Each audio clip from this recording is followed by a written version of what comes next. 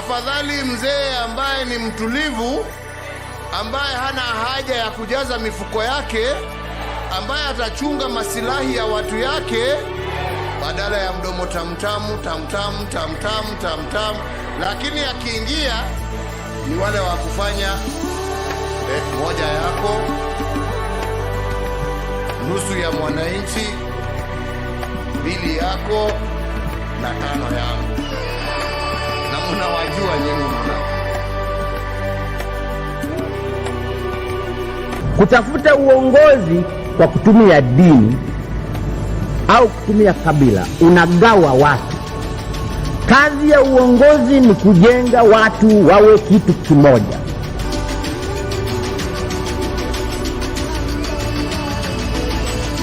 The 2.2 billion has been spent in the office of the president and State House between July and September. If you do that calculation, it means that we spend in that office 23 million per day and 1 million per hour. That cannot be sustainable.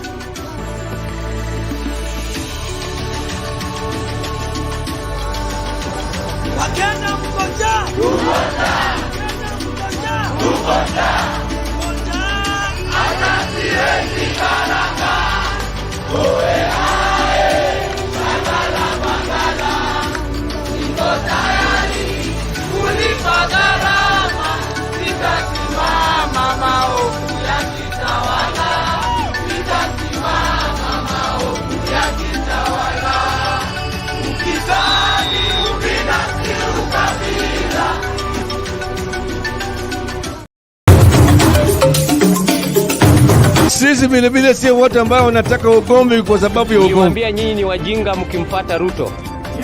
Mkadhani tunawadanganya. Jeti ya Ruto. Hii maisha ya Ruto ni stress na ni stress. Mungu, wewe umetukosea. Sasa tumesema siku ya Jumatano.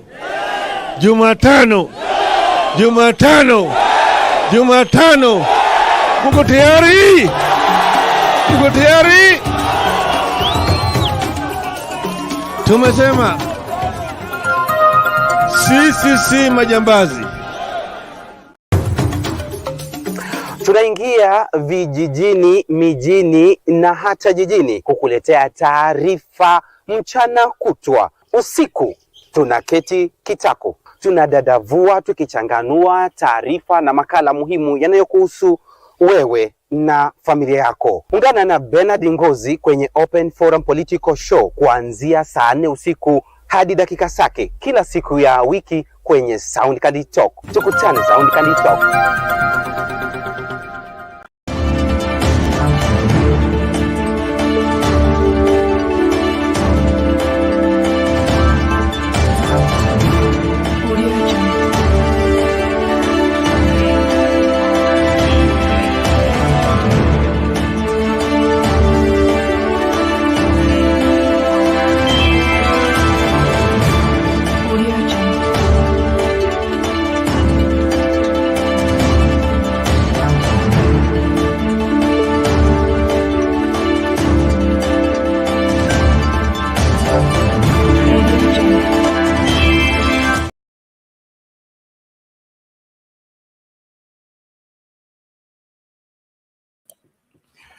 Good evening, ladies and gentlemen. We are glad you're watching. Thank you so much for making time to join us. This is Sound Candid Talk, Open Forum Political Discussion Show, the show that gives you an opportunity to air what you feel and think about the latest development on our political front.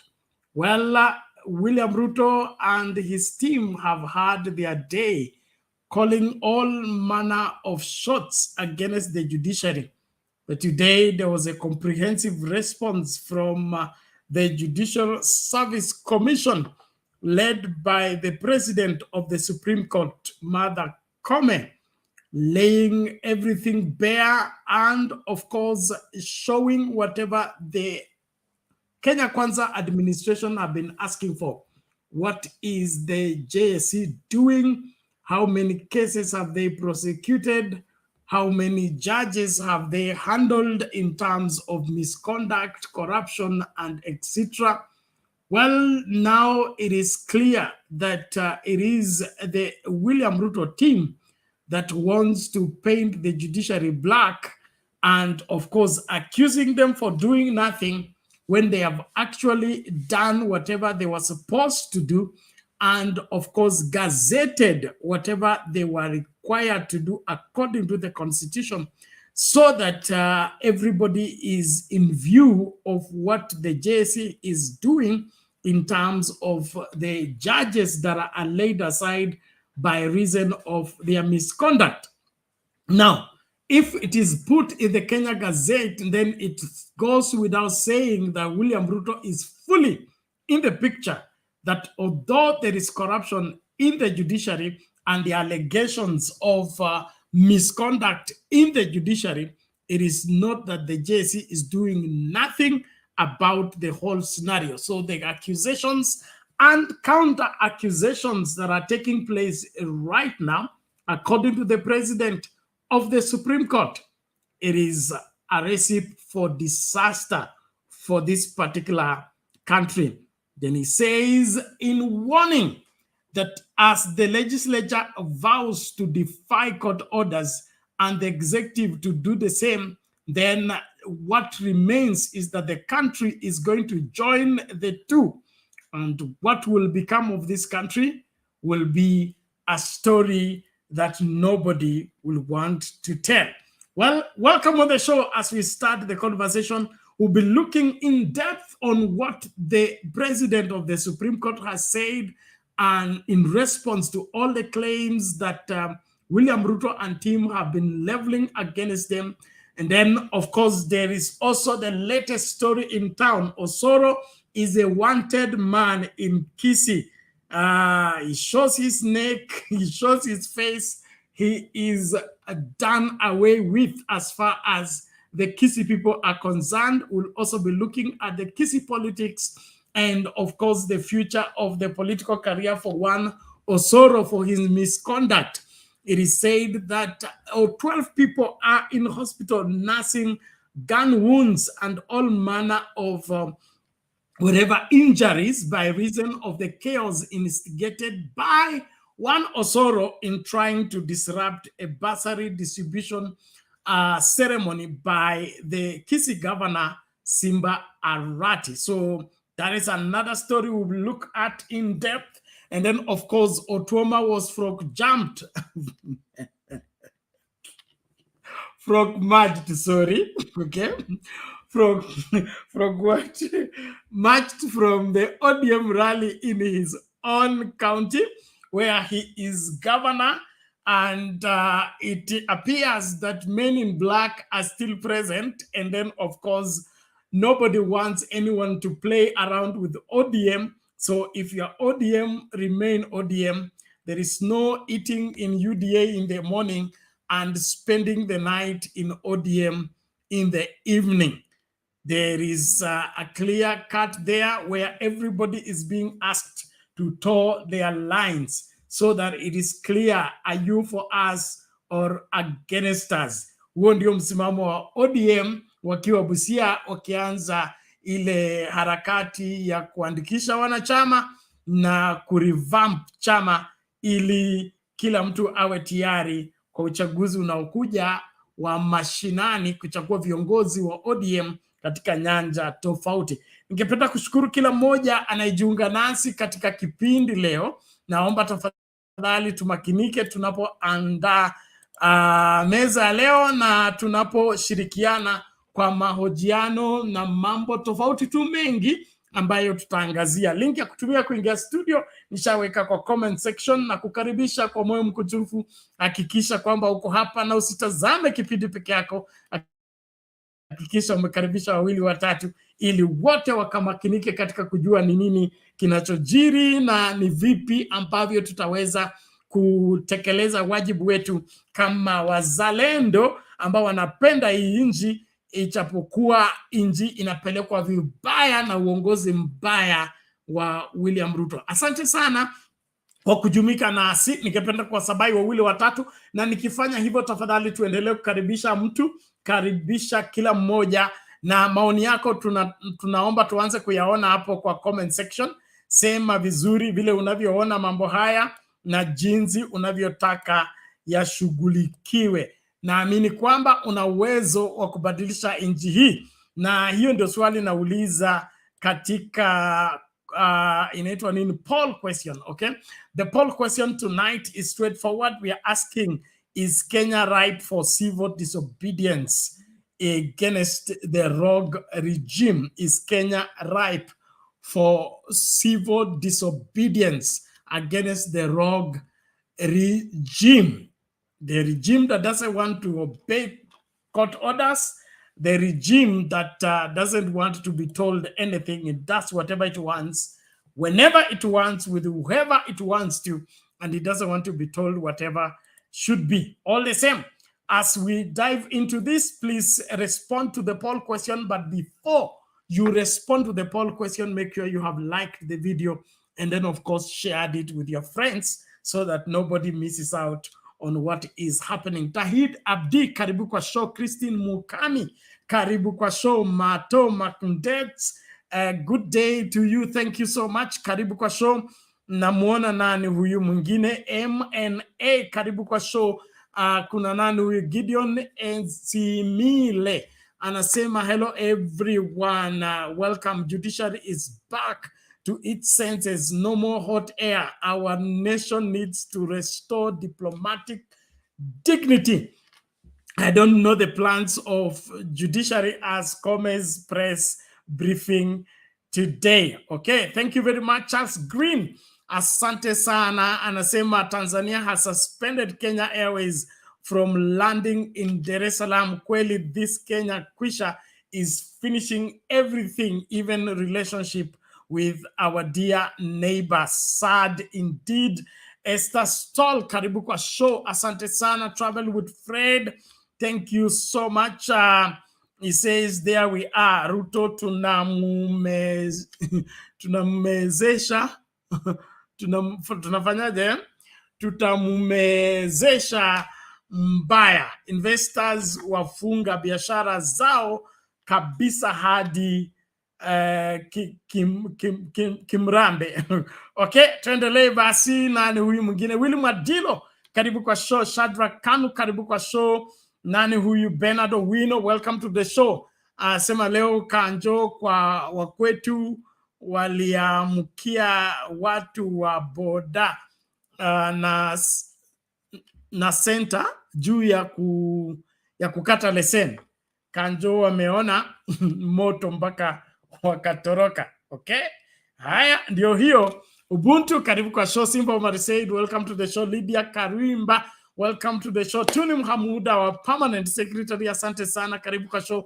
Nancy Madenge, karibu kwa show.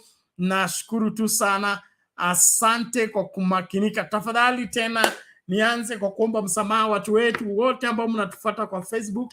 Bado tuna mushkili na Facebook, kwa hivyo leo hii tunapatikana kwa Kibali Lounge Facebook page. So ukitafuta sisi live yetu ya Facebook iko kwa Kibali Lounge. Jana tulikuwa live Now Africa, huko pia tumekanyagiwa, so tuko Kibali Lounge. I think by tomorrow we'll have resumed our usual Sound Candid Talk. But we encourage all of you that are able to get us, please share that link on Sound Candid Talk page so that those who would want to follow the show, they won't miss out. 66 people watching right now. Please make sure we keep sharing. Let's keep sharing, and of course inviting somebody so that we are on the forefront in ensuring that nobody is left behind in what is going on.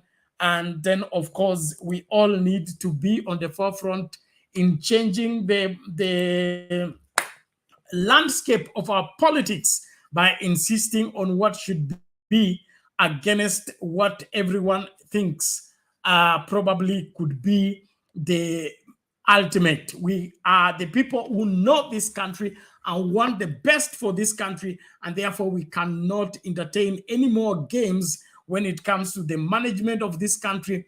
And then for that matter, with Kenya Kwanza, is not management, but mismanagement. And so as we engage tonight, we really want you to give your views on what is this that must be done in order to rescue this country from the hands of the bad leadership of one, William Ruto, and then, of course, how do we recover whatever we have lost, and where do we stand as a people to see to it that we will not be victims of those that seek to destroy whatever that is left of this great country.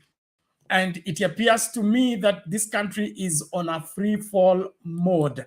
A free fall mode means things fall apart and nobody wants to do anything in terms of holding those things together. And so whatever happens or whatever becomes of our nation called Kenya, it is all left to the mercy of God. And then if that is the case, then you know that all the people who are drawing salary in the pretext of governing this nation, they are drawing a free salary that they have nothing to show for what they are doing by reason of them being in office. And that is the really issue here. You want to continue earning the salary and then, of course, enjoying the privileges of an office. But while that is taking place, you still don't want to own up on what has gone wrong. You are still looking for who to blame for the failures that are taking place left, right, and center. Now, when that begins to take place, then you notice that what we are dealing with is well expressed as a rogue government that is not following due process in handling what needs to be handled, and then, of course, getting the work done accordingly. So I'm calling upon you, please, wherever you are, and then as you follow through our programming, make sure that you are the one on the forefront to invite somebody to join. And then, of course, you're liking the video, you're participating into the poll question as you listen to different Kenyans engaging on this important subject, the firing back of the judiciary or the Judicial Service Commission led by the President of the Supreme Court, Martha Koome. And then Osoro is a wanted man in Kisii. And then Otwoma narrowly escapes to be, manhandled by the ODM brigade while in Busia, the home county of Otwoma. And then I think ODM brigade is sending a signal to all of those that want to be UDA in the morning and ODM in the evening. They say they will have none of that. You are either hot or cold. You are either for us or against us. They will not take in anything in between. And to me, that is a good defined way of dealing with the issues a political party. Well, let's listen out to this video even as we get started. The link to use to get in the studio is already in the comment section. Please click on it, allow StreamYard to configure for you the camera as well as the audio, and of course, be in this space for us to get talking. I'm happy to see all of you. Fabiano, Adriano, thank you so much. Yes, thank you for finding us. All Facebookers, Tuko Kibali Lounge. Tonight, our Sound Candy Talk Facebook page has issues, and I urge those of you following on Facebook, please place the link right there on Sound Candy Talk page so that those who are looking for us can be able to trace us and be able to participate into the show. Now, let's get the story from the horse's mouth in terms of what the president of the Supreme Court said in relation to what William Ruto has been claiming. And to me, it appears that the judiciary has now decided not to take the blame anymore. It wants everybody to own up on what they are doing. And so they have come to make the record clear that it is actually Kenya Kwanza that are lying for them. All the same, let's keep going as we listen to the president of the Supreme Court. Karibisha mtu, like video, subscribe kama huja subscribe, tuandamane hadi tamati. Asante sana. Well, let's go back to the steps of the Supreme Court, where the Judicial Service Commission, that's JSC, today warned that the country is on a dangerous slide towards chaos and anarchy in the wake of what it termed a regrettable assault on the judiciary by the executive and legislative arms of government. In a strongly worded statement read by Chief Justice Martha Koome, the JSC warned that threats by the executive and the legislature to defy orders of the country of law were pushing the country to the precipice of a constitutional crisis that could lead to untold civil strife. Chemutai Goin has more details. In a direct response to the sustained attacks from President William Ruto and his allies, the Judicial Service Commission, chaired by Chief Justice Martha Koome, stepped out to warn that the country is on the brink of chaos and anarchy. The declaration that they will no longer obey court orders and the subsequent actual defiance of the orders granted by the courts are untenable and amount to contempt of court. And if this course is allowed to continue unabated, we are on the precipice of a constitutional crisis that can lead to untold civil strife. The Judiciary and the Judicial Service Commission cannot countenance this and will not be part of it. President Ruto has been leading a coordinated and sustained shelling of the judiciary with his allies in the National Assembly, defying court orders by rolling out public participation hearings on legislation pieces contested in court. Koome and the JSC warned that the trend of defying court orders was not in the best interest of the country. These threats and declarations are extremely serious and a monumental assault to the Constitution. It is also an assault to the rule of law and the very stability of the nation, and can lead to chaos and anarchy in our motherland. Legal hurdles in the path of flagship pre-election promises around housing and healthcare plans have triggered the unrest in the governing estates, with the executive accusing the judiciary of sabotage. But the JSC is reading more to the assault, warning that the Constitution itself was under threat. The independence of the judiciary from a fused executive through parliamentary coalition is more important than ever before. We therefore urge Kenyans not to lose sight of our history, very painful history, and what lies ahead. Our prayer tonight as the Commission is that we all continue to safeguard the Constitution according to our oath of office. Responding to questions from the media, CJ Koome revealed that the JSC is seeking audience with President Ruto to give dialogue a chance and to understand his grievances. He might have received reports because we have the various machineries and agencies that are charged with the responsibility of collecting information. And we would like to engage him so that he can give us that information. Because we all have a responsibility of solving our problems in this country. We all recognize corruption is endemic, it is a problem, it is unacceptable, it is condemned, it is actually a criminal offense. And in an apparent response to Deputy President Rigathi Gachagwa's attack on a judge that handled his corruption case, the JSC outlined grounds for removal of a judge, grounds which it said did not include the decisions judges take in court cases. The decisions of a judge or a judicial officer made in the course of the discharge of judicial function cannot be questioned except through review or through an appeal.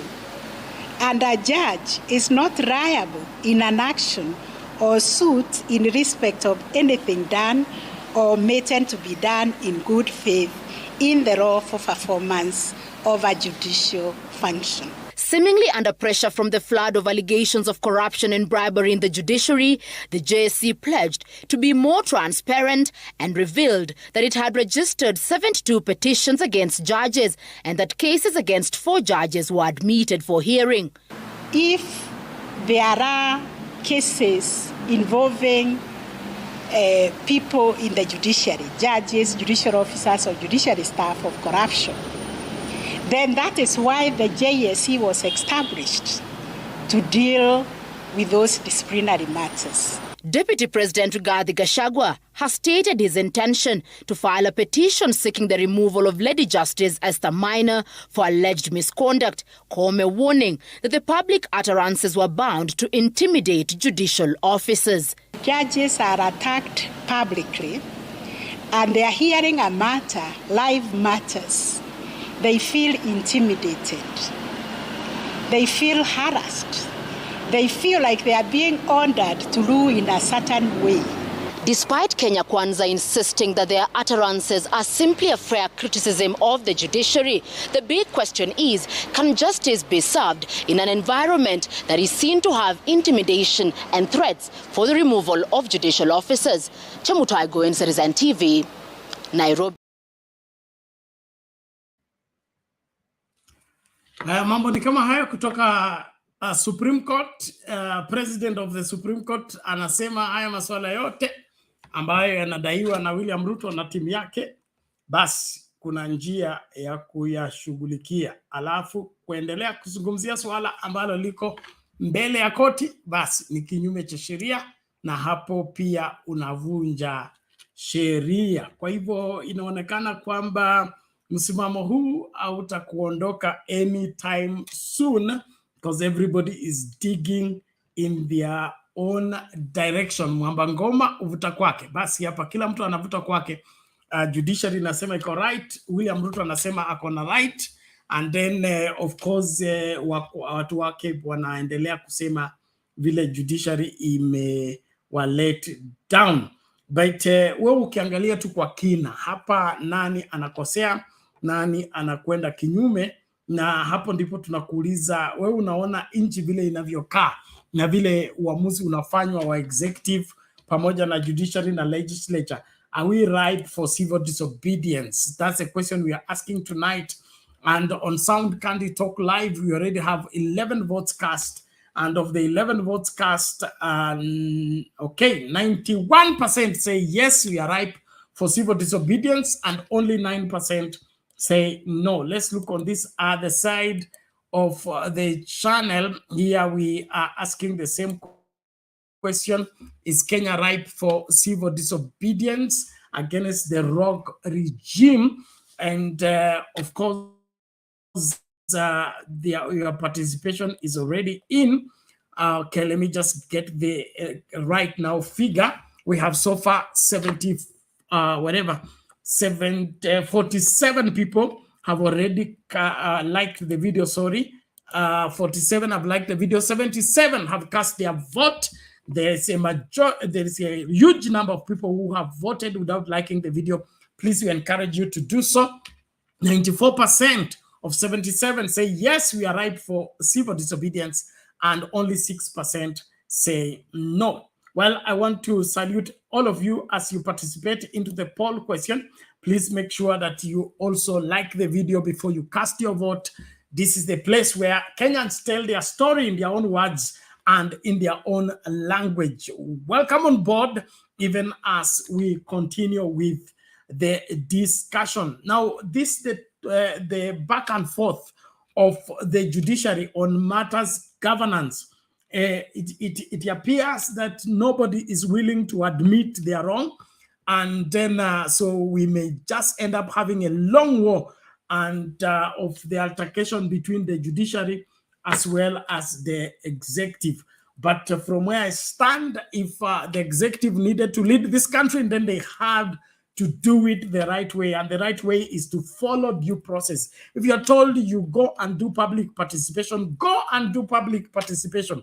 Stop demonizing the judiciary and pretending to be a crybaby so that you can collect sympathy from Kenyans. We really need proper leadership in this country that can navigate this country to greater heights without having to cry out and look like everybody is the one that is against you, when you are actually against yourself and you're actually against the people of Kenya.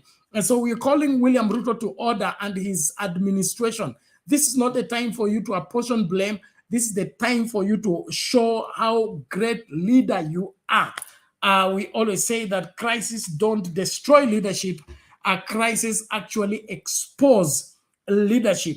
How strong a leader you are is in how you can remain cool in a hot situation, in how you can take responsibility in an environment that doesn't look so friendly. If you can wither away the storm until you continue standing when everybody expected you to fall, then you are a great leader.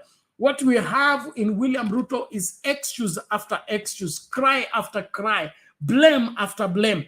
And from where I sit, this is getting to the nerves of Kenyans. And that's why I'm asking, are we ripe for civil disobedience? Are we ready to get out there and call this government to order or chase this government out of office because they are of their non-performance and their wherever inability to do what they should do? The incompetence they talked about, the vested interests they talked about, and then, of course, corruption. Now, I'm calling upon you, please be on the forefront, invite mtu participate.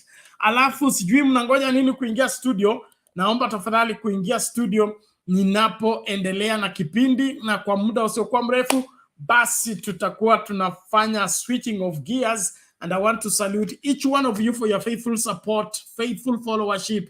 And then, of course, you are the reason why we have always been strong to keep going, even when we had odds against us. We'll take a short commercial break. When we come back, we'll be looking into another dimension of our discussion.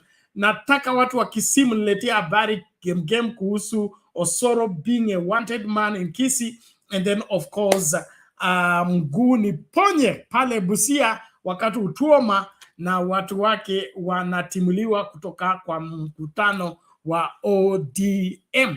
Kama ODM hawataki mchezo, ile roho ya Otieno Kajwang ni kama imeibuka, na kila mtu anasisitiza kuhusu fidelity and faithfulness and loyalty will be number one consideration. We will not allow anybody in this party to take any office if we doubt you. Inaonekana watu wa ODM wamesema, if we doubt you, we throw you out. We don't want to have anybody who is going out with our opposition and coming back to pretend to be part of us. Karibu kwa show kila moja, naomba tumakinike. A short commercial break. Tukirejea tafadhali, tukiwa kwa break ndio muda mzuri wa wewe kukaribisha mtu, muda mzuri wa wewe kupigia mtu simu kumwambia kipindi kimenoga aingie akajadili masuala haya. Thank you everybody. Let's keep going. Starting this week on Sound Candid Talk, political open forum talk from 10 p.m. till dawn, live on Sound Candid Talk.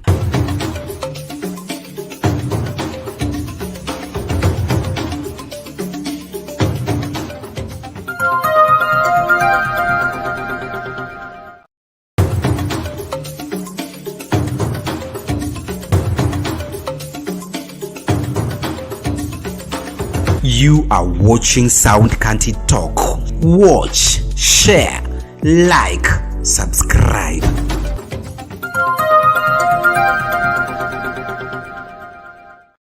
Starting this week on Sound Candid Talk, political open forum talk from 10 p.m. till dawn, live on Sound Candid Talk.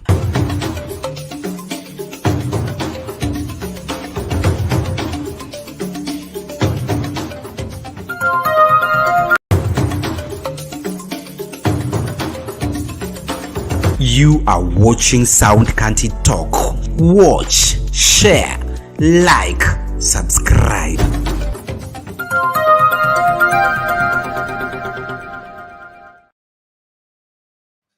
Shaban. The shilling has weakened further to trade at a new low of 160 units to the US dollar. Now, this comes just 6 weeks after the Central Bank of Kenya raised its benchmark interest rate from 10.5% to 12.5% to arrest the slide of the currency. Now, let's take a quick look, actually, at the trends between the US dollar and the Kenyan shilling. Now, looking at the graph and going 5 years back between January 2019 and September 2022, the shilling lost ground against the dollar by only 20 units to stand at 120 shillings. In contrast, the local currency subsequently depreciated at a much faster rate in just 17 months to trade at the current level, falling by an additional 40 units. The fast pace of weakening started in the second half of 2022 when the country held its general election, and the steepest decline was seen last year, with the shilling weakening by 20 units in 7 months to the current level from 140 shillings at the start of July 2023. The depreciation of the shilling has been attributed to multiple factors, including the flight of foreign capital, rising interest rates in developed economies, and global economic shocks brought by the Russia-Ukraine war. The National Treasury, on its part, earlier said that the local currency had been overvalued and was now settling at its true value. The question on everyone's mind is, how low can the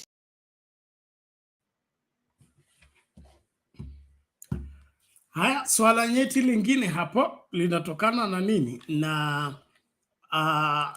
sarafu ya Kenya shilling inavyo badilishana na dola ya Amerika.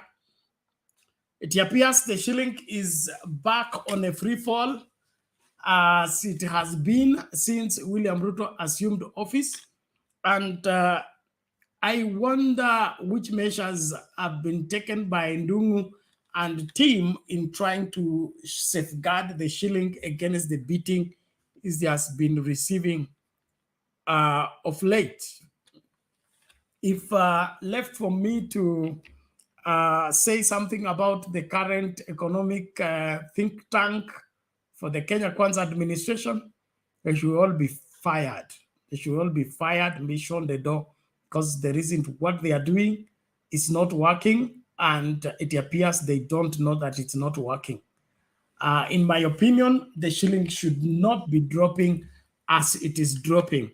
It appears to me they are still following the Moses Kuria script of the shilling losing ground 10 shillings every month. It is not acceptable.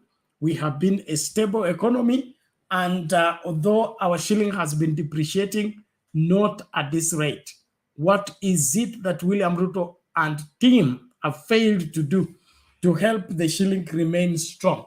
And then, of course, whatever we hear from them is that Uhuru Kenyatta did that, or the handshake did that, and all that. Now you've been in the office for a whole year. What have you done? What are you doing in salvaging the shilling? There was, number one, a claim that people had hidden dollars into their houses. That's why the US dollar was gaining against the Kenya shilling. But what about the Uganda shilling? It's gaining against the Kenya shilling. What about the Tanzania shilling? It's gaining against the Kenya shilling. So if it was all about people keeping dollars in the houses and denying the government forex for the shilling to depreciate, then they should explain to us, are Kenyans also hiding the Ugandan shillings? Are they also hiding the Tanzania shilling? Something is wrong somewhere, and it simply spells out one thing: the incompetence of the economic think tank for the Kenya Kwanza administration. By now, the shilling should have changed and then, of course, turned around. It cannot continue falling like this, because left the way it is, it will soon hit 200 within no time. And that should not be the case, because we'll eventually end up having, to print a higher denomination note. Now, when that happens, you know that we are doomed as a people. We are doomed as an economy. And so let's wake up and realize that hapa akuendi vizuri. Na ndiposa naita Wakenya wote mahala pote mlipo, hapa sio pa kuchezea. Lazima tusimame kidede kuokoa nchi hii. Hakuna vile shilingi inaweza kudrop kutoka 120 saa hii imefika 160 na bado tumenyamaza. Bado tunasema Zakaya apewe muda, bado tunasema sijui serikali inafanya kazi. Inafanya kazi gani? Utaachiwaje shilingi ikiwa 120 against the dollar? Saa hii imeanguka mpaka 160, unasema unafanya kazi. Unafanya kazi gani? Tuonyeshe ile kazi inafanywa. Kama kungekuwa na mtu kwa hiyo ofisi anayefanya kazi, basi ionyeshwe what have they done in salvaging the situation. They said, oh, they should buy the oil not monthly. They want to buy once in 6 months so that they can control how the shilling exchanges against the dollar, so that there is no pressure for looking for the dollars end month to pay for the fuel. We accepted. They withdrew the subsidies on petrol. They said that is affecting the shilling. We accepted. They have cut down on the money spent on education, money spent on Linda Mama, money spent on the elders. All that was in the pretext they are trying to fix the economy. If whatever measures they have taken so far has not delivered, where do we get the hope that whatever they will do tomorrow is going to work? Somebody needs to be, heads need to roll at this point in time. We cannot have our currency drop drastically like this, na watu bado wako kwa ofisi wanakula mshahara wao na hawatumii akili ipasavyo. Hivi ndio picha kamili ya watu kutotumia akili ipasavyo. Na kuna hilo picha ambayo labda tutacheza baadaye, ambako principal mmoja wa shule amefurushwa kwa sababu alipokuja kwa shule minisco ilikuwa 5, saa hii imedrop mpaka 2. So wazazi na wanafunzi wakasema hapana, enough is enough, mtu akanyage nje. Na mimi naomba lazima mtu akanyage nje ya nchi, kwa sababu hii masuala ya sisi kukaa na kuvumilia. Wa Kenya tuache hii tabia ya kukaa na kuvumilia masuala ambayo hayaruhusiwi kuvumilika. We cannot be persevering what is obvious that somebody is sleeping on the job. It is not possible that under your watch the shilling drops how many scales? 130, we are still watching. 140, we are still watching. 150, we thought something is going to happen. Nothing. Now it's 160. And then we are still seated hoping that something is going to be done. No, let's take this thing back to where it's supposed to be, and that is get competent people in place to do what they are required to do, not what we are being treated to. So the shilling is doing poorly, and simply because somebody has refused to engage their whatever brains in salvaging the situation. We must work on our production. We must be able to control the circulation of money within the economy. We need to be able to ensure that our exports and imports are working. Now, we have the port issue. That was a revenue for the country. We have issues again with our neighbors. Now I hear Kenya Airways is not supposed to land in Dar es Salaam. All of it is diplomatic row. We have engaged also Congo, wherever, into unnecessary wars. So we are the really cause why the shilling is doing poorly, yet we have the nerve to stand on the vehicle and blame someone else. William Ruto and team needs to be held accountable. They need to be held accountable for the fall of the shilling, and they need to explain to Kenyans what they are doing in salvaging this thing. Your story ya kusema that the exchange rate we had was artificial, I don't entertain it. I don't think it is true, because we cannot have an artificial exchange rate from 2013 all the way to 2022, okay? The shilling dropped only 10 shillings from 2013 all the way to 2022. But for you get into office from 2022 and to 2024 now, just 1 year, and the shilling has dropped 4 steps, no way. It is not possible. So whether it was artificial or it was natural, we need to know which one is working for you as William Ruto and your team. I'm happy that everybody's around. Please, watu wa kuingia studio ndio siwaoni sasa, sielewi ni kipi kinachoendelea. Naomba tafadhali tuingie studio tukachangie masuala haya. Kama ni uchambuzi, mimi nitafanya uchambuzi.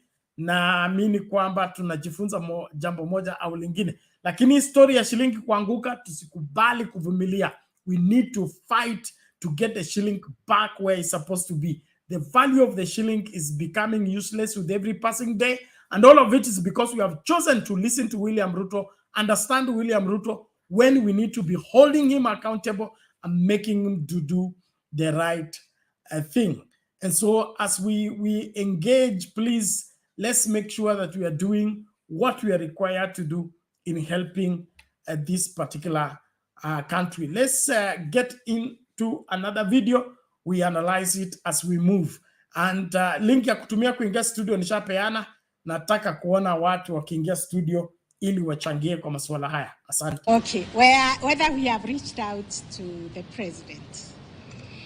We have written requesting for an appointment with His Excellency the President, so that we as the Commission can have a dialogue to discuss and find out what is the real issue.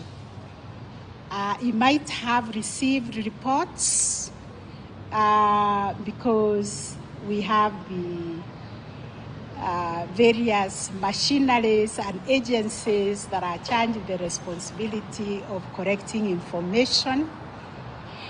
And we would like to engage him so that he can give us that information.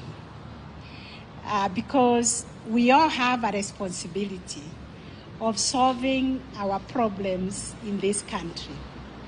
We all recognize corruption is endemic, it is a problem, it is unacceptable, it is condemned, it is actually a criminal offense.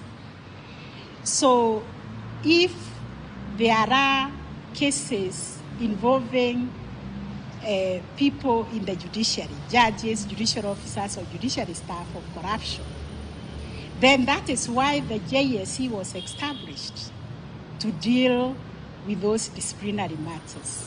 So we will be asking His Excellency to submit that report so that we can deal with it, because you recognize under the Constitution 2010, the Fair Administration Action Act, you have always to give a hearing to the other side. Even murder cases, when people are accused of murder, we don't condemn them and sentence them and convict them, we hear them.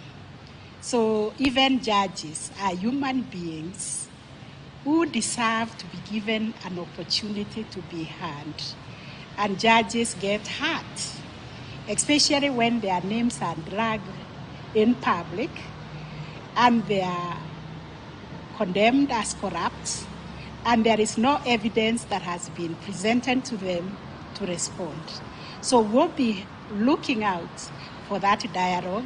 We have written, and I believe His Excellency is going to give us an appointment, and we are ready to go anytime we are called, so that we can have that dialogue. We stand for dialogue, collaboration, and cooperation, because like somebody was describing, the government is a three-legged stool. We are also part of the government, and we are concerned that there are issues that are hurting the executive and the government, and we are also part of that government. So we need to know them so that we deal with them. The next question is whether we are intimidated by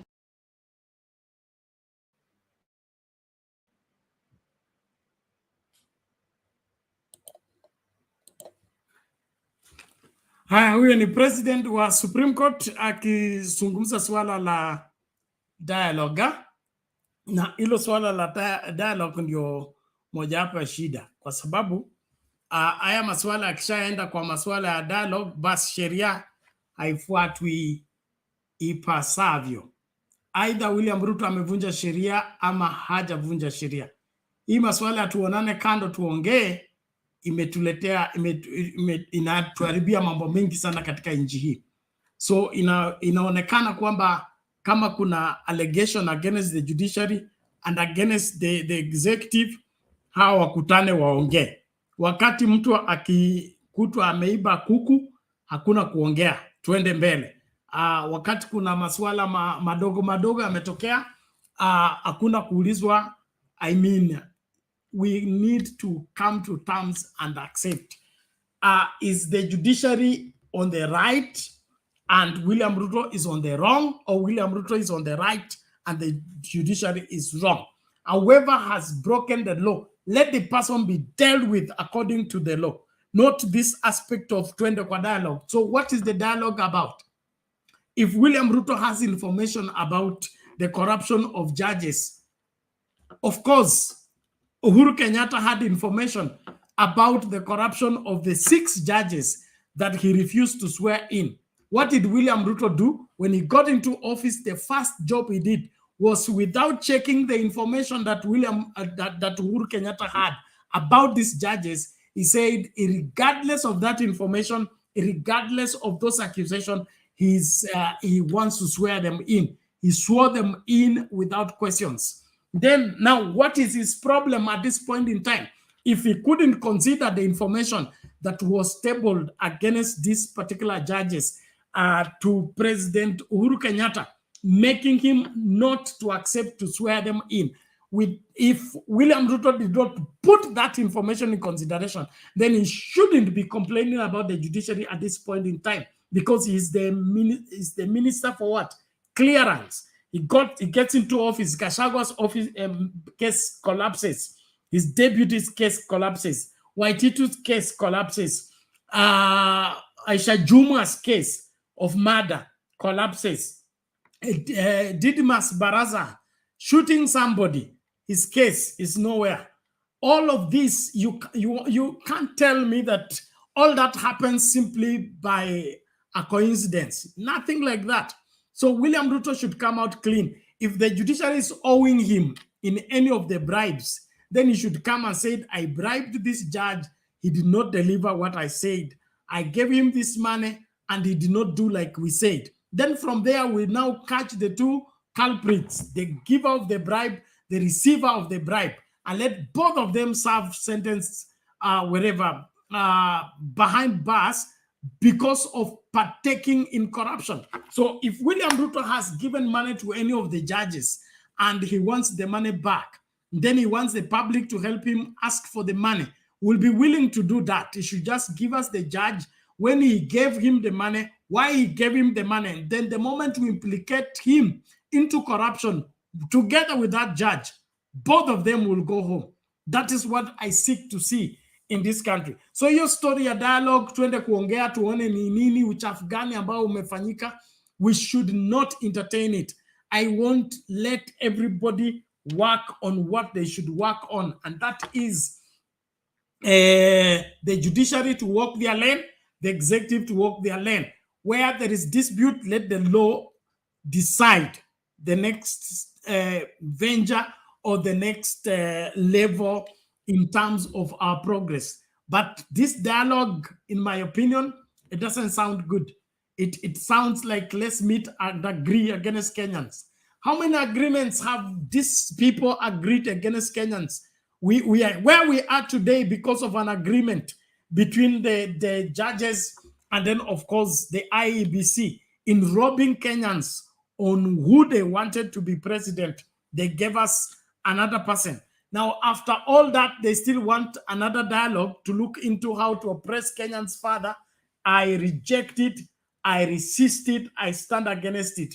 Let the judiciary come out in the light and say, this is how we are working. The way they gave out their speech today, let them stand by the use and, of course, the defense of the Constitution and the followership of what the Constitution stipulates. Any other thing, to watch a story, a dialogue, let everybody carry their cross. That is how things should be, in my opinion.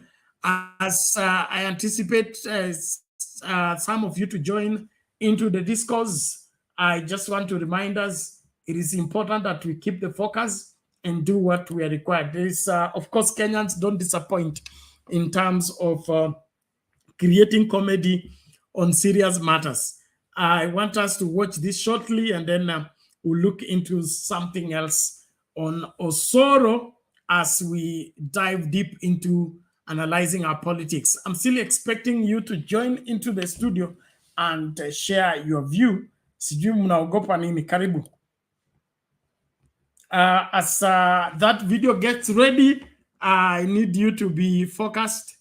And then somebody has drawn out something which I believe is good point in terms of telling us what exactly is the problem with Kenya.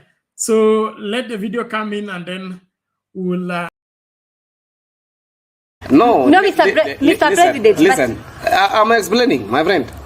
But listen, my sister Anne, let me tell you one thing. Now, you have just said that this government has not done enough. But Mr. President, we are just barely into the new year. No, we are 2 weeks old. What have you done exactly? My friend, kwani wewe you've done so much. Kwani wewe uko nchi nyingine? Wewe uko nchi nyingine? Let me tell you. For example, in the month of January peke yake, as a government, we have managed to reduce the weeks of January from 67 to 2 weeks. 80% to reduce. And that is what we want as a country. So kama tunaelewana, my sister Anne, that is what we are talking about. We have reduced the length of January by 80%. What be this? Tuko pamoja? But Mr. President, wewe sikiza, ile kitu tunajaribu kufanya, for example, tumepunguza maneno ya housing, maneno ya value addition, maneno ya manufacturing, maneno ya health from 67 weeks to 2 weeks. From next week, hii wiki tunaenda kuingia. From next week, the other week will be February. Blood of Jesus.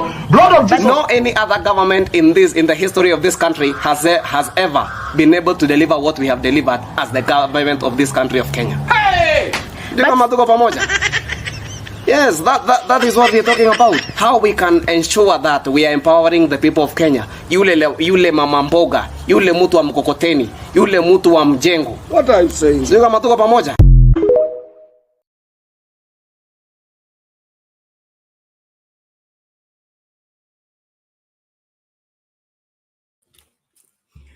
Okay, hao ndio Wakenya wakijaribu kupeana taswira kamili ya jinsi nchi ilivyo, state of the nation, where it appears that the rogue government wants to do whatever it wants to do, reduce what it wants to reduce, regardless of what people need and what people are talking about.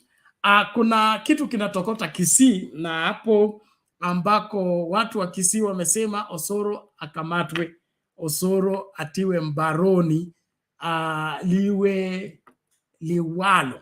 Na hapa ndipo ningependa tuangalie kwa kina, hata tunapoangazia siasa za Kisii, ni nini kinatokota Kisii, na kama Osoro atapona hili, Mungu asaidia.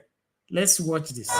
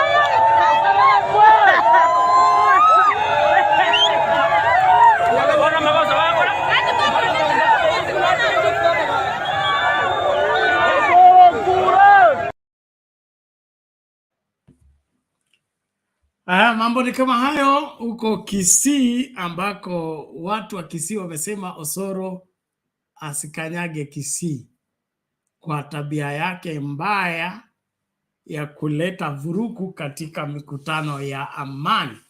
Na mnakumbuka aliingia kwa mkutano wa Simbarati akipeana bursaries kwa wanafunzi na wazazi, alafu akaleta rapsha hapo, ilikaa kana kwamba ni movie ya Nollywood, yaani kitu ambacho kilistaajabisha wananchi kwa kina. Hapo ndipo wananchi wa Kisii wamesema kwa wale watu ambao waliumia kutokana na hiyo ugomvi ambao ulitokea, basi Osoro abebeshwe kwa mabeka yake kwa kuleta hayo maafa na kuleta yale makosa.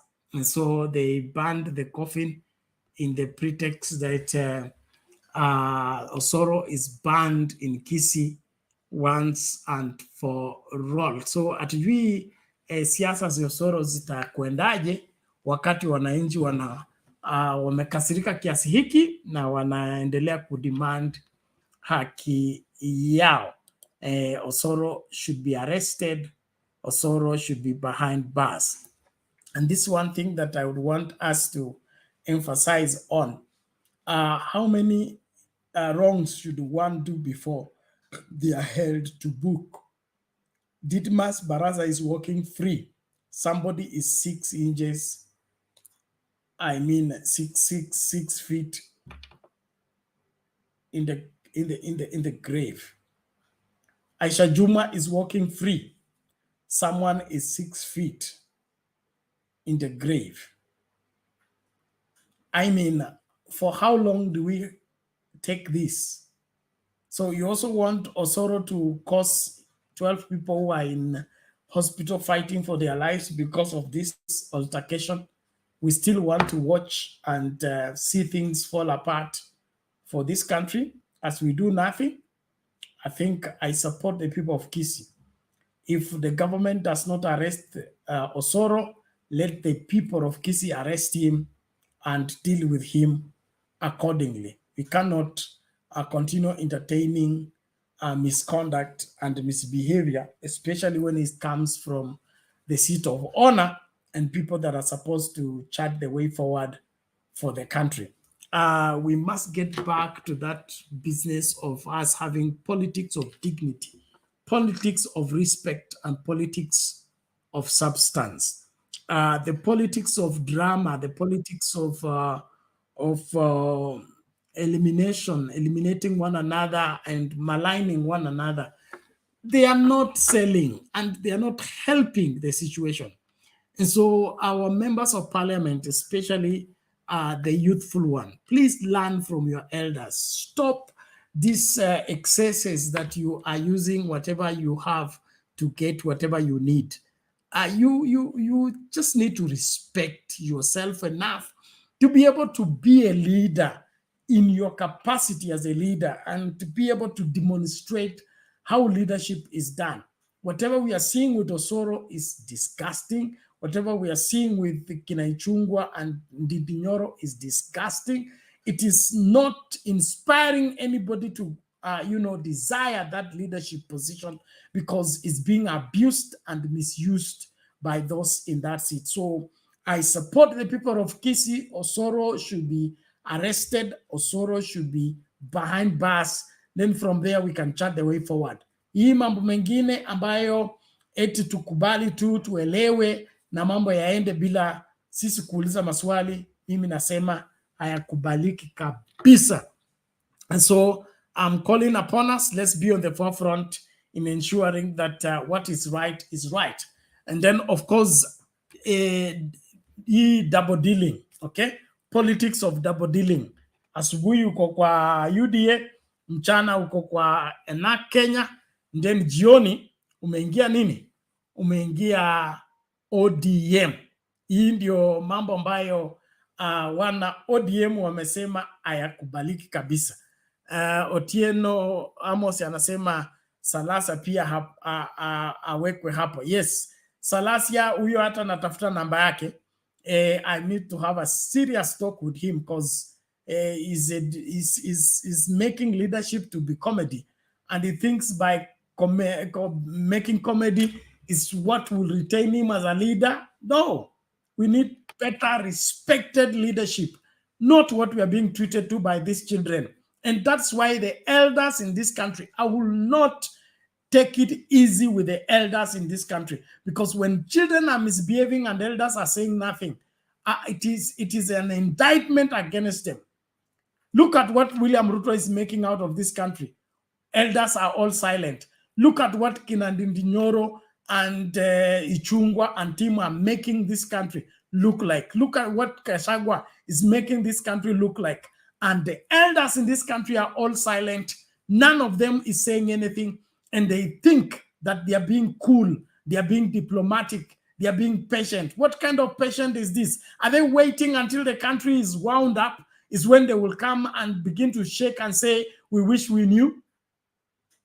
No, there is a reason why you're called an elder. And to be an elder means you are able to anticipate a problem and solve it before it arises. This crisis that we're in right now, it should have been arrested long time ago if we had responsible elders in this country. So you are letting PK and Peter Salasya turn himself into a comedian while you are watching, so that he destroys himself. You don't know that when Peter Salasya gets destroyed as a young person, we are losing leadership as a people.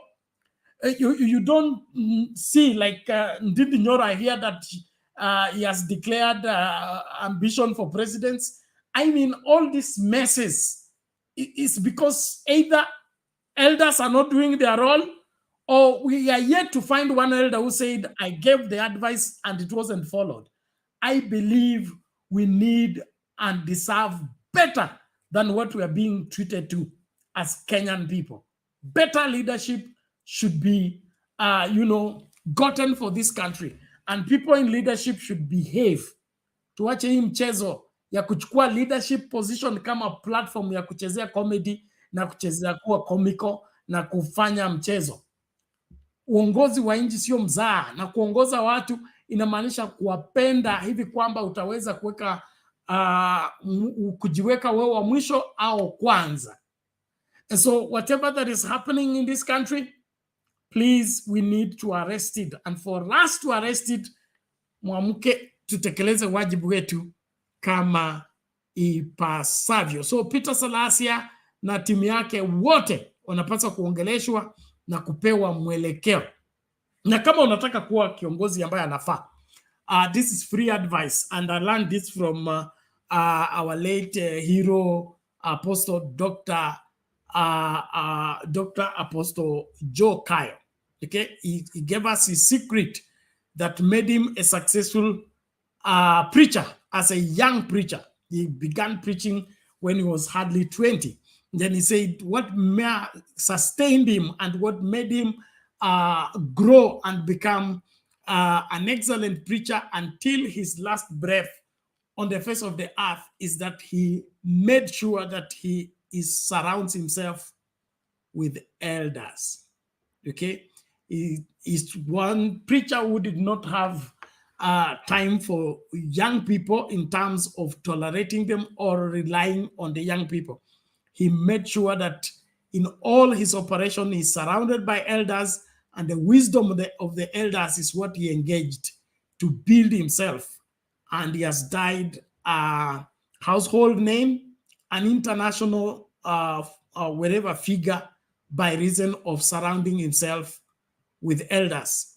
Young leaders in whatever walk of life, in whatever area, forget about even preaching, even in politics, you are not safe if you are not surrounded by elders that call you to order, that tell you not that, don't go there, don't say this, don't go this. All this, you turning political leadership into TikTok, that they call you names in the morning, you do TikTok video to respond in the afternoon.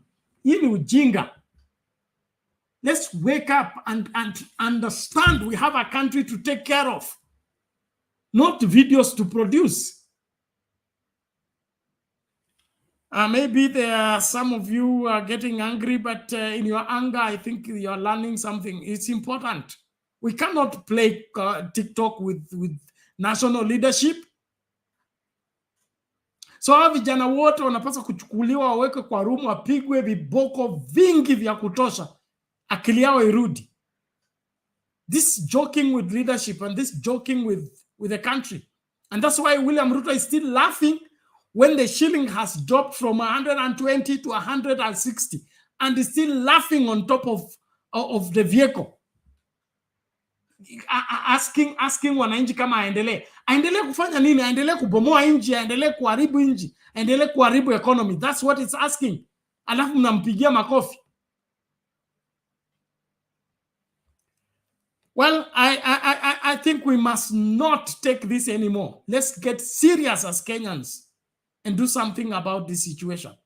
We can't take this anymore. So all those exchanges between the judiciary and the executive and the legislature and the judiciary should stop forthwith. We need leadership in this country, not these games that we are being treated to. Thank you for continuing to follow the program. I hope you are understanding what's happening. As I don't know where you people have gone to. It's 3 minutes after midnight, and I will soon be signing out to leave you with the other people to help you into the show. But before I leave, I'm here kwanza. Siendi, nataka wale watu wamekasirika mkuje kunipiga mawe. Okay? Mimi sipendi ujinga ikifika kwa uongozi. Kama unataka kuongoza, ongoza. Kama uwezi, toka. Wewe unataka kutuharibia tu nchi, umeharibu masomo. Angalia sasa wanafunzi na wazazi wanafukuza headmaster. Kwa nini shule imeharibika? Masomo yamedorora. Na si tuko tu? I mean, how is that possible? Ati vitu zinaharibika, tuko tu. Vitu zinakwenda mrama, tuko tu. Tunaangalia. Kwa nini? Let's wake up and do what we must do. And what we must do is correct our bad leadership by establishing right leadership in its place.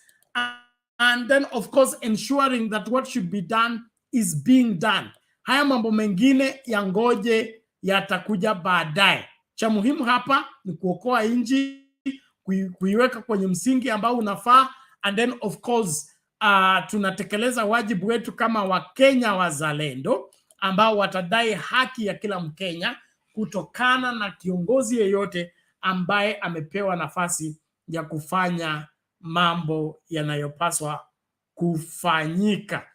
Na hapa sijui na okay, I hope this is also accurate about Halwale coming back home after going far.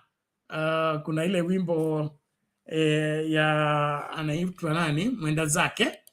Angela Chibalonza anasema nimechoka na dhambi sasa narudi. Inaonekana kuna hapa mwanasiasa amesema amechoka na UDA sasa anarudi. Tutaimba hiyo baadaye, lakini kwa sasa hivi ningependa tu kukuhimiza tuendelee kupiga kura yetu na kuhusika katika poll question yetu. Nikukumbushe tu mahali poll question iko na kule inavyosema katika Sound Candy Talk. Ni refresh ili nijue watu wangapi wamelike video na watu wangapi wamepiga kura so far. 78 people have liked the video and 136 people have cast their vote. It means almost 50% of the people did not like the video, but no problem. Thank you for participating into the poll question.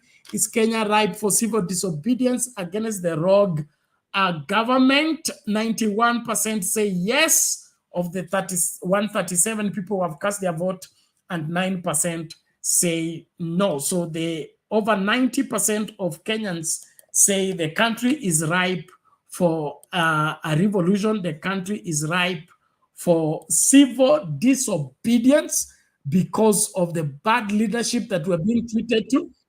And so everybody needs to be aware of the same and, of course, treat the situation as it is. It is Mutahi Kagwe who used to say this is an abnormal situation we should deal with it abnormally. We can't continue living normally in an abnormal situation. Is Kenya ripe for civil disobedience? On Sound Country Talk Live, 14 votes already cast. Of the 14 votes, 93% say yes and 7% say no. 14 people and only 11 have liked the video. So kuna watu watatu hapa wamepiga kura bila kufanya nini? Bila kulike video. And I really want to call us to order. Call us to order as Kenyans. Let's not tolerate bad leadership. Let's not tolerate misbehavior of leaders. Hii maneno ya kuelewa viongozi wetu ama kujifanya tunaelewa viongozi wetu ndio inaleta nchi kudorora na kuharibika wakati tupo. Mimi nilienda shule wakati shule bado ilikuwa shule. Okay? Na jana nikawaambia kulikuwa na mzazi mmoja wa hiyo shule. Yeye ndio alikuwa chairman wa PTA. Ilikuwa inaitwa PTA, Parents Teachers Association. Na huyo mzazi alikuwa anafika shule anapiga kengele, na kengele ikipigwa kila mtu anaenda kwa parade, and he will call the whole school to order. Wale watoto wajalipa school fees, mnaenda nyumbani kwenda kuleta school fees. Walimu wale wajaingia lesson hiyo maswala yote inachukuliwa. So we really need to have a sense of responsibility towards this country. Tuko mahali tupo leo kwa sababu ya negligence, kutowajibika, kutokuangalia nchi vile ilivyo na nani anaweza kutatua tatizo lililoko katika nchi. Sisi tunacheza kati, tukicheza hide and seek. Wakati mambo yanaharibika katika nchi, tunasema ati alipata kura. Kupata kura ni kitu kingine, kuwa na uwezo wa kuongoza nchi is a different ball game altogether. And the most important thing here is, does he have capacity to handle the country? Can he navigate the country from where it is? When we were having the 2022 elections, the country was already in a critical position. It was already in a critical state. How do you hand a country that is in a critical state to an amateur? Na unasema uko responsible. You can't be responsible if you are doing that. Wakati mgonjwa wako amefika critical condition, you only want to hand him over to a specialist. You don't hand him over to an amateur. Yule mtu alienda hapo kwanza kusoma majina ya madawa akiwa nje ya classroom. And so as we engage, I really want us to be more serious and to be more candid on this one. Let's not play games with the leadership of this country. And so as we hold William Ruto to account and insist on Kenya Kwanza doing the right thing, let's not joke around, because it is our seriousness that will make these people take us serious. It's not the jokes that we crack and begin to play kati. Now my TikTok MPs, how my TikTok senators, how my TikTok members of parliament, wote waitwe kwa classroom. Because what I'm seeing is jokers.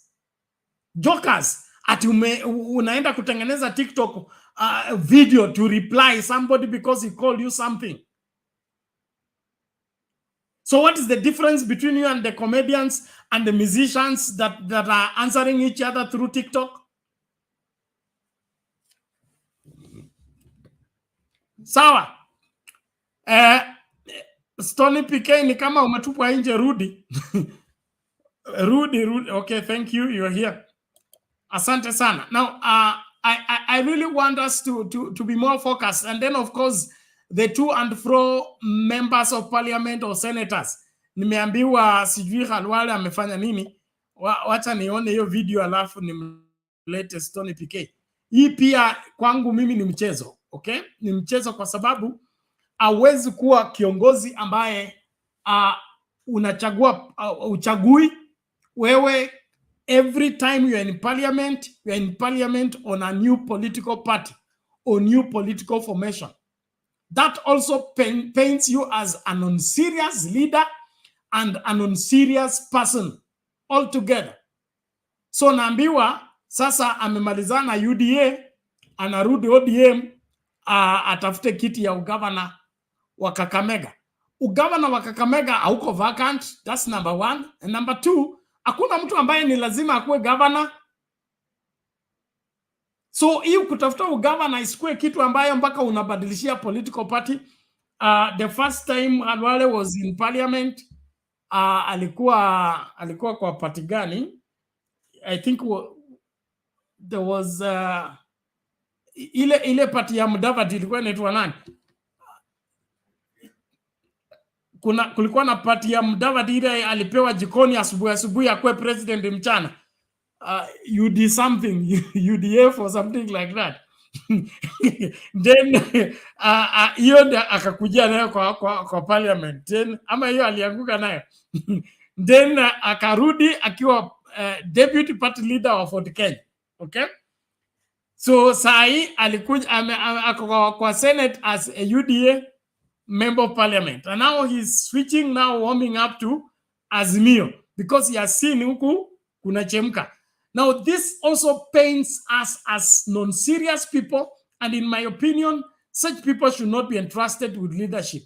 And maybe just before I play that video, I will let Stone PK to weigh on this, and thank you for showing up.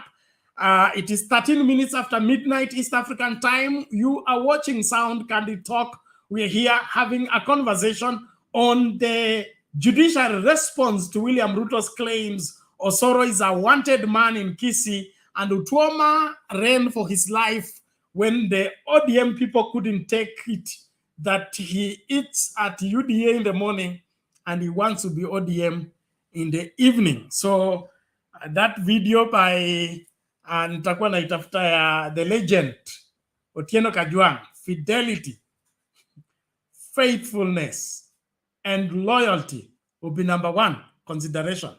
Will not allow you to hold any seat in this party except we are sure you're here. And I think that spirit needs to get back so that people waamue kule wanapaswa kuwa. Sio hii mchezo ya nijifiche hapa niingie, nikiingia naruka. Nijifiche hapa niingie kwa parliament, nikiingia hapa naruka. Nijifiche hapa niingie kwa Senate, nikifika hapa naruka. Huo ndio ujinga. Watu kama hao wakiruhusiwa kuongoza ndio wanaharibu nchi. Lazima kuwe na watu wako na msimamo, watu ambao wanajulikana kwamba huyu come rain come shine atasimama na wananchi na atasimama na nchi. Saa hizi tumepeana nchi kwa wakora. Angalia vile nchi inaenda, ati shilingi imeanguka. Hata kama shilingi inaanguka, itaangukaje kutoka 120 mpaka 160? Na bado tuko tu. Well, thank you. As we continue with the conversation, please invite somebody, like the video, participate into the poll. Wacha nimlete my senior Stony PK to weigh on it, and then Reverend Lala as we continue with the program. Thank you so much. Stony PK, karibu. Thank you, Bernard. Am I clear? Can you hear me well? Thank you, Reverend Bernard, Reverend Lala, and I'm happy to be here. Na watazamaji wote na wasikizaji, ni siku nyingine ambayo tumeweza kuwezeshwa kuja hapa kwa nguvu zake Mwenyezi Mungu, ambaye ndiye tunamuomba nguvu atupe na tutumie hiyo nguvu. Wakenya, nikifanya preamble, huwa tunaomba na tunaomba tunapewa, hatutumii. Tuliomba akili tukapewa maradufu. We don't use our brains, we use our stomachs. I mean, I got pissed off with myself and the country, so much so because I realized, being on the ground, the comments na answers Bernard zile tulikuwa unapewa na mtu, yani unaona mtu huyu ni Bernard, unamueleza hivi, anakataa katakata, ile kukataa ya kijinga. Anakuambia UDA ne rati here in Mount Kenya. When you hear Bernard no orati here, it means Bernard ndio mwisho. Arashi na mu, yani anachoma. Zamani ilikuwa gari ile ilikuwa mzuri sana, ni Fujo 504. Ukisikia imetuniwa na mechanic, unaangalia nyuma ya exhaust, unaona jivu, unasema inachoma kuchoma. Sasa sisi tukiwa ground tulikuwa tunaambiwa hatujui na tutajua hatujui. All right? So people prayed. Kenyans prayed, but unfortunately they prayed for the evil. So I'm so happy kwamba mtoto alililia wembe na tukampatia. Wakenya hatunge mature, and we will not mature until this revolution happens, alafu ichuje. In fact, the revolution that is coming, God willing, and it's God that is going to bring it, is the one who will help us. Itafanya ile kitu tunaita itashake, and then the useless shafts will be set aside. Itakuwa ni tsunami ambapo sasa is only those who have the tact and those who are honest that will survive. I hate to hear idiots like akina Khalwale ati they want to jump. These people, akili imerudi huko chini. They have no shame. They have no shame. Mother Koome, the justice, coming back to the topic, standing in front of people and preaching what she's preaching. Yani, with all that brain. Sasa, that time, what's the difference? 18 months down the line, ndiye ameona light. What sort of a human being this is? Wakenya ndugu zangu, kama tulikuwa wajinga, this time around, tukue werevu, because it is black and white. You know you've been fooled. You don't need Yesu aje kuambia Ruto ni mwizi, Koome ni mwizi, wote hao ni fake, akina Khalwale ni fake, akina Osoro ni useless. Kenyans, you don't need to be told that politics, munaambiwa ati achana na siasa. You don't need to be told that politics ni tamaa ya pesa. That is not politics. Greediness, gluttonous behavior of money, that even a dog ikija ama kondoo ije imebeba gunia ya pesa ikupatie, unaita bwana. That is what we are as Kenyans. Because, I mean, Bernard, you said it very well, comedy. Kenyans are comedians. We said yesterday. And we are stupid comedians. Unaletewa comedy ya kishenzi ya kijinga, unakorogewa shonde hivi. Shonde, those of you who know Sheng. Shonde inakorogwa hivi, inawekwa limao, inawekwa seasoning, unapewa ukunywe. Unaambiwa ni nzuri. Imewekwa marashi. Umeona ni shonde imechotwa pale kwa pit latrine. You are being given, and you swallow comfortably, and you are being told, believe in Jesus, ndiye ameleta hii, tutaokoka na tuta nini. That's what we were told. This government, although it rigged itself in, as Kenyans who are resilient as we talk and as we claim, and resistant as we claim, we should have thrown it into the garbage in the 7th day. But what did we say?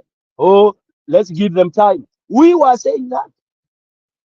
Oh, you are criticizing it too soon. Na imeiba, huyu ni mwizi ameiba kwako. Na unasema apewe time. Mtu amekuja amenyakua bibi yako, unaona ameingia naye pale lodging. Na unaambiwa hapana, usivunje hiyo mlango, wacha tu amalize vile wanafanya ndio upate evidence, alafu tuende kisheria tushtaki. Utakuwa wewe ni mtu mpumbavu aina gani? Umeshika glass, unaambiwa hii glass ukiachilia itavunjika. Unasema hapana, wacha tuachilie ivunjike ndio watu waweze kujua glass uvunjika. We have allowed Kenya to be messed, and Kenya is messed. Actually, I don't want to say beyond repair, but it will need super intervention to really bring this country to some basis of normality. I mean, it is mediocrity of its highest order. Whether people want to be diplomatic, sijui unajua tuna vizungu mingi, we want to be, modest, you don't want to talk like Stone PK. But what are we seeing now? It is what Stone PK and others were saying. That is what is coming to pass. waizi wana confess. Martha Koome of all the people justice, anajua alikuwa anaweka Kenya kwenye upeo wa moto. Alituweka vile unawekanga nyama juu ya nini iungue juu ya moto. She sacrificed us. As a person, she should have said the best she should have done was to resign and say, I'm not going to take this for personal reasons. Take off, become a refugee. Kenyans will live to respect you. But you huwezi kutuambia, oh, the way the situation was. Which situation? Akobe is a heroine up to today. She said this is all nonsense. I always say there is heroism in retreat. There is heroism in running away. Run away. Tell Kenyans mnaingizwa kwa choo and you run away because of course we need you tomorrow. Yeah? But you don't say, oh, you know, I was under pressure and I looked at the country. Which country did you look when you have already put us in this very serious fire? So for me, what Mother Karua is saying is nonsense. Not Karua, sorry, with all due respect. Mother Koome is saying is nonsense. Yeah, because a whole human being to sit and start retreating and saying, oh, this and that. Where were you when you are pronouncing and saying, oh, this what has been provided here is hot air? That's what she said. That's what she insulted Kenyans. Kenyans have forgotten they were insulted in broad daylight as we waited. Tukaambua sisi wote ni wapumbavu. All what we are doing is hot air. Kenyans, Bernard, the way you are saying wakasirike, hata haitakiwi kukasirika. Right now we should burn even our own houses. We will build them. Kwa Kikwetu na kabila moja ingine Tanzania, huwa mtu akikasirika sana anajipigisha chini mpaka kichwa inapasuka, ndio ujue amekasirika. There is also an animal that when it gets annoyed, people say it's committing suicide. It's not committing suicide. Ni ile hasira, unaona sasa hata kuishi hakuna haja.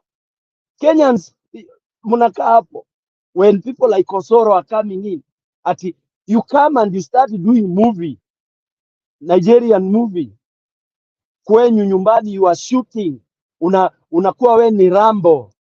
What kind of, in fact I'm supporting, he should be hunted and smoked and roasted during the day.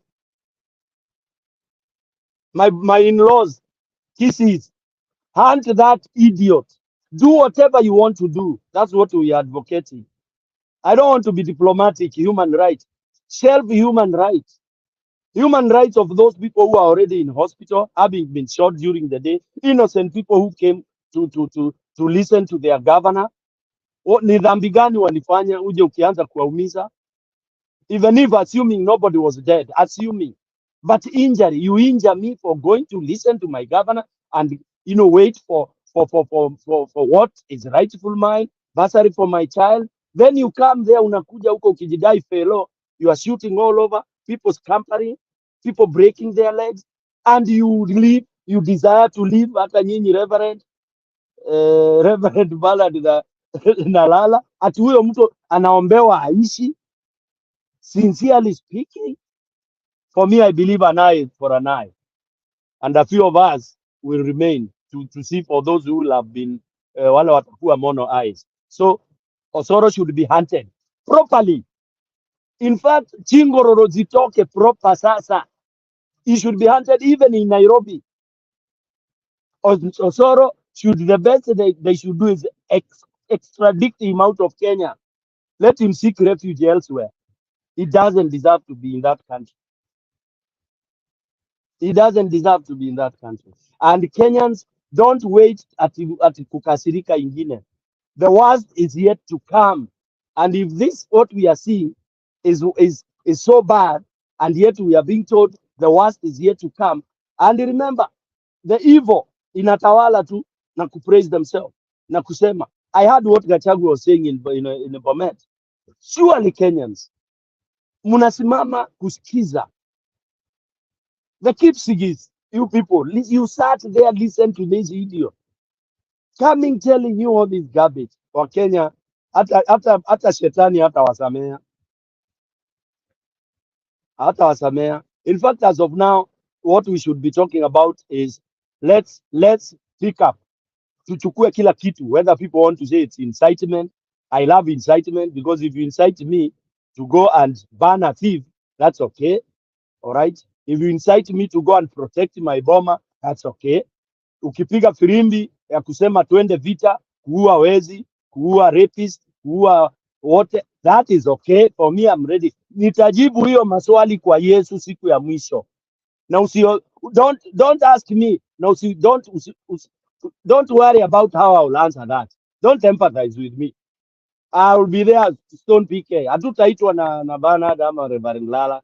Kila mtu atabeba mzigo wake. Mimi nitabeba mzigo wa kuambia Wakenya wachukue panga na simi na kila kitu, bunduki, whatever it is, get rid of garbage. I'll be responsible for that in front of God. I'll say, and I'll justify why I said that. Akiona anihurumie, atanihurumia. Akiona asinihurumie, that is my problem.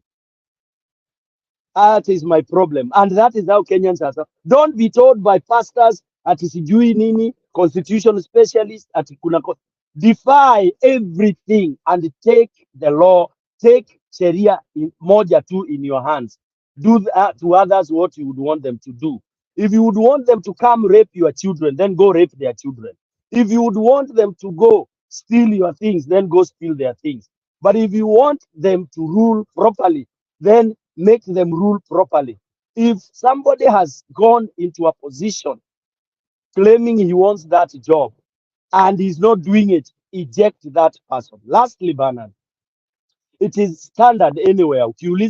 Ukienda uandikwe kazi, assuming Ruto was elected, God forbid. Yes, you can be elected. Ulikuwa umetafuta kazi ya manager, but unaambiwango unakuja 3 months tunakuobserve. We realize you are useless. Huwa unafanywa nini? You are not confirmed. If you're not confirmed, you are fired. There are many ways of firing somebody. So Ruto is incompetent. And it doesn't mean, this is another thing Kenyans swallow, which is very, very demeaning. Ati mheshimiwa ni rais aliapishwa. Wa Kenya, unaweza apisha nungu ikijifanya ni angel. But umeiapisha, imekula kiapo, ukifunua hivi unakuta ni shetani. You immediately cancel that swearing and replace it. Usiambie watu ati Ruto aliapishwa, so lazima ati mpatieni hiyo term yake. How can we do that? So for me, I'm just telling Kenyans, shelf everything.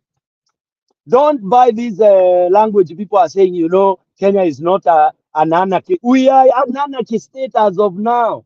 Only that we are anarchy on the other side. Hatujaanza kuwa rogue kuzunguka. But silently, that is who we are right now. Kwa hivyo tutoke tu, hii boil to burst tu, itoe usaa na damu, mara moja inuke, tuoshe, tujue tumeitoboa, na tuanze kutreat. Hii maneno ya meandering, oh, you know, you see, we have, sijui nchi za Ulaya, sijui zina respect fulani, we command this. I like Kagame is my darling. He's my darling. The latest clip, make it very categorically. Na akasema kama upendi, ukae. Amesema yeye is old enough. He has studied these people. Amewaelewa. Sasa wewe kama 60 years of independence, ujaelewa hawa watu. Ati unakaa kwa choo yako na bibi yako, unangoja ati bibi yako akuja asaidiwe na mtu wa nje. You are an idiot. And I don't want Kenyans to be idiots. Ati unajua sisi tuna command international. Hakunanga cha international community siku hizi, ni kila mtu na kwake. International community inakuja when they want to rape you, when they want to give you GMO, which they have done. Wanataka kukuchoma na mashindano, akikwambia ni COVID. Saa hiyo ndio unaambua international community. Ati IMF watakufanya nini? Wanataka kukupatia pesa uingie kwa shimo, kwa minyororo ya permanent. Rwanda is surviving without all those nonsense. Na wanaenjoy sana. Wako fiti kaa ngochi. Hakuna nchi imezama kwa kudefy. Kenya we should. Sasa angalia upuzi ya Kenya. Sasa ati Kenya mpaka sasa tuna tunapigwa punishment na Tanzania ndugu zetu. Bernard, where are we going? Yani saa hii Tanzania wanaweza sema, imagine ati wa Kenya upuzio yenyu mbam wanafunga. Imagine last show niliambia watu Kenyans we are very nini, ati tunasema Tanzania iko mbele iko nyuma, tuko mbele. Wapi? We are going to beg to these countries. We will be on our knees. At every country, Uganda, Tanzania, depends on Kenya. Like when? Hiyo ilikuwa ni miaka 60 iliyopita, immediately after independence. When ulikuwa unaenda kwa kila duka unapata cowboy na kimbo. Saa hii East African Industries iko in another name in Uganda. They produce everything that Kenya produces. Kenya mwende huko mtembee. Uganda produces everything that they used to import in Kenya. Okay? Tanzania the same. Wana import tu ile kunini. We even depend on these two countries more than anybody else, because if you depend on somebody for food, that's it. That's it. Yani ukiwa una depend on Stone PK akulishe, wewe ni bure kabisa. So Wakenya hizi zote kasirikeni, undugu wetu na nchi za East Africa unamalizwa na Ruto na watu wake, na mmekaa hapo tu, tuko kama mende. The revolution should have been yesterday. And the reason I have come to this show is because I hope in less than 90 days we will have overthrown Ruto. Back to you, Bernard. Okay, thank you so much, Stone PK. Ladies and gentlemen, as we continue the conversation, please, tuendelee, and I'm happy the number is rising of people viewing. Please, let's keep doing the right thing. And then, of course, be ready to take action, to see to it that whatever it takes to save this country is engaged. I'll play the short video about that same thing Stony PK is talking about, Tanzania and the altercation between Tanzania Airport Authority with the Kenya Airport Authority on the issue of cargo plane, and of course the ban of Kenyan, wherever the flight of Kenya Airways from Dar es Salaam to Nairobi and otherwise. This is the height of our fall in terms of our irresponsibility when it comes to handling our neighborhood and, of course, our diplomatic ties. And all of this is falling apart by what we said, incompetent people being put in office. Squared pegs in round holes, round pegs in squared holes. This is all a mess by reason of somebody not taking serious the responsibility that is on his shoulder as a leader of a country. And that's why the overhaul is necessary. The overhaul is necessary. Wakati engine imenok ya gari, hawezi kupanel beat mpaka ifanye kazi. Inangolewa yote wekwe nje. Okay? Ndio engine mpya iwekwe. So hapa hata kama yetu inaweza kuwa inaguruma, lakini kunok, imenok. Na lazima tung'oe yote, tupe nje, tuweke injini mpya. Ndio hii inji isonge mbele. Hizi vituko zingine, they were sworn in, they won elections, the Supreme Court confirmed, the international community said we were international standard. It's not working, it's not working. Whether it's acknowledged by the neighbors or the indigenous, it doesn't make any difference. Let's listen to this, and then Reverend Lala will take it, and then from there I'll be switching gears as I bring you your navigator. He will soon be here. Thank you. Let's talk about aviation matters now. And Kenya Airways passengers will not be able to fly between Nairobi and Dar es Salaam following the rescinding of approvals by the Tanzanian government. Now, this takes effect from January 22nd, 2024. In a statement seen by Citizen TV, the Tanzanian Civil Aviation Authority says Tanzania's Civil Aviation Authority, on behalf of the Aeronautical Authority of the United Republic of Tanzania, has decided to rescind the approvals for Kenya Airways, that's KQ, to operate passenger flights between Nairobi and Dar es Salaam under the 3rd and 4th Freedom Traffic Right with effect from 22nd of January 2024. So according to the Tanzanian authority, the move is in reciprocity of the decision made by the Kenyan authorities to decline a request for all cargo flight operations by Air Tanzania Company, insisting that there shall be no passenger flights by KQ between Nairobi and Dar es Salaam. In response, KQ says it is engaging the civil aviation authorities and relevant government agencies in both Kenya and Tanzania to find a solution that will ensure there are no flight disruptions for passengers. So a tweet by Tanzania's Foreign Affairs Minister assures that the matter will be resolved in the next 3 days. January Makamba says that he has spoken to his Kenyan counterpart, Musalia Mudavadi, and they have agreed to end any air travel restrictions between both countries. Bas, ndio hiyo. That's what you get from the House of Mlembe. Watu wa Mbeho. How do you agree to end flights between two places? How is that an agreement in the first place? Reverend Lala, karibu. Asante Bernard, asante Stone, and wenzangu ambao wako huko nyuma. I just heard that KQ and Tanzanian issue, and just now, and that's just illustration of what is at stake. That we cannot get anything right, so everything is just crumbling, day by day. And I listened to Stone, and the action is needed not by Ruto and his team, because they can't do anything, but by all of us. But the problem with us as Kenyans, I practice psychology, and there's a word called cognitive dissonance, or dissonance, when I pronounce it any way you want. This is when somebody hold two views, contradictory views at the same time.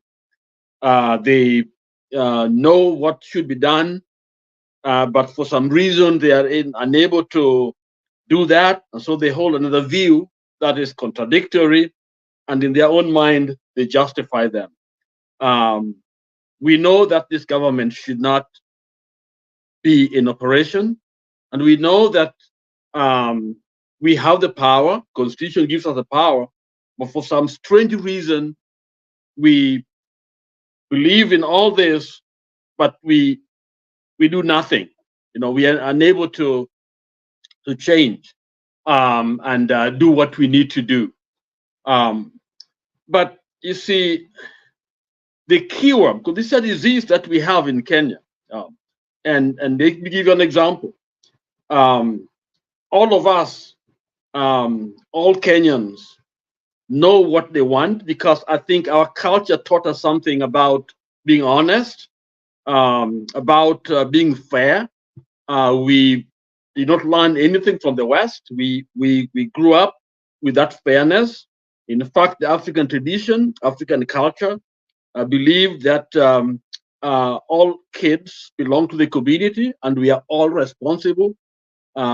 If we don't, then of course the evil would fall on us, and so we need to pray, whether to in Mount Kenya or we go to Lake Victoria and pray. But we had some kind of a justice system that was very fair, that actually addressed the issue of cognitive dissonance. Okay, but for some strange reason, we lost it. Where in some areas we know very well what we need to do. For example, a thief comes to steal your chicken. We know what should be done, and we do it very effectively. We know when our kids bring a wrong person at home to start stealing, we know exactly what we need to do. Okay, we know how to do justice in that kind of lower level. But when it reaches a higher level, where it is billions and our money is taken and people are doing things to us, for some reason we just freezes. Kenyans just don't do anything. We know that they're stealing from us. We know we are being robbed. We know all these things going on. Ruto's doing all this crazy stuff. But for some reason, we do nothing. And we see them even with politicians. Politicians, we know they're stealing, we know what they're doing, and we clap for them, we vote for them. But if a small guy steals a chicken because they're hungry, we kill them. So those are two views that we hold on to. And then we wonder what's really wrong. And the world is laughing at us. Here are people, they have something called a constitution, but for some reason they can't enforce it. They see Ruto come, the Osoros and others doing all these things, and we're just watching. And so it is important for us to understand what cognitive dissonance really is. Yani holding my dealing, our beliefs, when we know very well we should not. And that's not African. What is it? What can we do? The first thing is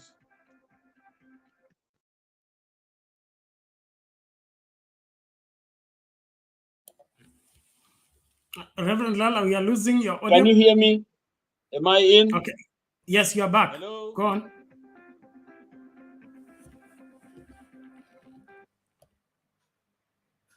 You are back. Continue.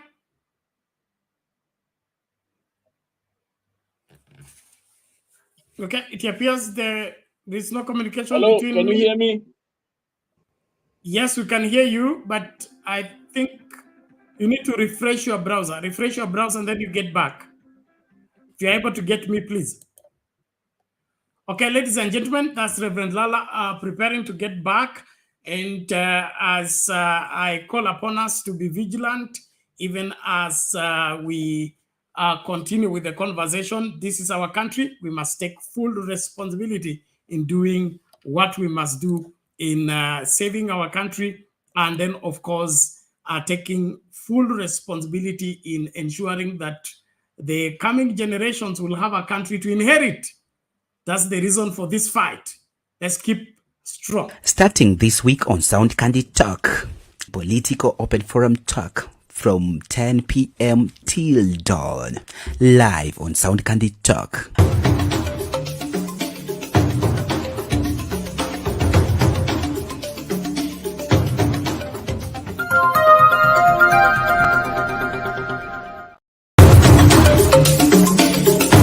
Sisi vile vile sio watu ambao wanataka ugomvi kwa sababu ya ugomvi. Niwaambia nyinyi ni wajinga mkimfuata Ruto. Mkadhani tunawadanganya. Jeti ya Ruto. Hii maisha ya Ruto ni stress na ni stress. Mungu wewe umetukosea. Majina yangu ni Ngika Brian. Hii ni Sound Candid Talk.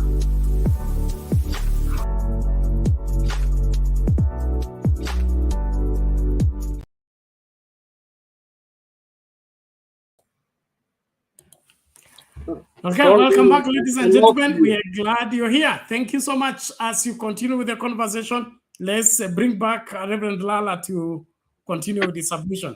Karibu. Sorry, I lost you. So the point I was making here is that we are suffering from what we call cognitive dissonance, which is a psychological term that states that a person holding two views at the same time, contradictory views at the same time.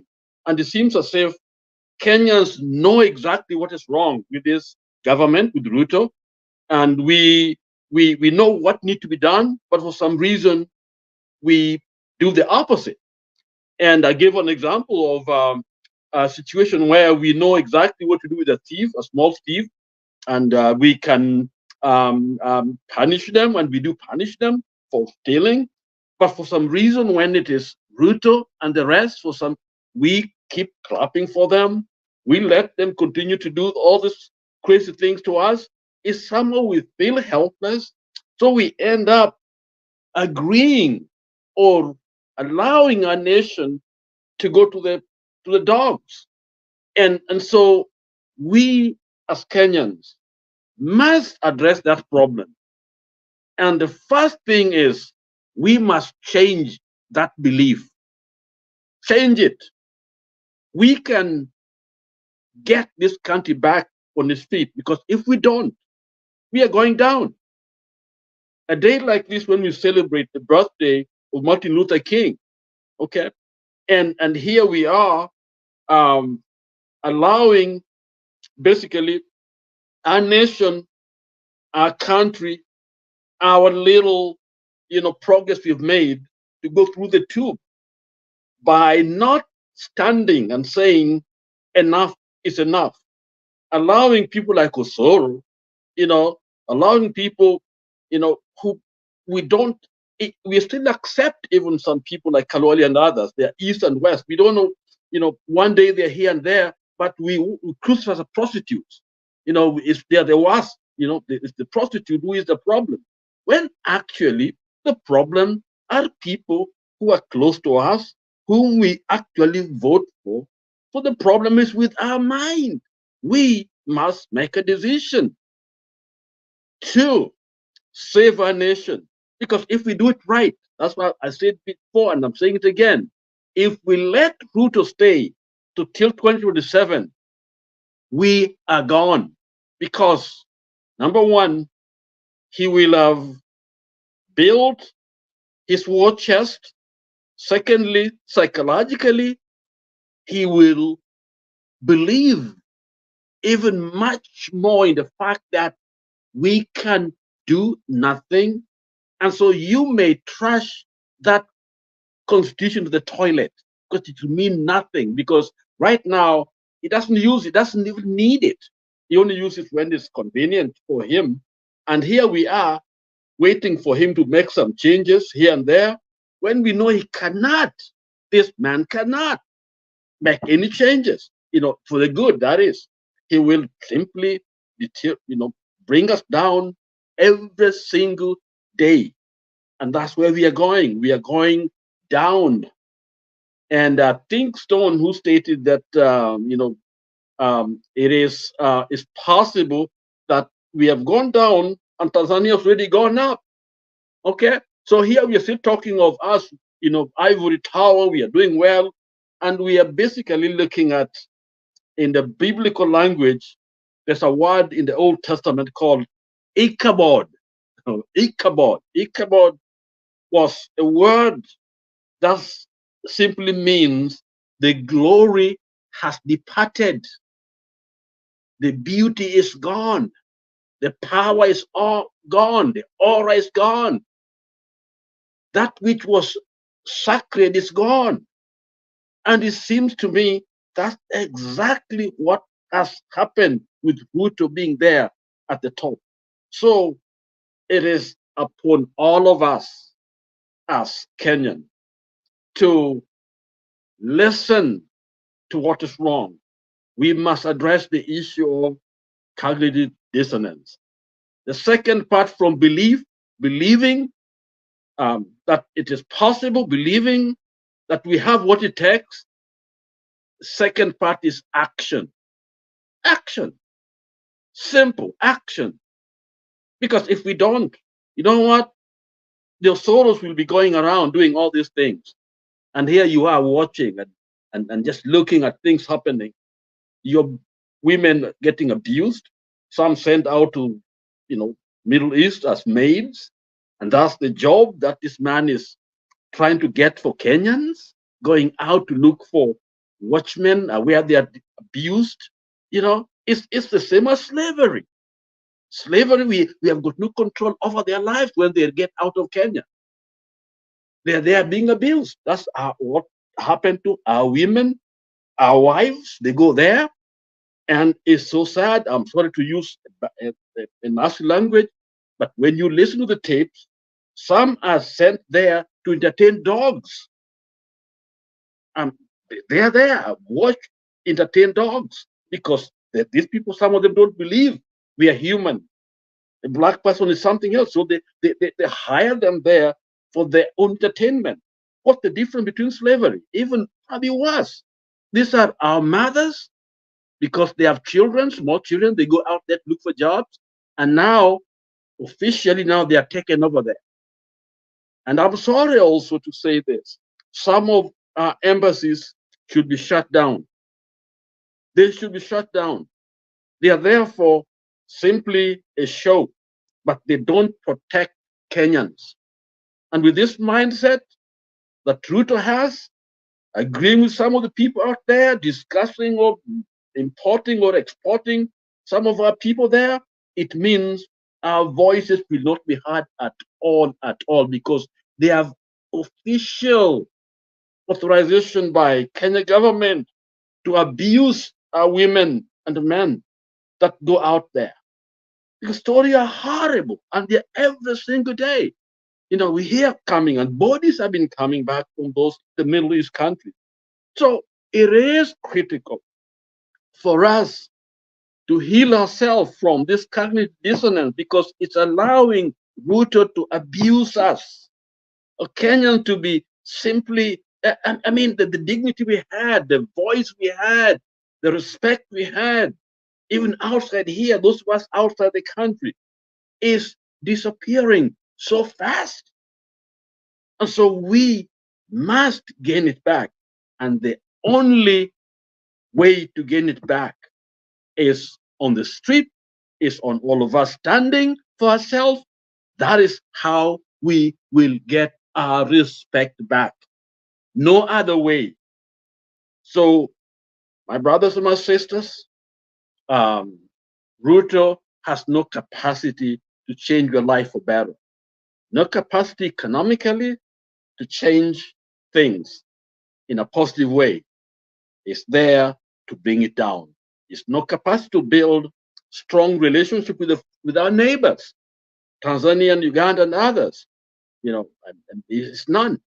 And as a matter of fact, it's put us in a very awkward position, because other countries can manufacture the same things we have in Kenya cheaper, and therefore a lot of us in Kenya, a lot of people cross over to Uganda, to Tanzania to buy stuff, do shopping. And my friend called me, they go over there to do shopping because the things that they need are cheaper. They are able to buy them there. Kenya, the cost of doing business is expensive. Things are because of corruption, stealing, and these guys are going around. Yet we are suffering for this cognitive dissonance, which is a contradiction. You know what you have a lot of power, but you don't know how to use it. It's actually ignorance, plus, of course, fear and everything else that feed into that cognitive dissonance. So, wenzangu, Wakenya wenzangu, tuko hatarini tusipojitokeza na kumwondoa huyu jamaa. Si zote, hata zile ndogo ambazo tuko nazo zitakuwa zitaenda. Tutakuwa tunaenda Tanzania kama wakimbizi, Uganda kama wakimbizi, na ashasema kama utaki Kenya, kama huwezi kubalia na mimi, paraphrasing, nenda huko. You know, so in other words, he doesn't care about you. He does not. He looks at you in terms of what you give him. You obey him, listen to him. It's as if we don't have minds and brains. That's what's going on here. And lastly, as stated, Bernard, there are people that we must be. We must be, let me say, very, yani tusiwakubali hao jamaa watusumbue. Ni hao watu kama Kalwale ambao wako hapa na kule, huku na huku. Leo wako hapa, siku ingine wako pale. Now they go by the wind. Okay? Those are the most dangerous people, because they will come to you when things are better. They know that you're winning, so they're looking, parading themselves for jobs and to enjoy, you know, the benefits of your sweat. But they don't have a backbone to stand. And we must tell them to make a stand. Make a stand, or else leave them out when you are making decisions, or you are distributing responsibilities, because they will betray you. They betray us. And because we've been in this battle, this war, and we see them moving to the other end. And now when things are beginning to get hotter, they start moving on our side. They must, lazima wachague watakuwa wapi. Biblia inatuambia yule Samson, or si Samson lakini Joshua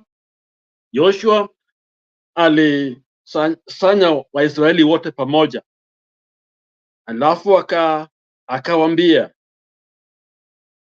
kwangu mimi binafsi kama Joshua, me and my family, sisi zote kama jamii, we will serve the Lord. Hakuna huku na huku. This is the direction we are taking. And Kenyans must learn to take a direction.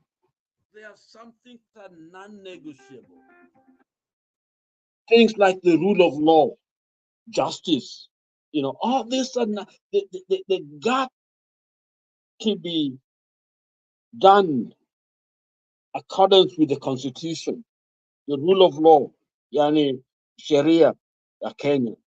Kama, for example, vitu kama parties, kama mtu amechaguliwa kwa UDA ama amechaguliwa ODM, and then they betray the one who brought them there, because kuchaguliwa is a collective job. It is all of us who believe in that ideology. We give our time, we give our money, we give our homes, our properties, our security to make sure that somebody is elected. It is not you. You're simply a one that you identify to help us pursue our objectives and our goals, our ideals, our values. We want to articulate, we want ideas that will help us capture what we're looking for. So it is not about you, it's about the party. It's about all of us. So when you go out there and jump ship and go to another group, it's the worst form of betrayal of your community, of your people that puts you there. And you see them come as it's worse than a prostitute. And there they are. Now we are in the government. These are the people that should be ashamed and should be got rid of completely. And I pray that on forward after the revolution, that we will obey and live by the Constitution, care for each other deeply, have those ideals that don't change. If somebody is corrupt, they are corrupt. Why make the minister? Some of the people in the government it's illegal.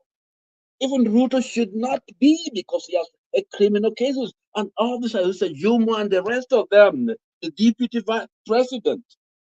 These are the cognitive, dissonance that we're talking about. Because how can somebody who is a convicted felon and a criminal, hold the power, and it's the same person talking about fighting corruption? It doesn't work. And so that's the world looking at us and laughing at us as a nation, as a people. That who are these people? And who will invest in that environment? Who will bring their money to trust with us? Who will trust me as a Kenyan when we don't seem to know ourselves? We hold two views that are contrary to each other, and we think we will develop. We are not developing, and so it is important for all of us, especially young people who are listening to me. Don't compromise your values. Don't compromise. And line your values with the values that you believe in the nation. If you are Azimio and you believe in the ideals of Azimio, be there and fight for it. Because as I end up, I love the Greeks. the Greeks coined the words idiot. An idiot is not just somebody could we define it as a stupid guy and all that.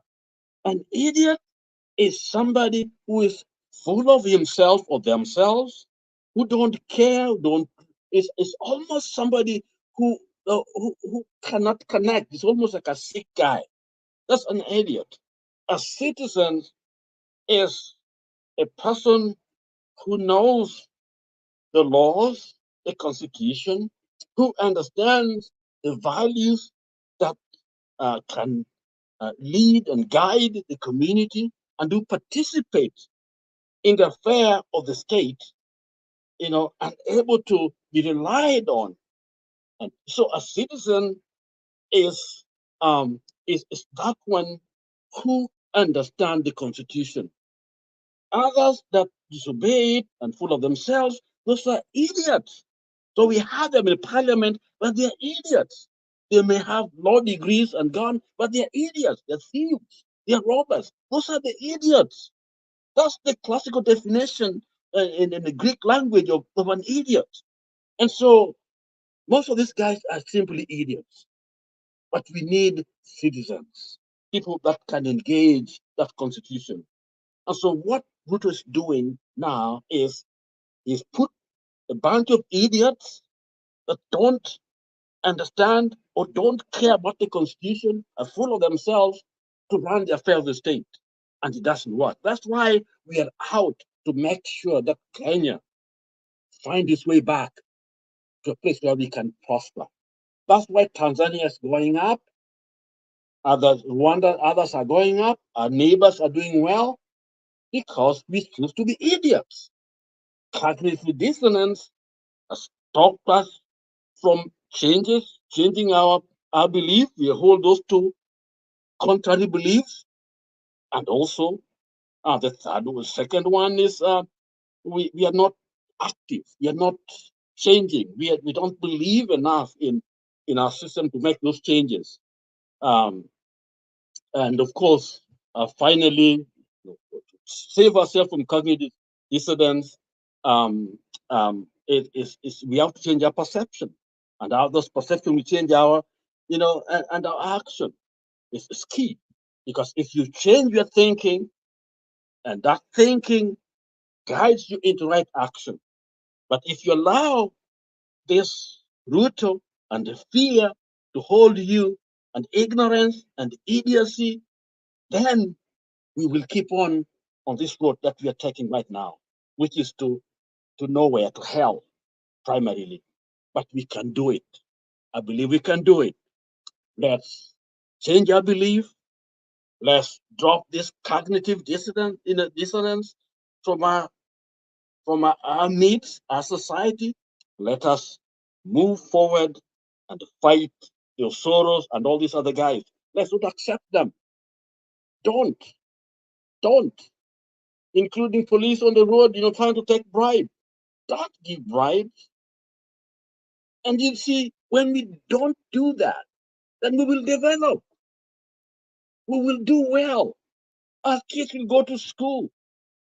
Things will happen until we let it happen. But if we let this contradiction to live with us, where we are very hard on a small thief, but the big one is celebrated, they come in with line up. Look at the hotel in Nairobi. The children's land was taken by who? Muteshi's land was taken by who? Look at the PhD of our leader. He was facing Hague, and at the same time he's doing a PhD, which if you've tried to do one, is not easy. And everybody knows that there's no way he could have done it. Somebody wrote it for him. I'm sorry to say that. And all of us, he has a PhD, he has a PhD. The question is, how possible can you be a chief businessman making a lot of money, chicken farmer, the same time you are running the country as a DP and whatever minister, the same time you are in Hague facing a trial, and you're doing a PhD, and so, Kenyans, let us be truthful.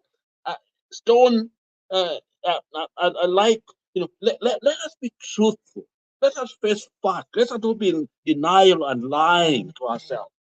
Defense mechanism will not, with the kind of defense mechanism using cognitive dissonance, dissonance will not take us anywhere, but simply to drop us down. I'll stop briefly and somebody has to come in. Thank you. Thank you, Lala, for that great words. Welcome back, everyone, and come back. Kamakawa, Kamadawa. I always bring the medicine. I've been so quite while, so silent a little bit, but I'm back and ready to roll, ready to move, and ready to bring Kenya to a better place as young men. Although young men, we are failing a little bit, but we will stand back and strive to see our Kenya going back and going good in a good direction as young men. Miss Buanalala, I really appreciate to be with you once again. Also, Kip, I see you here, and then Steve, I appreciate to be with you inside the panel, and also people in the comment section. Happy to see you back, and Shadizo is back. So tell your neighbor to come back to the show. We roll down the show as Shadizo is back, and we will be going on and on as we bring everything inside the order. As our principles goes, Kamadawa na Kamakawa. We will be treating and make sure that those people who have been having injuries inside their hands, they get their freedom, they get their justice, and we bring to Kenya at a better place and making Kenya be good. So I urge everyone that is following us on the comment section, also on the YouTube at Sound Candid Talk, please let us continue subscribing. It's the first time coming across the channel, and let us also continue contributing towards the question of the day or the poll of the day, and we'll be good and be rolling towards it, and also be getting to understand much and knowing better, because there are a lot has been going on. Selassie has done a lot, and also the Maandamano. I'm back with the Maandamano, but not in a bad way, in a good way, to bring Kenya in a better place, and also to bring the solution to the problems that Kenyans are facing right now. So as we're rolling down, before I speak so much, I will just welcome, let me hear from Steve, then we'll hear from Kip as we continue. Steve, how are you?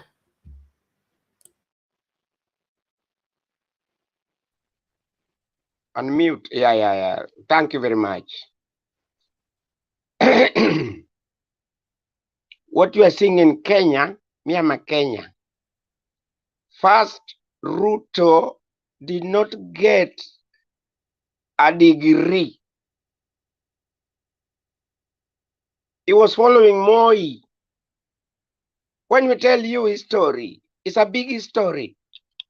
Ruto is a thief. Look what is done now. Where's the Kenya shilling going? Surely, Kenya. I can't believe this. I can't believe. Okay, my submission is politics inform humanity. Yeah, me I'm a sociologist. I'll approach it from relations and everything. Ruto did not do one step. He was just following Moi. Yeah. One day, you remember when he was Moi had a house in Kibera, next to Kibera, up here, where I was born. I was born there along Ngong Road. Yeah. We refused him. He could not go inside Moi. That time we had Oyugi, And these are things we told you. We will keep drumming in your heads, whether social media, whether mainstream media, whether Kenya, Ruto is not a right president in Kenya. Now Lala is saying, oh, he got a PhD. Where? A botanist in Chiromo there. They came one time, they wanted to do, it's called the student union. Ruto, that's why even Babu Owino, the one who came just the other day, a good politician. Yeah, cannot understand him. You know, even in high school, even my name, I went to St. Joseph Rapogi. You can see my name there. I was number 1 there. You go to Taranganya in Kuria, number 1. University of Nairobi, number 1.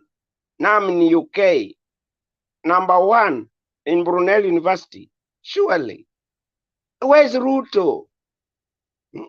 Look what he's doing. He's ripping Kenya apart. He's a con man. I like Stone PK. Stone PK has just talked before you came to the show. What did he say? He said, Kenya, we are going, Evan Bernard. I was following it today. He said, we are going to the dogs with Ruto. Look, Martha Kiome, corrupt. When we are fighting there to bring even multi-party, what did he do? He supported he was there in he supported change. Where is the change now? Hot hair. They're not a judge. He's not even capable. Me, I saw them when they were doing their, it's called what? The interviews. I said, this lady is not a good lady. Yeah. Telling people how many fathers, how many children they have, siblings. They're not nice. Stick. Now he's coming there in the media telling people that they are going to do, it's called what, at the negotiation. Negotiation after negotiation. That's why I dislike this thing called bipartisan. How can you do bipartisan with your enemy? Ruto was supported by Martha Kiome, to be sincere and honesty and deserve logics. One, he messed country. We were looking. I was observing those how they are doing whatever. And Raila told them one thing which has to come to our mind as Kenyan. Because even me, I'm observer. I've observed a lot of elections in Kenya. Yeah. Me, I'm a UN observer. I am a Tanzania observer. All these countries you see, even Sudan, South Sudan, yeah, name it. Yeah. You have to count the votes at the constituency. If you come, you count it. And you don't sleep that night. I was observer. Me, I was not agent. Don't tell me, oh, agents. No, I'm not agents. Transparency, accountability make a meaning in the country. I'm telling you. And leadership. Let me come to leadership. A leader, either you are made a leader or you are born a leader. Ruto was made a leader. He crafted his way through Moi. That is a made a leader. Like a driver. Either you can be born a driver or you are born, you are made a driver. A made a driver cannot learn. Yeah, those are the facts and figures. Tell us, what has Ruto done there in Kenya from 2022, the time he was elected? Complaint after complaint. And we are listening to these complaints. Ruto is a conman. And I want this one is called, this one here. Please, the first start is that you start from step 1. Ruto is a conman. All the people there, they died. YK92, you remember them? Nyamwea, Kenuko, those are Luos. Another one, Kisii. Another one, even his home country. We have Charcher, Adoro Kerekit. There are so many. He killed them. One of them was killed in his own house, in his office, Arambe House. Crocodile tears. Don't climb to leadership without knowledge how to lead. A leader, you guidance. And also you must be a good example. You must have a role model to lead. Not a matter of leading. Leading where? To where? You can lead me even to a river. Surely. How can I follow you? We even have the gospel of the ill. If you know that book. We are telling you the truth. Ruto did not get even first degree to start with. Ask me a question. Okay, Steve, let us allow other people to contribute first so that we can be rolling down as together as one. Yeah, I'm with you. Okay, thank you for those who are following us. Please let us consider liking the video and subscribing if it's the first time coming across the channel, and we will be doing good and we will be doing great. Before I bring back Keep, can you hear me? Yes, I can hear you. Okay, thank you if you can hear me. Keep, there is this thing that Bernard speak earlier about the PK Salasia, whereby the way he handles everything, the way he tackles everything, and with the relationship that another time I speak about, it was on another morning show where I speak about that young men were being denied the opportunity to rule over. And when we are given the opportunity, we mess it up, like the way Peter Salasa is doing. Now it's also bringing the gap whereby elder people see that these young men are not ready to rule up the nation. Because if you can be given the opportunity as young man to be a leader, and then you end up ruling or making things like the way Selassie is doing, that shows that young men are not ready and potential to rule over the nation, or to not be given chance to be the leaders. So how can you speak about that? Let me begin with you. Okay, Shadiso, you know, I saw the clip about PK Salasia fighting the MCA, and as from the layman's language, even you understand yourself the politics in Kenya. Peter Salasia cannot just pick a microphone and start asking the MCA to sit down. The start or the ignition of all the problem must have started long time ago. That is why Peter Salasia was trying to react. When I have tried to check from all other social media platforms, and I have came to realize that there is war between the governor for the county and that county for Peter Salasia, Barasa, and himself, but the Peter Salasia himself. So now, like it's like the governor is using the MCAs to fight PK. Peter Salasia, being that young man, also, I think I can say he's drunk with power, just like the other politicians, like I call them like Murkomen, Cherargei, all those people. They are still dreaming of being drunk with power until even they need the presidency to be extended for 7 years term. You understand? These guys, they are very young. These guys, they are getting money when they are still very young. Even you, Shadiso, where you are sitting there, is there any difference between you and PK? The only difference is that you don't have a V8. Maybe you have, you cannot park it in the studio, I see. But because of the money, they have a lot of money, they think that they can be above the law more than any other person. I didn't see any problem with the MCA who was standing there when PK was speaking. PK was to finish his speech and go and sit. What were you asking him to go and sit? And yet I saw him, you are finishing your speech, go and sit. Or give yourself another shuguli. Leave him to stand there. He's not fighting you. He was just standing there. There was no any reason to just go running very speedily there and unaanza kumslap.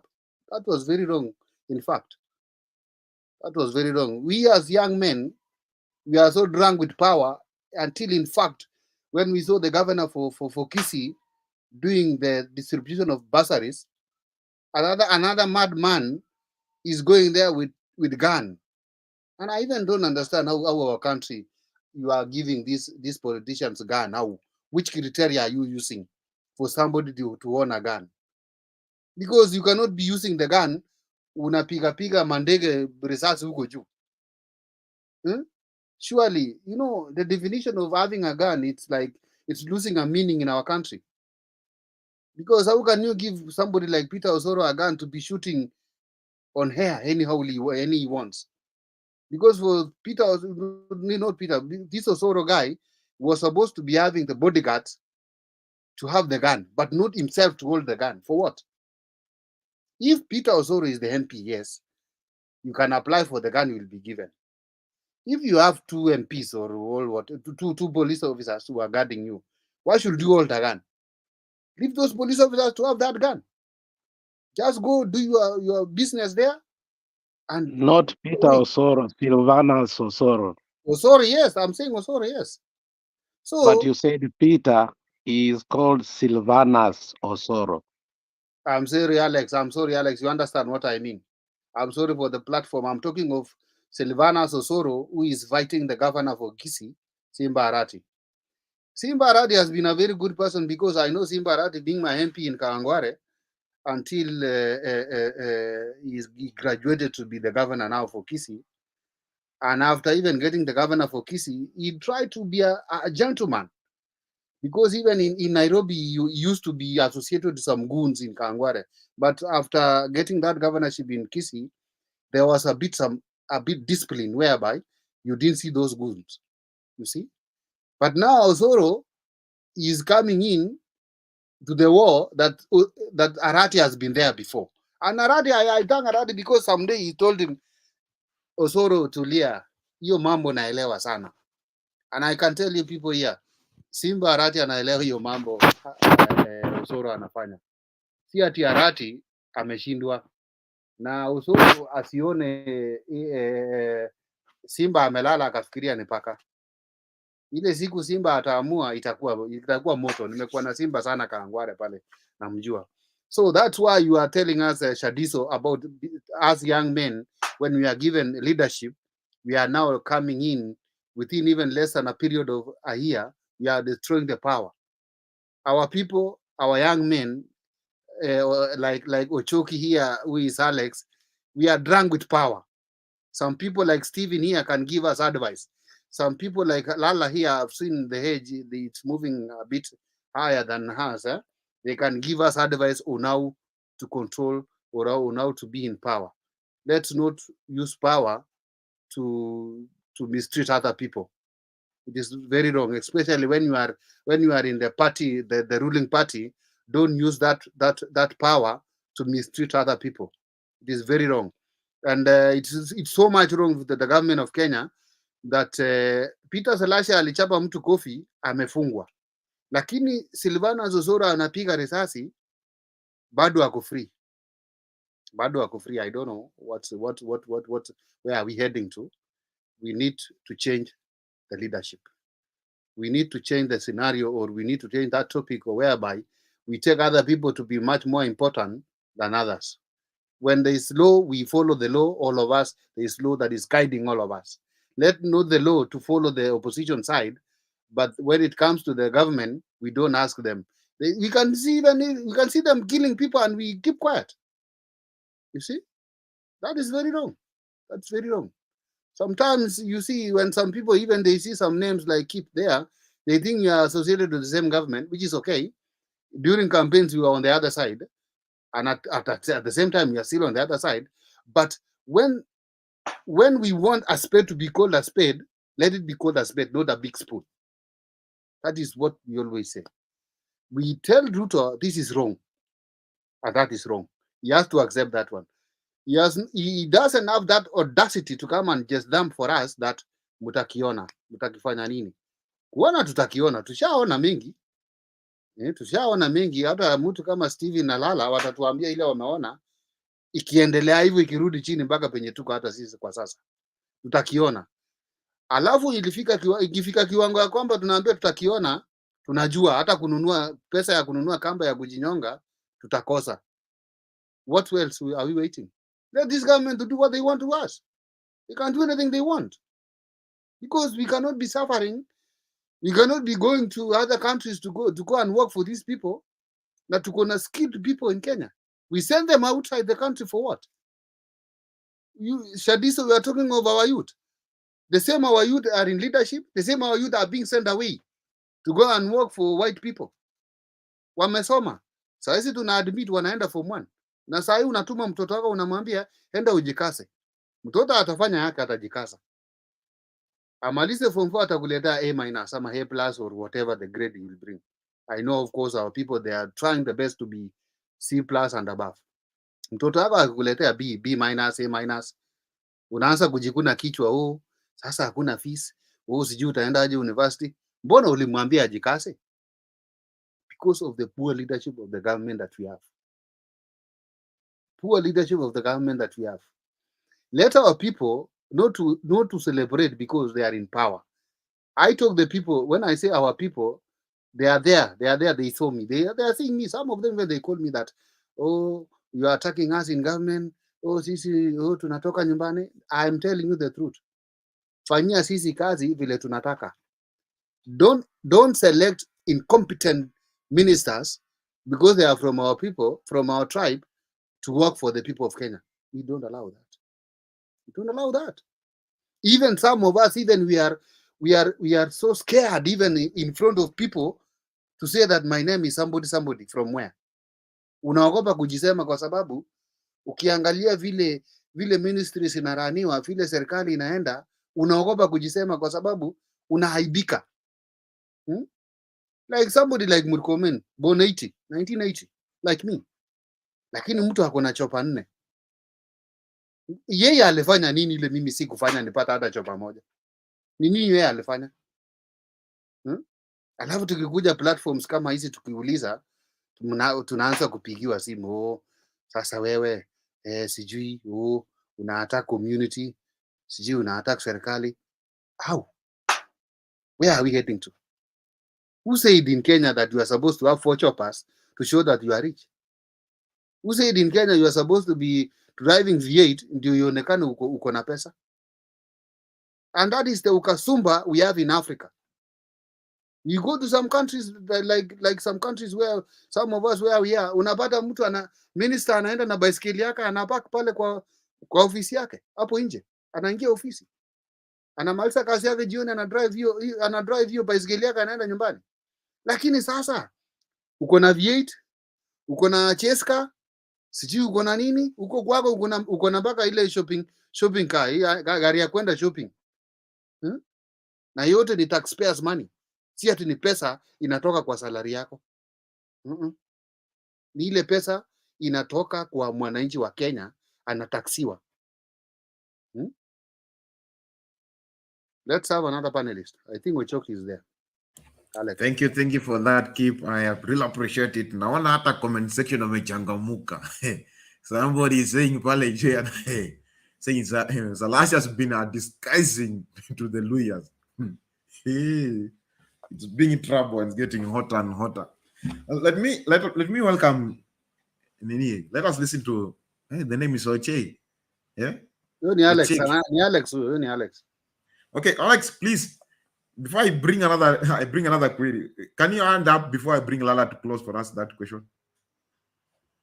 You know, what is happening in Kakamega is very unfortunate, but also the solution has been found.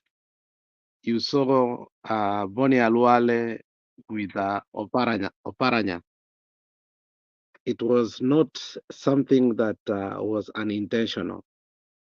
It is something that they both saw that the country is going in, the county is going in a wrong direction, to a point that Oparaja had to endorse Boni Alwale because Baraza has brought so many problems in that county. So maneno ya Salasia na watu wengine kule mumekuwa mkiyaona, they've been doing that bullshit for a very long time. So I was happy to see Boni Alwale with Oparanya so that they can resolve. So Baraza may go before even the next election. So I think an impeachment is coming to get him out because the chaos he has caused is beyond, and the pain he has caused is beyond. So the former governor wamekubaliana that the senator, let the senator become the governor, and they solve the problem of that county, which is a good thing.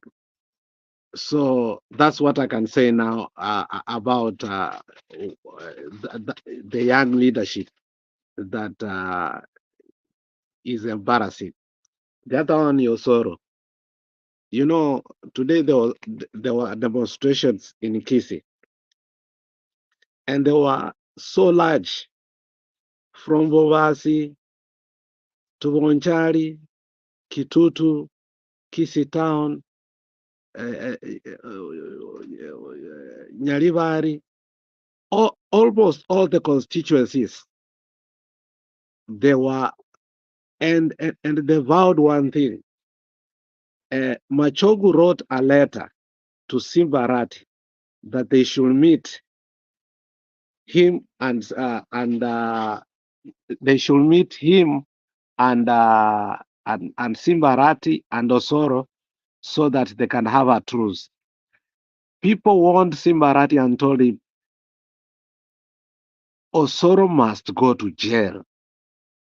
There is no way you can go to talks. And Simbarati gave a statement and he said, I'm not going there. So Machogu and Osoro have been warned, they will never step in Kisii. Now, you know the problem with Kisii, or the goodness with Kisii. Once they say you cannot step in Kisii, you will not step. Once they have said you are not going to step there, you will not step. And that's where Osoro is hiding. Osoro cannot even be seen in Nairobi right now. He hasn't even gone to parliament, by the way, because there are people from Kisii who are in Nairobi waiting to deal with him. You cannot shoot people and think that you can get away with it. Our community, we have Chinkororo. Chinkororo are not bad people. These are people who are taking care of the needs of the people. If you mistreat people, they deal with you. So Osoro is going to be dealt with. If he doesn't go to jail, we are going to deal with him. I told people the other day, somebody asked me, that was Maua, asked me, how does Osoro do this and you keep quiet? I told him, just wait. Today we had very, very good demonstration. And those demonstrations were peaceful. And all MCS were there. All MPs were there. The only person who was not there was Simbarati. Simbarati was told, weka kando. Now the next, they said, if Osoro atashikwa, we are going to have demonstrations in Kisii every day. But at some point, we will stop and look for him. And now, if they will not take him to jail, we will deal with him. I like the speech of Koome today. Koome said impunity and anarchy has taken place, and he start dealing with criminals. If you watched the speech of Koome, So I think part of what he was saying is that Osoro must go in, whether he likes it or not. Ruto may try to protect him, but the good thing right now, after the demonstrations of the lawyers, and Koome feared that the LSK elections is coming. If she does not behave, she might be taken out because there's a way the LSK and the League of Lawyers can say that the CJ is incompetent. So Koome gave a statement today knowing that things might be bad for her. So you're going to see more prosecution than before. And Osoro will be the first victim. But if they don't deal with him, let me remind you of something. Ruto made a mistake a couple of years ago. He abused Nyachai. Then he decided to go to South Bogerango. He was beaten. He left one of his shoes. If somebody remember that story, he was beaten. We are not talking about somebody anampiga vile Salasi alipiga ule jamaa, alipigwa nyaunyo, alichapwa nyaunyo kutoka nyuma, akatoroka, akaingia kwa ndege, akaacha kiatu yake moja. Ruto will never forget that. Anaogopa wa Kisii. So who is Osoro? If we beat Ruto, who is Osoro? Huyu atapata nyaunyo. Nyaunyo kali sana. Na hizo nyaunyo hata anaweza umizwa vibaya sana. So what we are saying is that this young leadership that is misbehaving right now, we are going to deal with them seriously because we need young excellency. They are not going to destroy the name of young leadership so that people of young people may not be leaders. These are not leaders. These are goons. These are crooks. We are having good leaders. And I can tell you some of them in parliament. Young, good leaders like Kibagendi. Kibagendi is a young man. He is very good man. So we cannot say all these young people are bad. Kibagendi is a very young, good man. You know that. Let me finish there.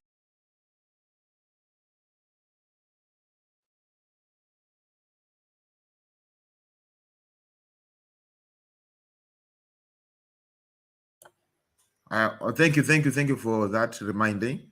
I just want to give everyone an opportunity to contribute as we're rolling down. Also, the comment section, I'm seeing the positive impact from the comment section. Please let us continue. Let us continue bringing up the views and let us getting to understand better where we are going, because Alex has given us the clear picture of what has happened today and also what's going on with the young men leaders. Lala, we asked a question about that. Young leaders were complaining, young men, that we are being denied the opportunity to rule the nation. But now we have been given the opportunity, but some of them, as Alex has put it, that we are destroying the opportunity that we have been given. So what can you speak about that, or what can you speak about the young men who are doing that? Yeah. Thanks, Shadizo, and the panelists and those in the background.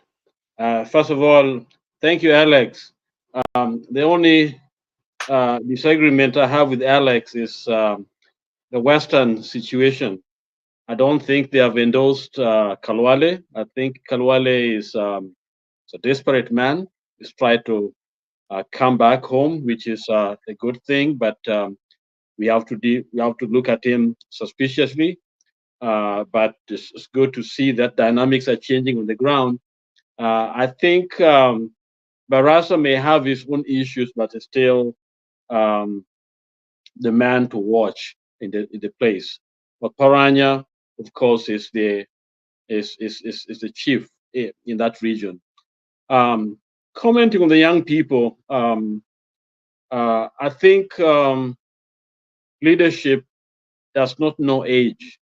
For young people, yes, there may be youthful inexperience and But if they are good students, they're good learners, like Kibadeni and some other young people, the Babu Winos and others, I think we are in a good hand. They got to get the chance. They got to be tested. But those who cannot learn, they keep on making mistakes. I think we have to get rid of them. So I don't put emphasis on the age. Our age, we are older, myself. We have some crazy ones in our midst, among the aged ones like me. But there are also some excellent ones because of the experience, stability. I think we need all the above. I think any nation, most of you are aware that leadership require a variety of experiences,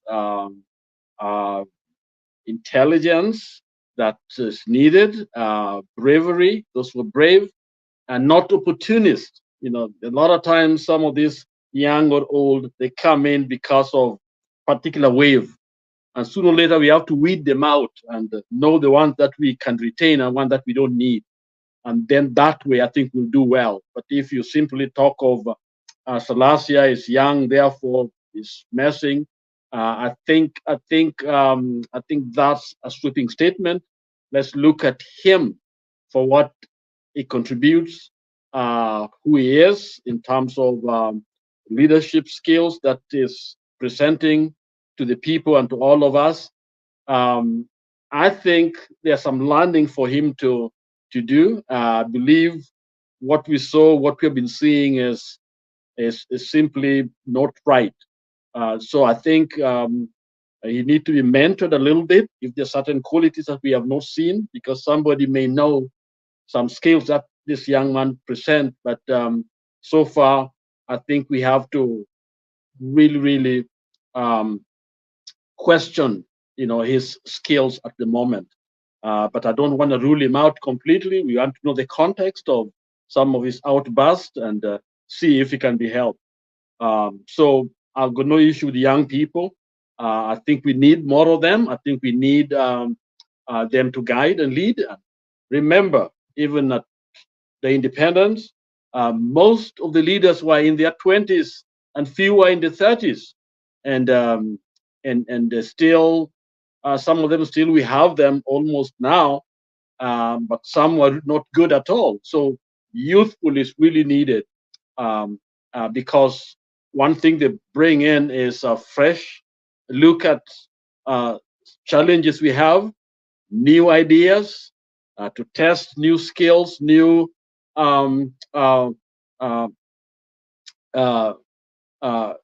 challenges with new experience. And so we need all types of leadership up there, but they gotta be bold. They got to be able to adapt and learn quickly, and they got to do what need to be done within the constitution framework. And so I think that's my answer to the question that you raised. Thank you. Thank you, Lala, for that response. Let me listen to Steve. Steve, you had something to contribute.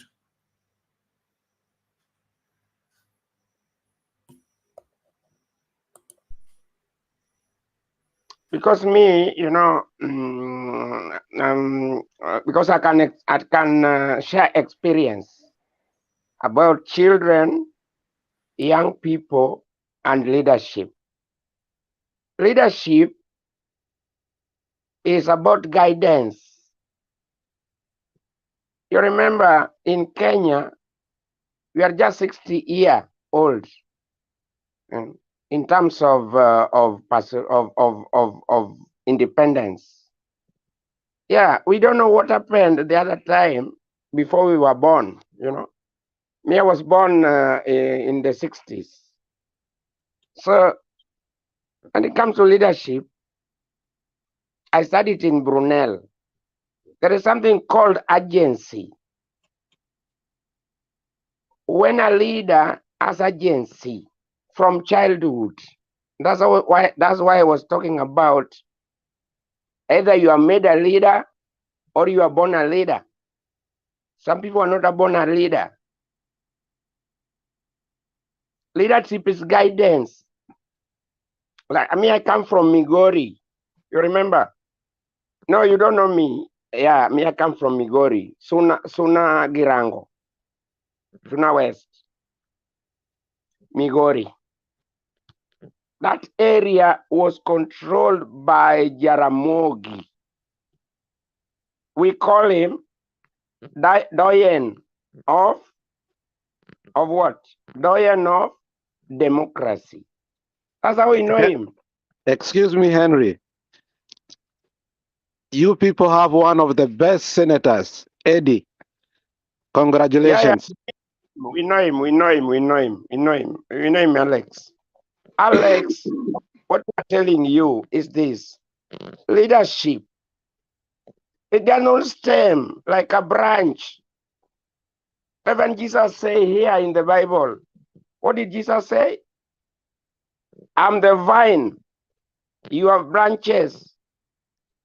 If you don't eat from my vine, yeah, a bad one will be cut out. A good one will be progress. And that is how young people should emulate role models. That's the point I'm coming at. If a young person can slap somebody, I'm talking about this last year. The last time I watched the video when Raila was in Malindi. Yeah, around last year. No, this week ago. Just 1 week ago. He was in a rush. So I said, why this guy is in a rush? Yeah. And even how he talks, he was so dramatic.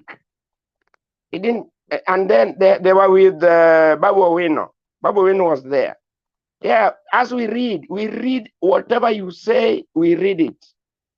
At it go like this. So I saw this guy, it's called Selassie. I don't know Selassie. I don't know him. Yeah, Mumias, for example. If he cannot help, why slap? Why slap people there? For example, me, I'm a leader. Yeah. I might not be a political leader, but I'm a leader on my own right.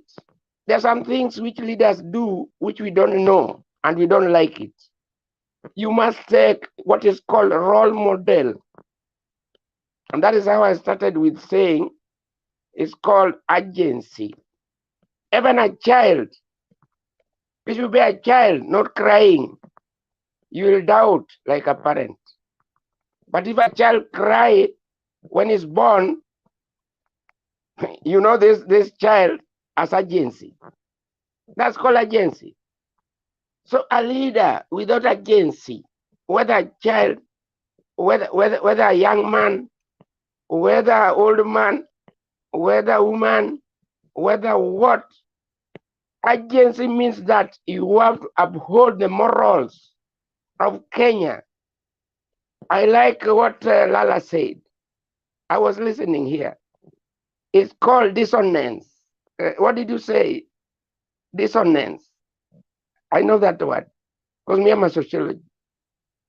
Dissonance. What in Kenya, what we have is material molds. Either you are aping the West or you are aping, to grow. Grow where? Where are you going? You are going nowhere. Yeah, let me ask like Stone PK. We don't go nowhere. Whether you are you are given every opportunity. Kenya is very powerful.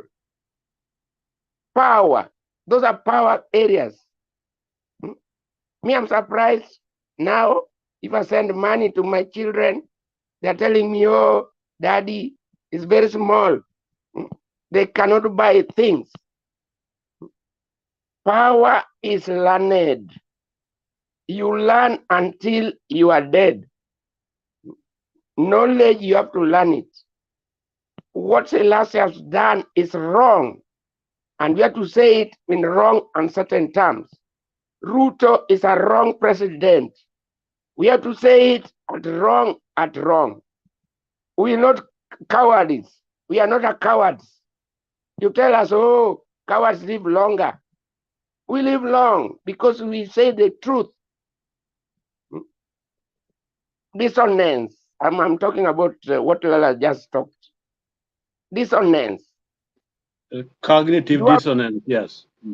Your cognitive dissonance. I was coming there. Cognitive dissonance. What is it? You doubt yourself, which means you are not a leader. You are doubting yourself. Why? Why are you doubting?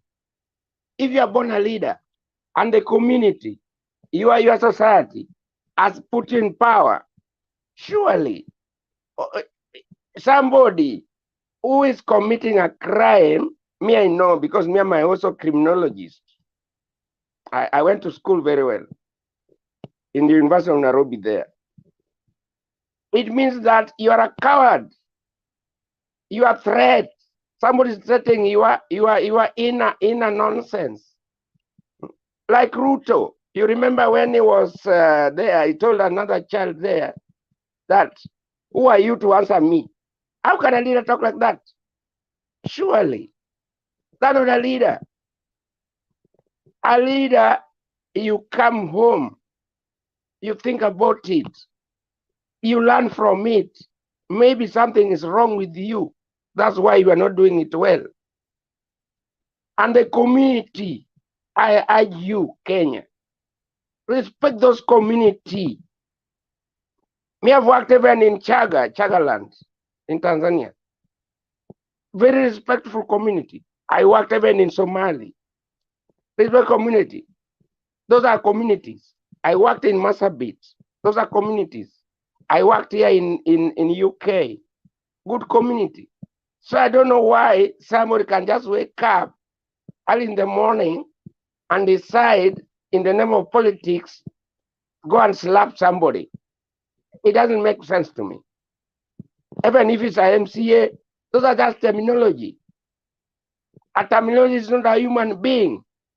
Yeah, be told.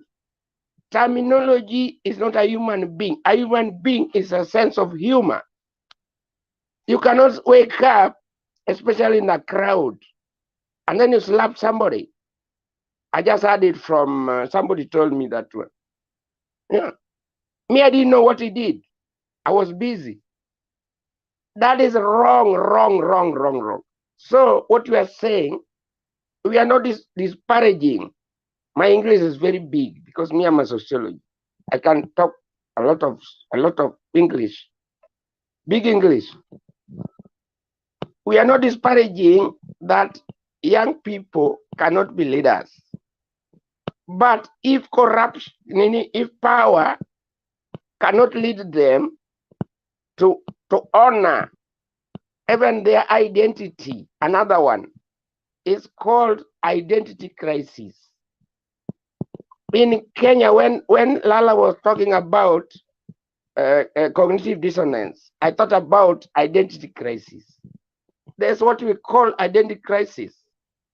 Africa, we are all connected.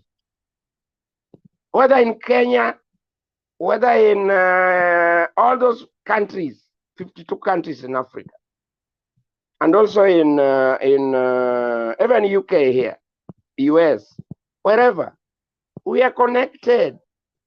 Don't say humanity. It's not humanity. You are connected by blood, by the heart. Yeah. If you do wrong to somebody, it will follow you. It's called the law of U-force.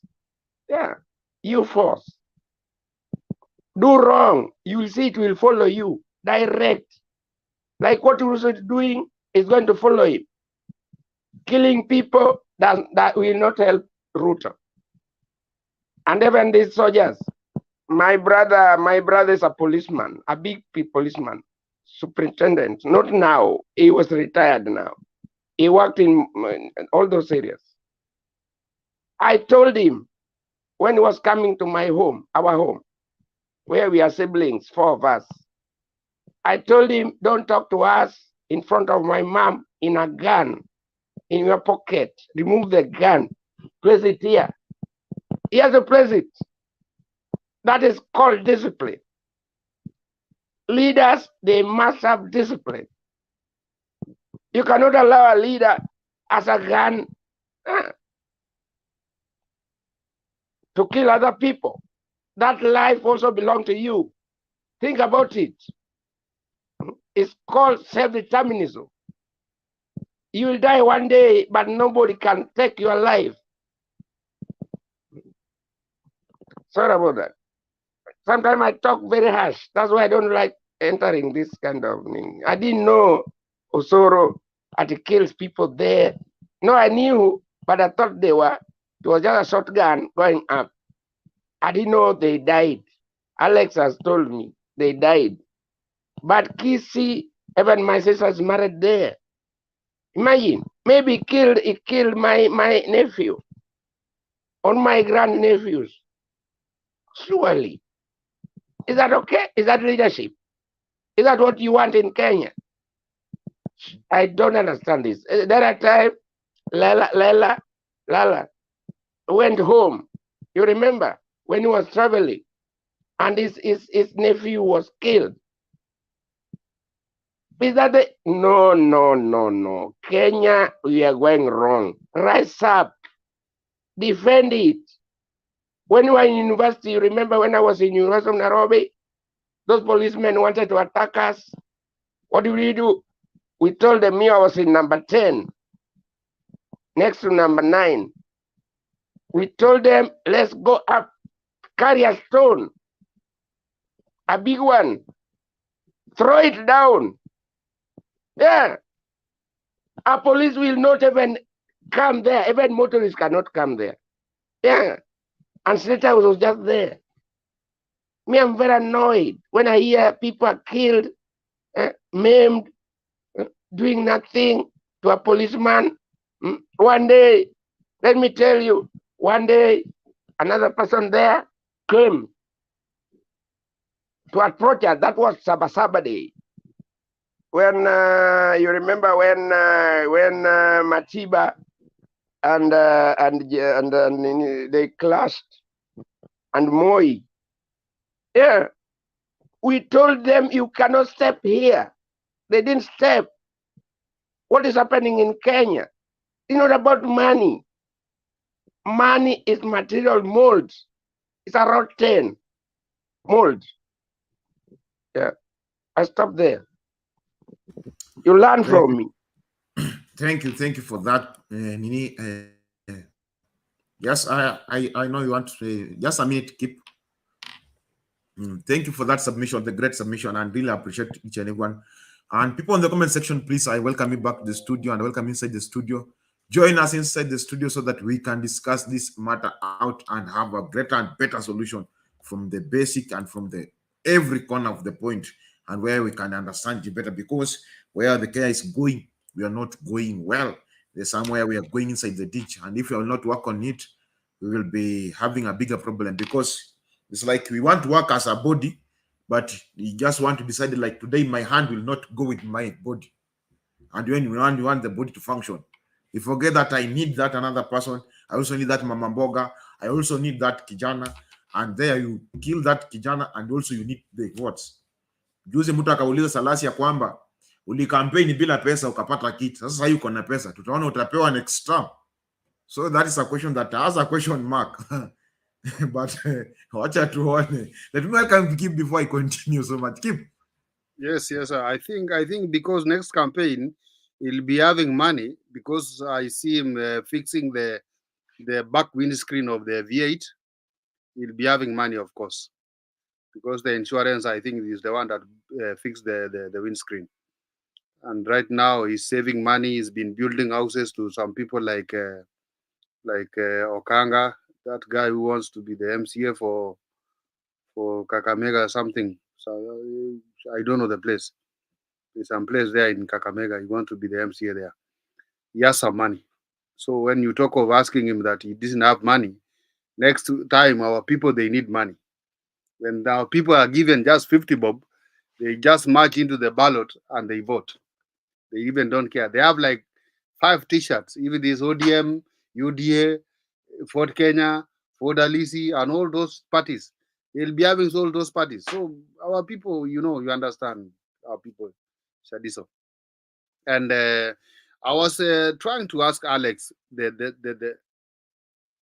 I see the question from Stephen. Maybe can.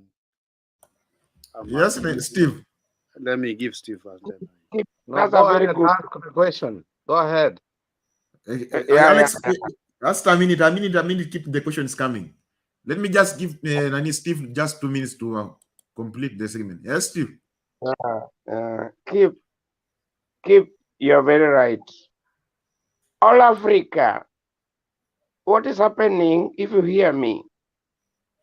Lack of management of resources. Yeah, we have status. We have morals.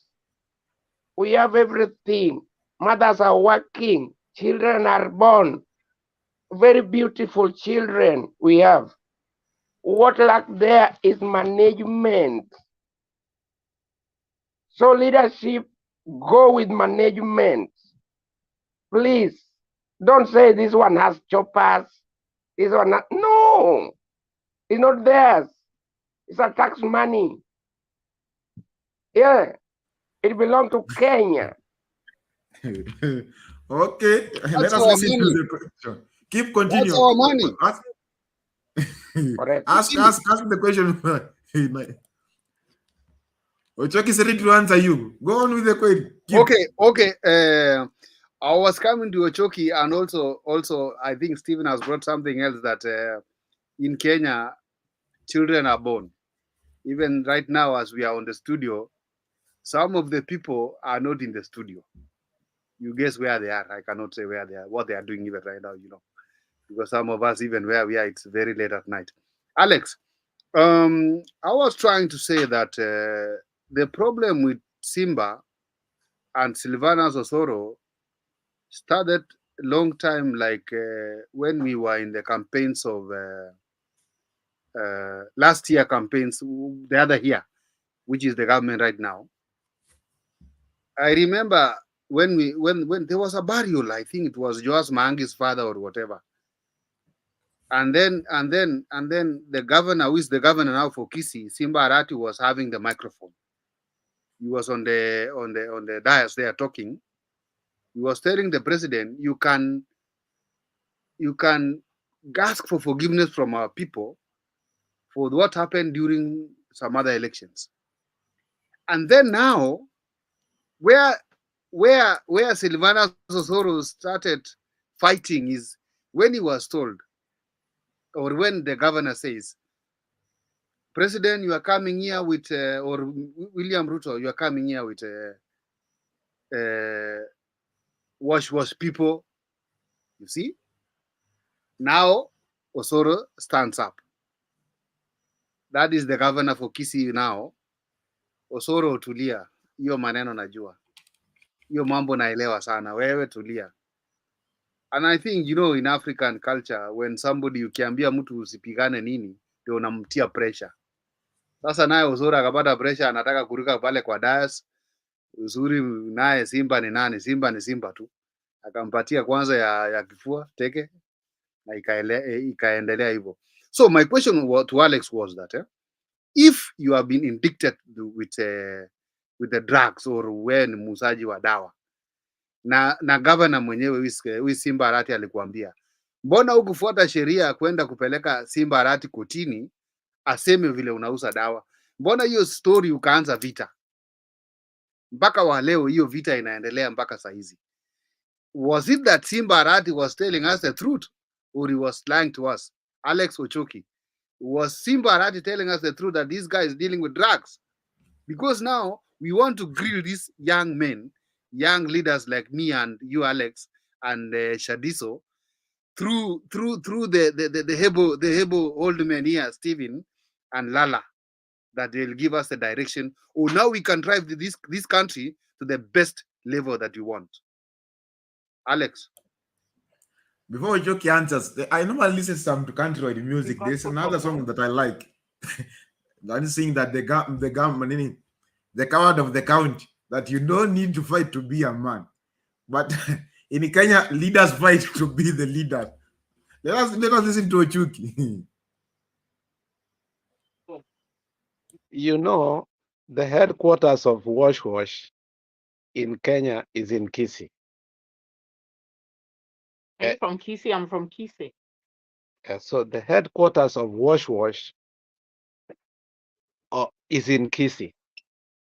Jaher is the head, the Nyaribari Chache member of parliament is the head of it. I'm from Kisii, but I don't know Wash Wash. Huyu anaitwa Sahiri Janda. Sijui Sahiri Janda. Yes. And talking on the phone. I've heard of something like that. Yes, and there are many more members of parliament that are Wash Wash. Remember when Matiang'i said that 85% of members of parliament that are going to be elected are going to be Wash Wash.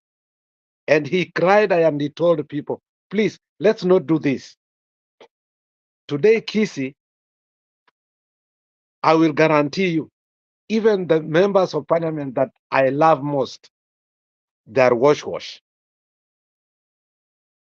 There is a guy called Kiangazi who lives in Suneka.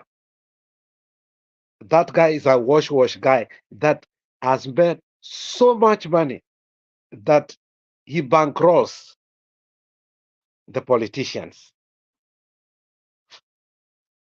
So when Simba Arati told him, you are working with people of Wash Wash, he was telling him the truth.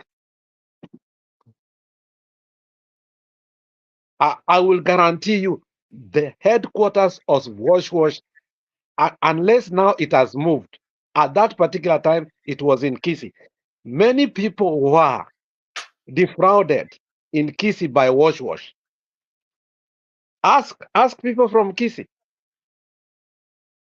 Mtu anakuja anakudanganya, anakutengenezea, unampea 40,000, anakutengenezea another 40,000. Alafu ukipeleka bank it looks good, inaingia.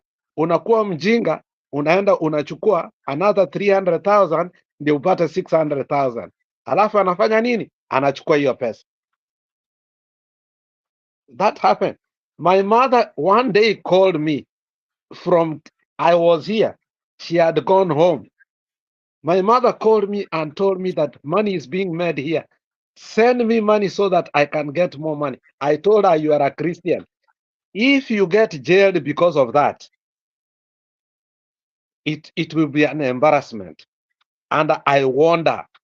And she stopped because I used the word, you are a Christian, you are a deaconess, and you are a member of the church. So Ruto's people in Kisii are Wash Wash. You need to know that. And that's what Simba was saying. Go ahead, ask the question. Alex, is it that now that are you answering us that the president is murmuring, is not talking anything about the war in Kisii now between the governor and the member of parliament? I don't know, South Mugirango, which constituency is that? Silvana Osoro.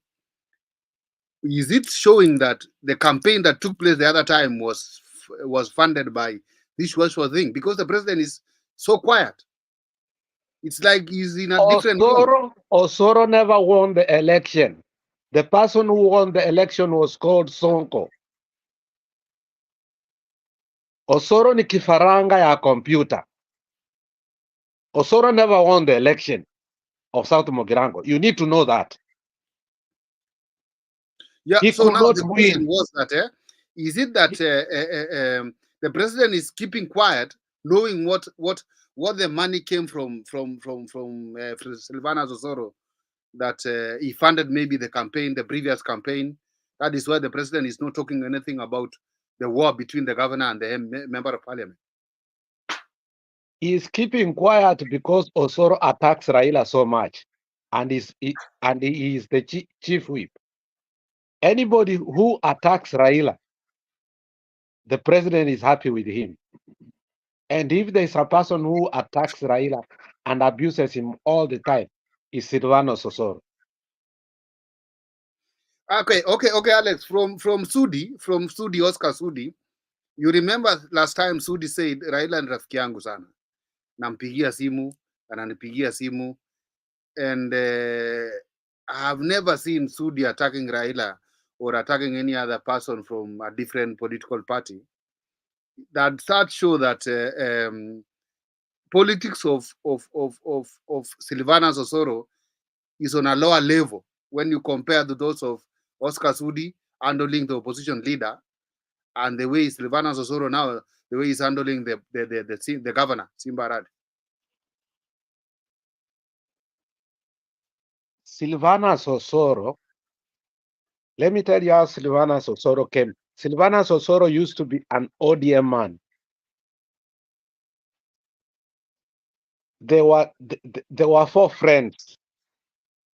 There were Silvanus Osoro, Kibagendi, Sifuna, and Japhet Nyakundi. Okay?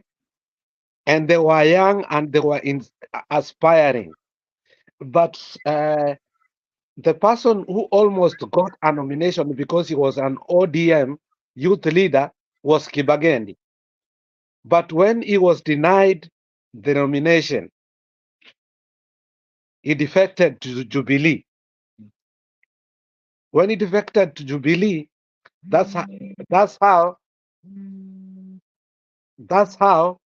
he got to work in the office of the deputy of the president. Silvanus Osoro used Kibagendi to come to the other side because he found out that getting a nomination in ODM was almost impossible, especially in Kisii. We had people with big pockets and big bellies who had money that especially you could not aungewashinda. Unaelewa? So he became impatient and he moved to the other side. Sifuna refused to move to the other side. He became patient. Akaenda Kandui kuuliza kiti, wakapata mtu wa Nairobi hakuna, wakamleta kuuliza Senate, akaanguka, lakini akamweka nini? Siti ya nini? Now you see where he is.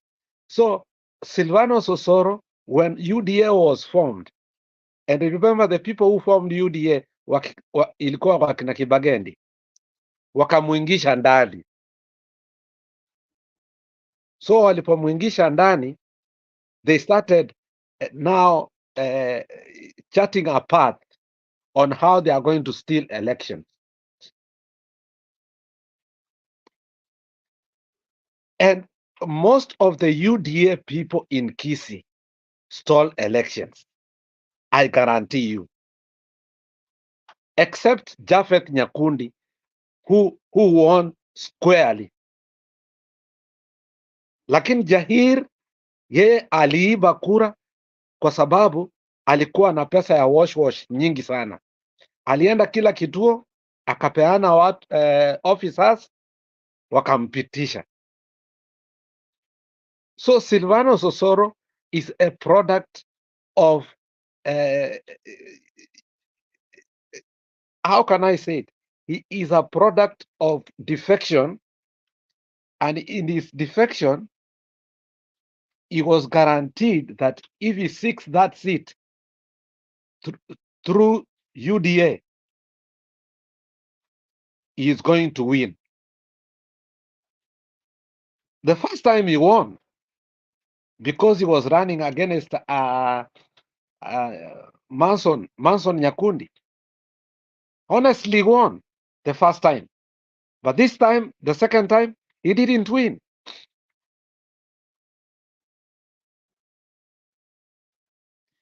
And the first time, he did a marvelous job in South Mogirango.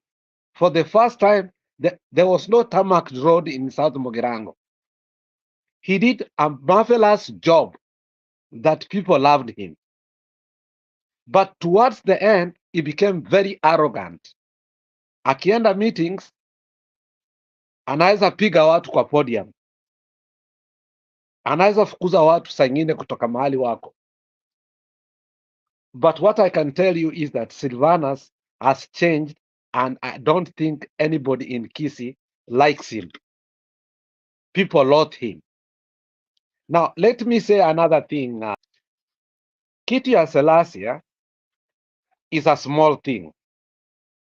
And I have opined here several times that the mistake we made is to refuse to prosecute Babu Owino for taking a gun and killing somebody while we saw it. So we set a precedence whereby an MP can do something and get away with it.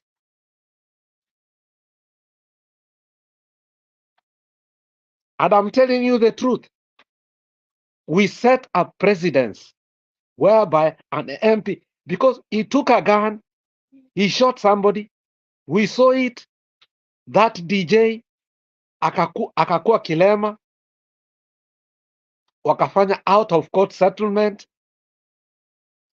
Babu Owino should not have gotten away from that thing. You cannot take a gun and shoot. Now today, Osoro has done the same thing. So it will be difficult to prosecute Osoro, because kesi moja inatumika kwa kesi ingine. Unaelewa? So tulifanya makosa, na watu walikuwa wanapenda Babu Owino, wakasema wacha tumuache. Oh, he has gotten out of it. But the impact that we are going to feel ni watu kupigwa kama Selassie anapiga mtu openly. No. Anapiga watu na bunduki. No, let me finish. And then such things are going to continue to happen because this case, the way it was finished out of court settlement was not the right way. At least he should have angepigwa penalty fulani ama angeenda for 6 months.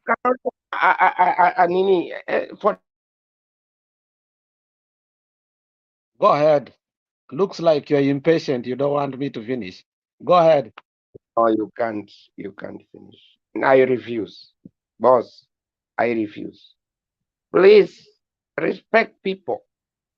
You remember when Tom Obondo? You remember Tom Obondo? You don't know, you are in the US. Yeah, it was a difficult than even for the one you are saying, Eastern Bakassi. Imagine. Don't be envious. A leader is born. That's what I told you before. My friend, a leader is not supposed to shoot people. They become crippled, and then you start telling me a leader is born. Don't be stupid. Use your mind. Yeah, Tom is still there. You are not there. You cannot take a gun and shoot people openly while you are in cocaine, and then you get away with it. What I'm saying, yes, he got away with it, but we set a precedence whereby it will be difficult for now to prosecute some of the cases that are going to come. No way. Alex, Alex. Steve, a minute, please. Steve, a minute, please. And Ruto. Steve, allow me please. to intervene, Alex, because Steve, please. when it comes to laws, I think we are not getting each other. Keep a minute. I think we are not getting each other.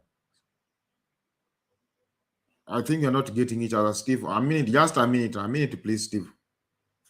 A minute, please. Let us just have an order and then we roll down. Okay? Okay. There's something that Steve's not getting it out.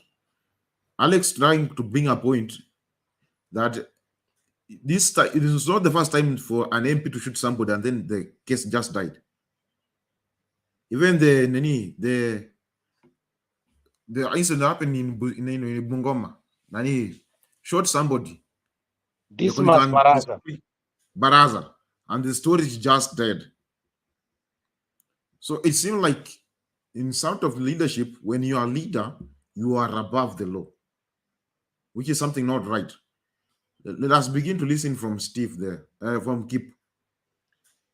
Okay, what I was trying to say, Shadiso, according to the laws, for the case of Babu Owino and the court and the family, they agreed to settle the matter outside the court. And the family agreed on that. And they sat down and they went to court and they say that we are settling the matter. Even the DJ himself, he agreed and he said that he even don't know who shot him. You see, he just found himself down. He doesn't even know if it was even a gunshot or what. You see. So now, when Alex, you compare the issue of Silvana Osoro and the case of Babu Owino, that it is very impossible to prosecute Silvana Osoro under the case whereby Babu Owino was not imprisoned, it is not adding up. Because even in Kenya, it is allowed you. I talk to you, Alex, kwamba nimekukosea. Tunaweza toka nje tumalizie mambo yetu kando na tuambiane kotini tumeagree tuende tumalize nyumbani. Na hivyo ndio Babu Owino alifanya. I don't know if you are getting each other. So let's not compare that way. Hakuna mahali serikali ilikataa kufunga Babu Owino. Waliagree na familia na hiyo story kaisha. That's what I can say. The law. The law is that sometime, because even me, I've been arrested long time ago. I was arrested. Yeah, but I said, okay, not in that kind of issue, which Alex saying. Alex, I've been following him. It's too much of Kisii, everything Kisii. You know, it doesn't matter. We have to take all the 42 tribes in Kenya. We have because I worked with them. All these tribes you see in Kenya, I know all of them with their names. If not with all of them, but I know one area. I've been here, Kikuyu land, El Molo, Turkana, Samburu. We found Burji there, Boran. Yeah. We live together. You cannot infer, for example, me, I'm talking sociology now. You cannot infer a felony to another felony. Deal with your own felony. Yeah. Babu Owino, we don't know what happened. Okay, if he did that, what about East Embakasi? They still love him. Yeah. They still love him.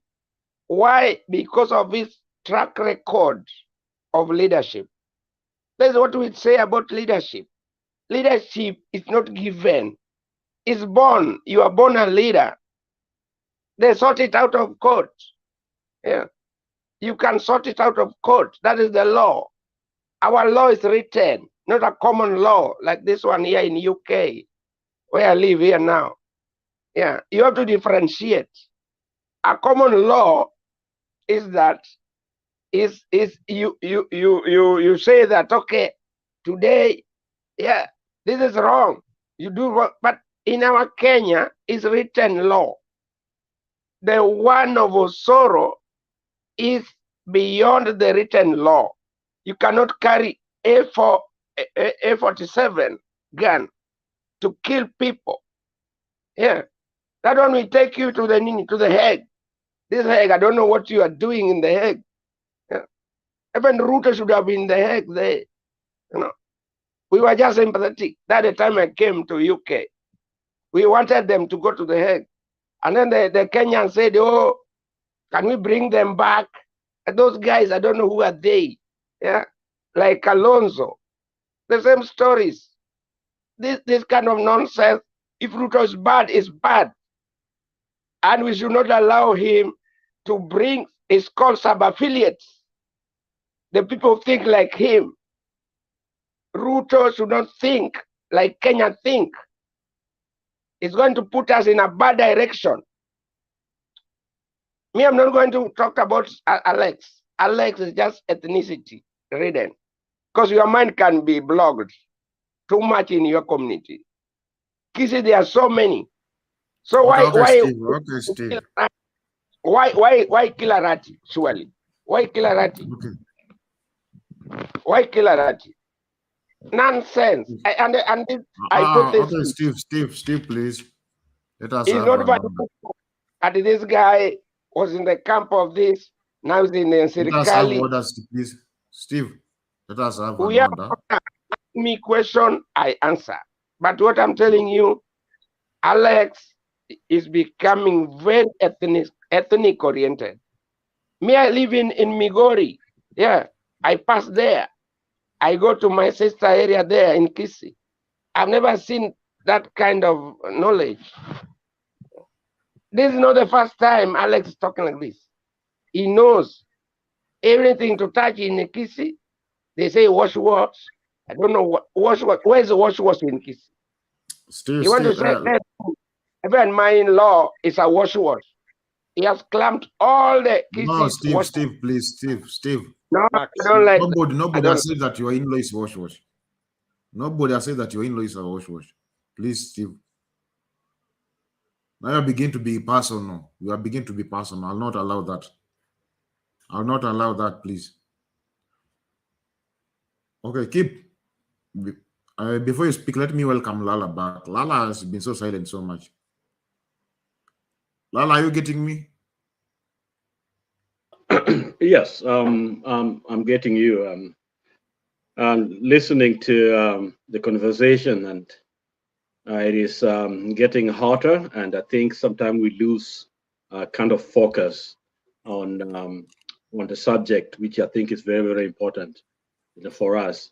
I think there are times that we forget the top of the chain, where all these bad things are coming from, and that is coming from Ruto, because I think has been defined by Stephen that this guy is a wrong leader. Clearly, when we talk about people who should not even be in government, guiding and directing all this evil, is Ruto and this government. And who is protecting Osoro? And to an extent, you can even sympathize with people like Selassie and others who are still youthful. They need the guidance and direction. Of course, there are times when we got rid of them, yes. But when a government is hunting you, government has got people trying to, there are those that are called enemies that are targeted. I think even I read Bozeki business is going down. 300 people are being, I think is letting them go. And somebody stated that the issue is because Ruto, it does not support Ruto. So if you don't support him, it means your businesses are gone. So if that's what is true, then we can see politics getting into business. So in other words, anything that does not line up with Ruto is as a target. And so we can imagine those who are anti Ruto, who are for the law primarily, what kind of forces that they are fighting against. So it's better for us to get the full context before we make certain statements, because we may be throwing the baby in the bathwater at the same time. That does not mean we excuse people for certain wrong things. We point those wrong things. The law is there to address those issues. But at the same time, we look at the bigger picture, what is really going on here. And what is going on is Ruto, who should not be the leader of Kenya. He doesn't deserve to be there.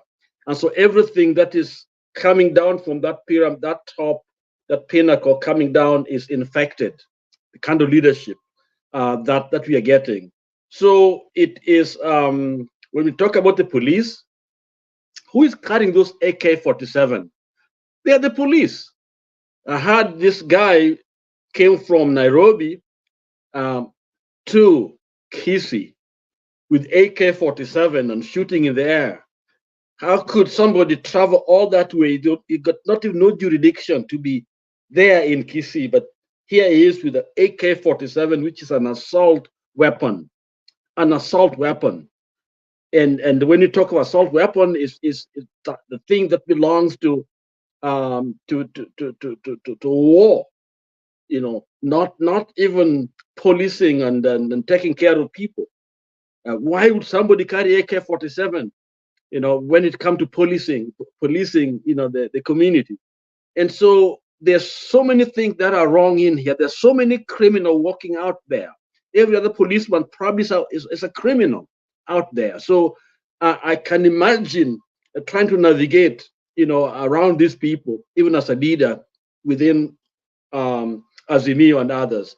So we must be understanding. At the same time, we must go by the law, because if we are ruled by the law, we carry out, you know, what the Constitution requires, then whatever we do is protected. Self-defense sometimes may be necessary, but you are doing within the law.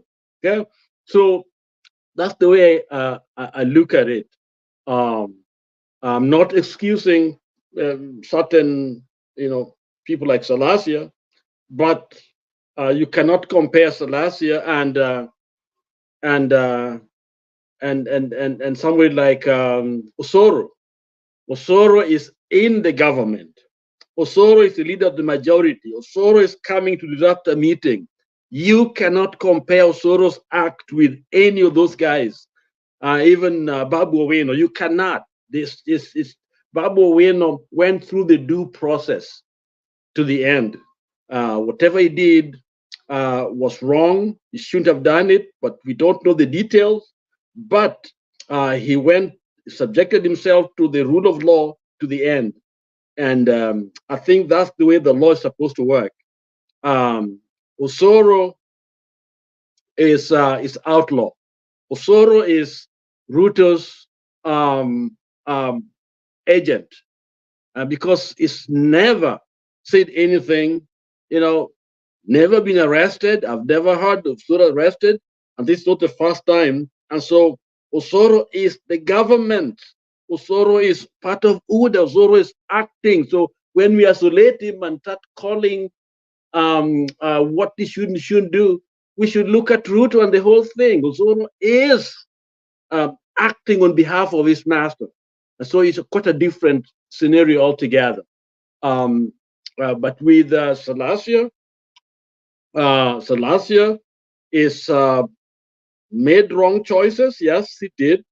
But we can also try to understand where he's coming from, and also to give him a chance if he can be redeemed.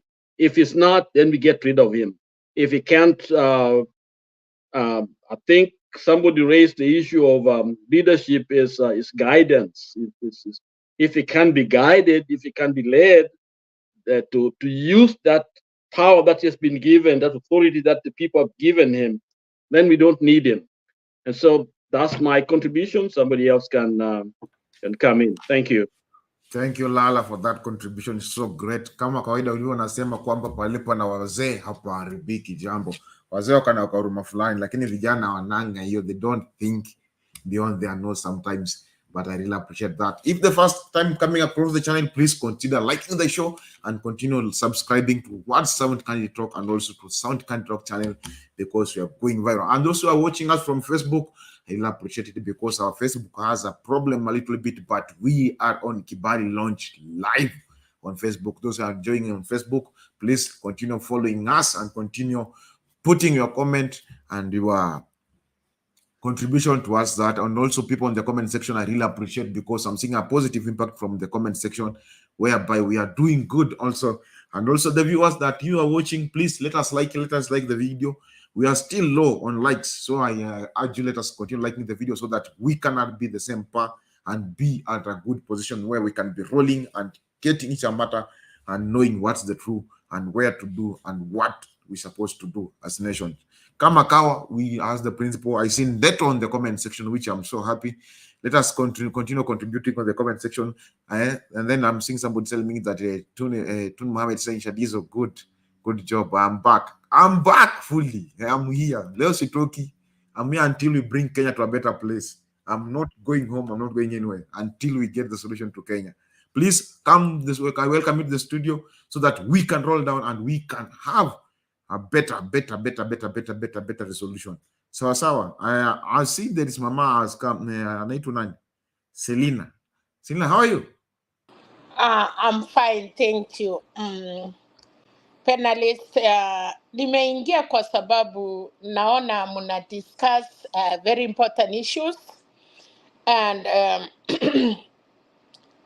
na kuna vitu inahusu nchi yetu maybe. So one, let me talk about nimeona mnaongea mambo ya vijana, hii vita ya Osoro, mnaongea Babu Owino, mnaongea Salashi, and you forget the father of all these people. Well, wakati let me talk about Babu Owino. Wakati wali kosana kwa bar, alichukua responsibility, akapeleka hiyo kijana, akampeleka Nairobi Hospital, akamutipu, na tuliona sisi wote kotini ya kwamba akiulizwa makaratasi. If I am not even wrong, alinunulia hiyo kijana nyumba. So alichukua na utamaduni, musisahau, kotini is not everything. Kwa jamii, watu wawili wakikosana, wacha ule ako uwai, mwenye amekosana na mwingine amekufa. Iyo utamaduni, I'm sorry. Utamaduni watu walikuwa wanalipa ng'ombe, kwa sababu mtu hawezi amuka, but ilikuwa kulipa ni kusema tunataka amani. Because kama umeua mtu ya mtu na nyinyi ni majirani, it will not wake up. Lakini ile kitu walikuwa nafanya, wanaongea jamii, wanasameana, wanalipa hiyo damu. Kuna kusema kulipa damu, hata kama umepiga. But ukisema mtu afungwe, yeah, he can go to jail. Anatetea na lawyers vile wako corrupt. So for me, amwezi fananisha mambo. Kama msichana wangu alipatiwa mimba, uwezi kama mwingine amefanya makosa unasema na mtoto ya fulani alipata mimba, mbona hakufanyiwa? We don't want to refer things like that. And here, jamii ya, hata nimesahau jina ya hiyo kijana, waliulizwa na church kama Babu Owino aliwaonga. They say no, walikubaliana. And the papers was in court. So mambo yenye imemalizwa na kotini tusilete kwa sababu wengine wamefanya makosa. Well, hii ya Osoro amepata governor ako na mkutano. And that governor, even though I don't know Kisii, I don't think kama Governor Arati alikuwa ameenda. Tuko na two governors in Kisii. Tuko ya Nyamira na tuko ya Kisii. So the governor was in his territory kama constituency yake ama watu yake, kwa sababu kama alienda kupeana bursary na hiyo constituency ni ya Osoro, for example, Osoro ako na fani yake kama member of parliament, akitaka kukuja kupeana bursary is allowed. Governor akuja apeane bursary kwa sababu hata yeye ako na token ya kupeana, it is okay. Women rep kuje, hata MCAs. Lakini madharau, na kwa sababu huko kwa serikali, that is why our country is down. Na uongozi hii yenye vijana, na hurumia watu sana Reverend Lala, kwa sababu nikikuona when I'm sorry, kutokea 50s karibu 60s, this leadership hawataki leaders wase maoni. Hata ukiwa umesoma uko na hiyo degree ngapi, but masomo ya kitabu ni tofauti na wisdom. Na kama aingekuwa na wasee, kulikuwa hata Biblia. So Kenya, yes, nchi ni yenu, ni ya vijana. Let me ask you, Reverend Lala, because I see you are a little bit. What will come up in 20 or 30 years to come? The Osoros, the Salasi, whatever they call them, are the leaders, are the parents. Will their children listen to them? Kwa sababu, kama we mwenyewe uwezi kujiheshimu, and I'm sure these people are over 35 years. They are not young. They are not 25 years. They are not 20 years. So, what are you showing people? What are you showing the leadership? What are you showing your children? If you are 35, what are you showing the young generation? Kwanza, kulikuwa na wisdom, kulikuwa na leadership, na hiyo yote imeisha. Kama kukua pastor, it was a calling of being a pastor. Si kwa sababu ilikuwa ni pesa. Kukua politician, walikuwa naangalia kwa familia, kwa kijiji. Ni msee gani watu wakiwa na shida, anaamua vita bila kuinsight. You Kenyans mumetupa hiyo yote nje. Sasa nyinyi ni vijana. Inasemekana, munakimbisha nchi. Walikuwa nasema ukikasirika, wacha iende kwa mbafu. Kwa sababu ukiweka kwa kifua, unaharibu. Nyinyi munaongoza nchi sasa na kifua. Lakini mungekuwa na ile wisdom, walikuwa nasema weka kwa lungs. Lungs ina breathe pole pole. Like a wise woman, msichana yake alienda nyumbani akamwambia mama, bwana yangu amenipiga ama tunakibiana. Mtoto akamwambia mama, nataka kuweka hii bwana yangu dawa akuchanga akinyamaza. Nataka kumuua ama alisa. Mama in the wisdom akamwambia msichana yake, akaenda chikoni ama alienda wapi, akakuja na maji kwa chupa. Akamwambia msichana yake, ukiona bwana yako akikuja, uweke maji kwa mdomo. Na akamwambia, ukimeza hiyo maji, utapleed. Ukimeza hiyo maji, ama uongee, utakufa. So the daughter was kama ameweka kwa mdomo, bwana anauliza maswali, msichana hawezi jibu kwa sababu mama yako akikwambia kitu, that is the last person you believe. Na mama yake akamwambia usiongee na rafiki. Don't share it. Ukishare unakufa. So akapatia msichana yake 3 months. Bwana mpaka anaenda anauliza marafiki, I don't know what is happening with my wife. Nikipika kelele, she cannot talk. Hakujua hiyo maji amemesa, ameweka kwa mdomo, na hawezi mesa ndiye apate chance ya kuongea. So mimi naona after this generation kinalala, sasa sisi tunafuata baba. Hawa wasee wachache batu wako Kenya. Now you have the president supposed to be 55 ama 50. Na group yake, they are killing the country. What will you tell your children? What do you tell your grandchildren? And then now you come here, unasema fulani aliua, hata mimi wacha niue, ama fulani alifanya makosa, kwa nini ula alifanya hivyo? You Kenyans, you leaders, hata nyinyi wenye tunawasikia, amutusaidii kwa sababu you are almost the same as those people. Muko sawa na hiyo watu wanamaliza nchi yetu. I would like to see msamaha ilienda wapi? Biblia inasema tusameane mara 770. Okay, do we still believe in the Bible? And if we do, kama mimi nimeua na Mungu amenisamea. Ma'am, dakika moja tu, kuna swali hapo kwa Kip, but before Kip, let me roll this and then Kip will ask the question.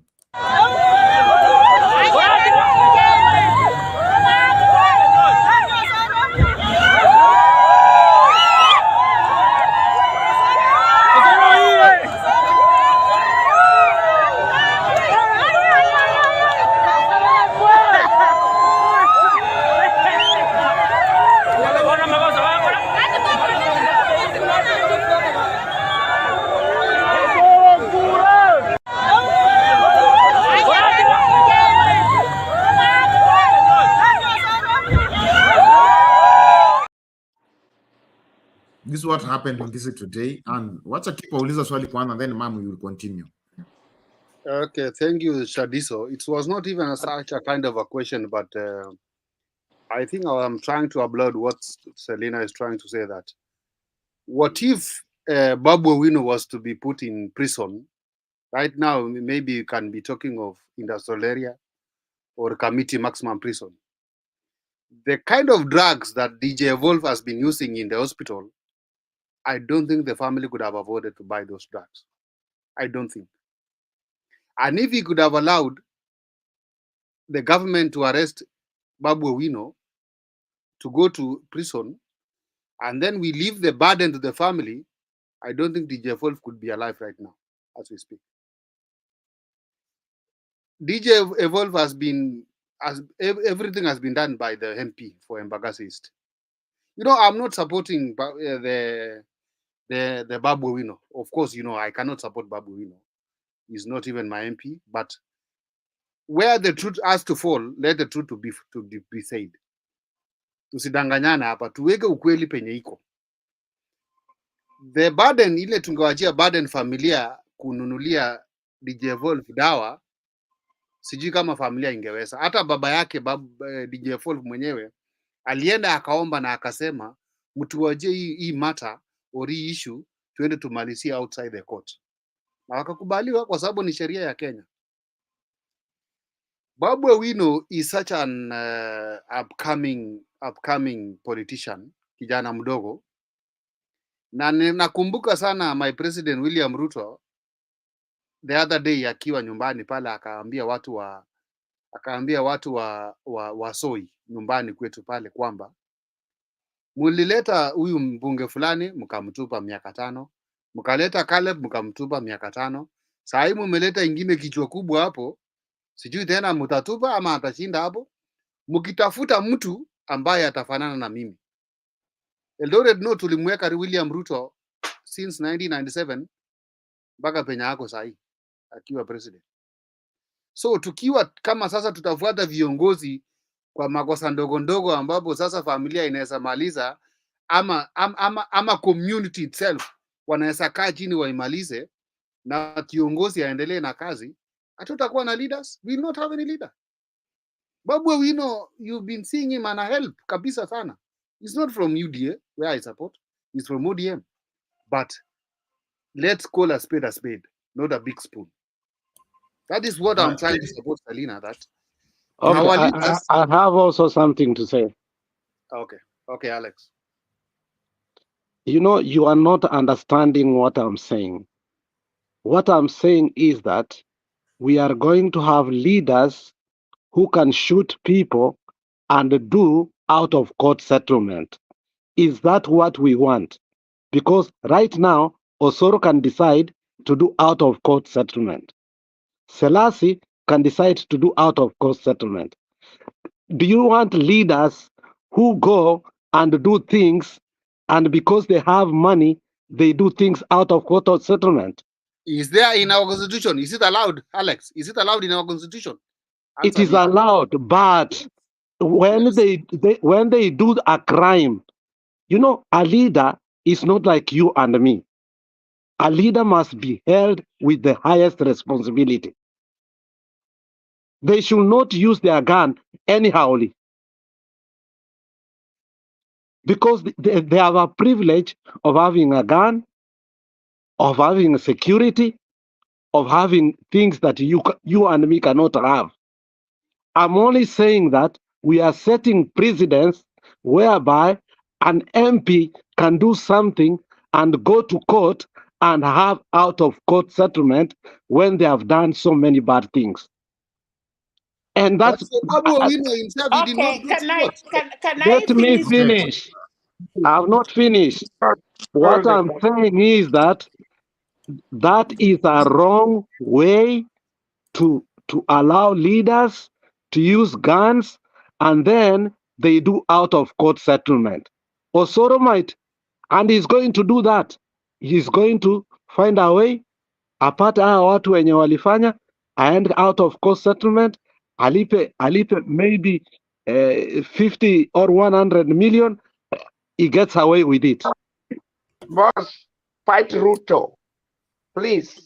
Can Yeah. I come in? Okay, Kwa sababu a minute, please, before you come in. I just have also a question that I want to pose to Mama.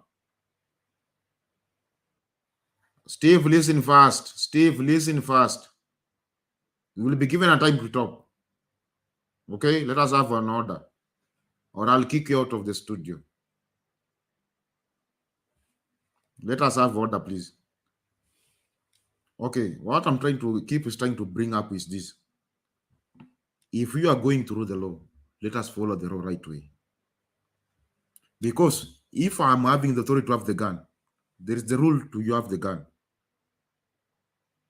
The gun is for protection.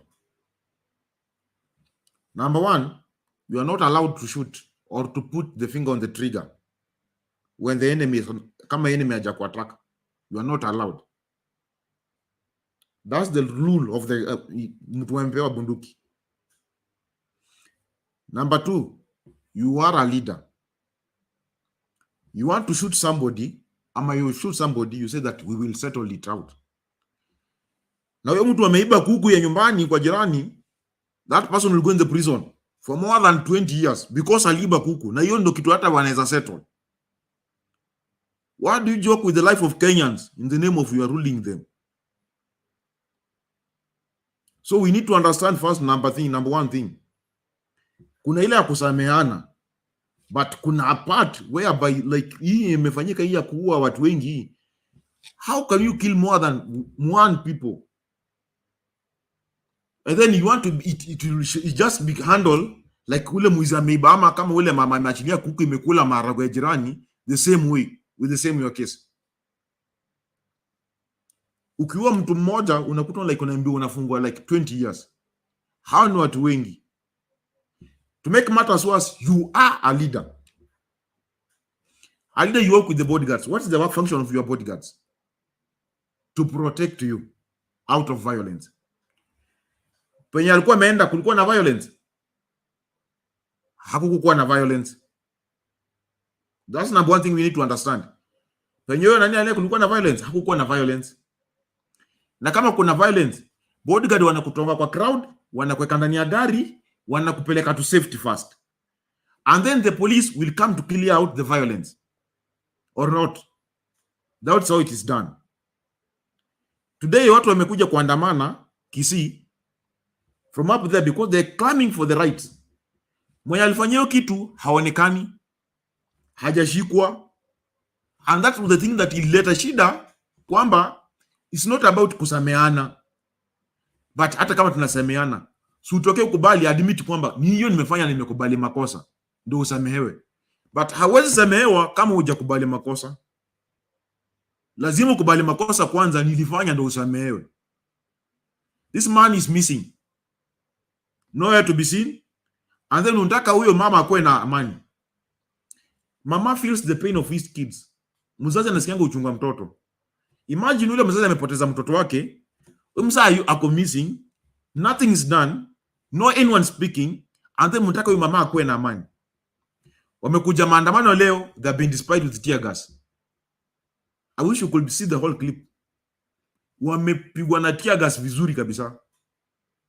So we need to understand which point are we talking about. Huyu mtu ako missing. So we need to speak we understand that huyu mtu ako missing na ameua watu.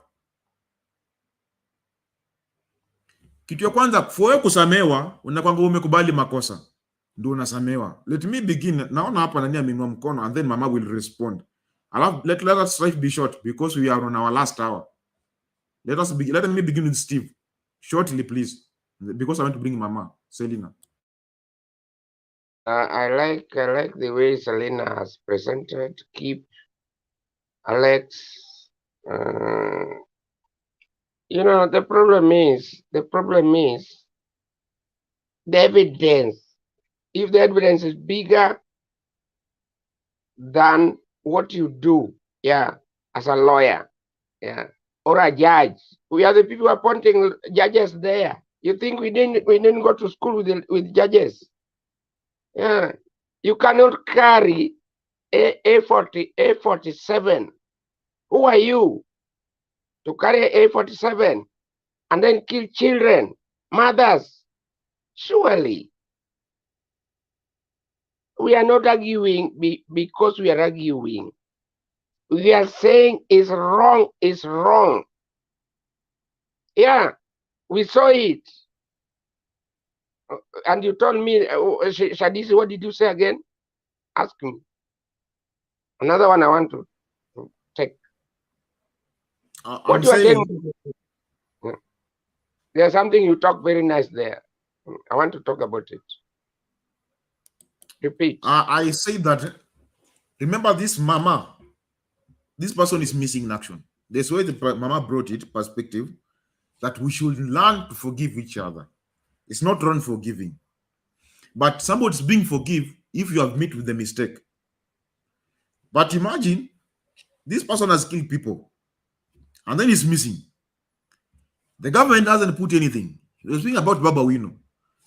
Baba Wino, everything was settled because he appeared in court, and then they agree in court.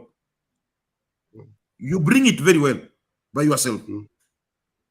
But this man, he haven't appeared, he's missing, and then he has killed people, and then you want to be having peace. How can it be possible? Yeah. Me, So can I come in 1 minute? No. Let me finish, Selena. Let me talk as a sociologist. I'm a big sociologist. Please respect me. Okay, I give you please 2 minutes because also some people want to contribute. Yeah. I'm answering you direct without mentioning questions. Because I mean, this is like an interview. It's not a panel. You're not now talking rubbish here. What I'm saying is this. There's what we call retributive punishment. There's what we call penology.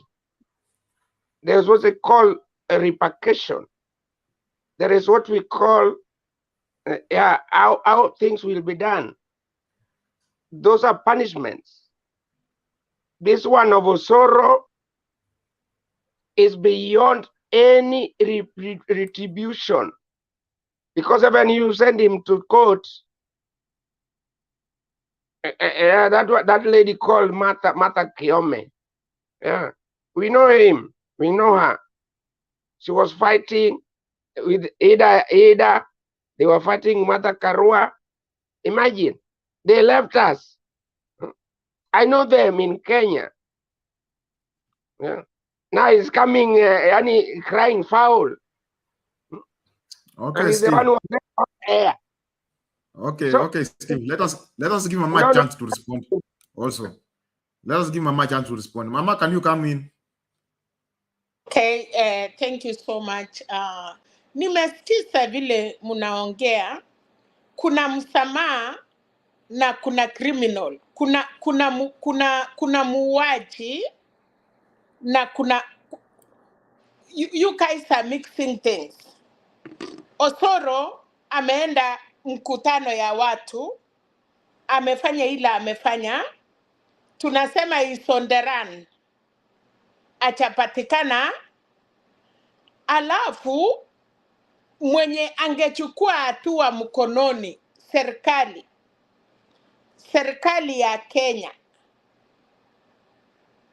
ndiye angetafuta Osoro. But kama mama, hiyo machozi imefanyika Kisii, imetosha.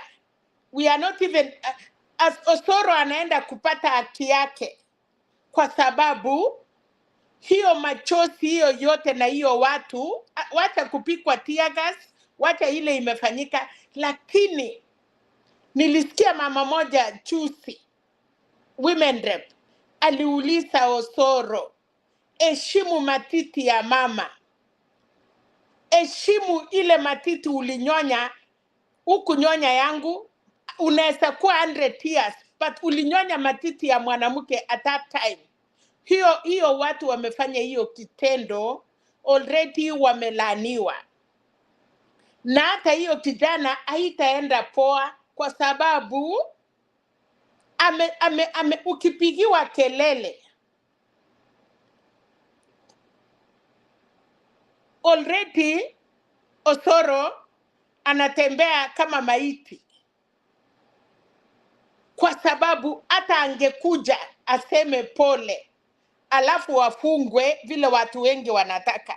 Kuna kitu moja pia nataka kuuliza generation, sababu naona moderator yetu leo ni kijana. I'm sorry, na hata kama wewe si kijana sijaona vizuri, but you are not 60 and you are not 50, so uko kwa hii group mzuri ya kina Alex, ya kina Mato, Penat, hiyo group mzuri batu wako na wisdom ya kuongoza watu. Tafadhalini, the revenge we are not supposed kupeleka, tunawachia mwenyewe. Kuna kitu, mimi ni Mkalenjin and I hope somebody was a Kalenjin there. Kuna mahali tunaambiwa wachia mimi, wachia Mungu atanilipishia.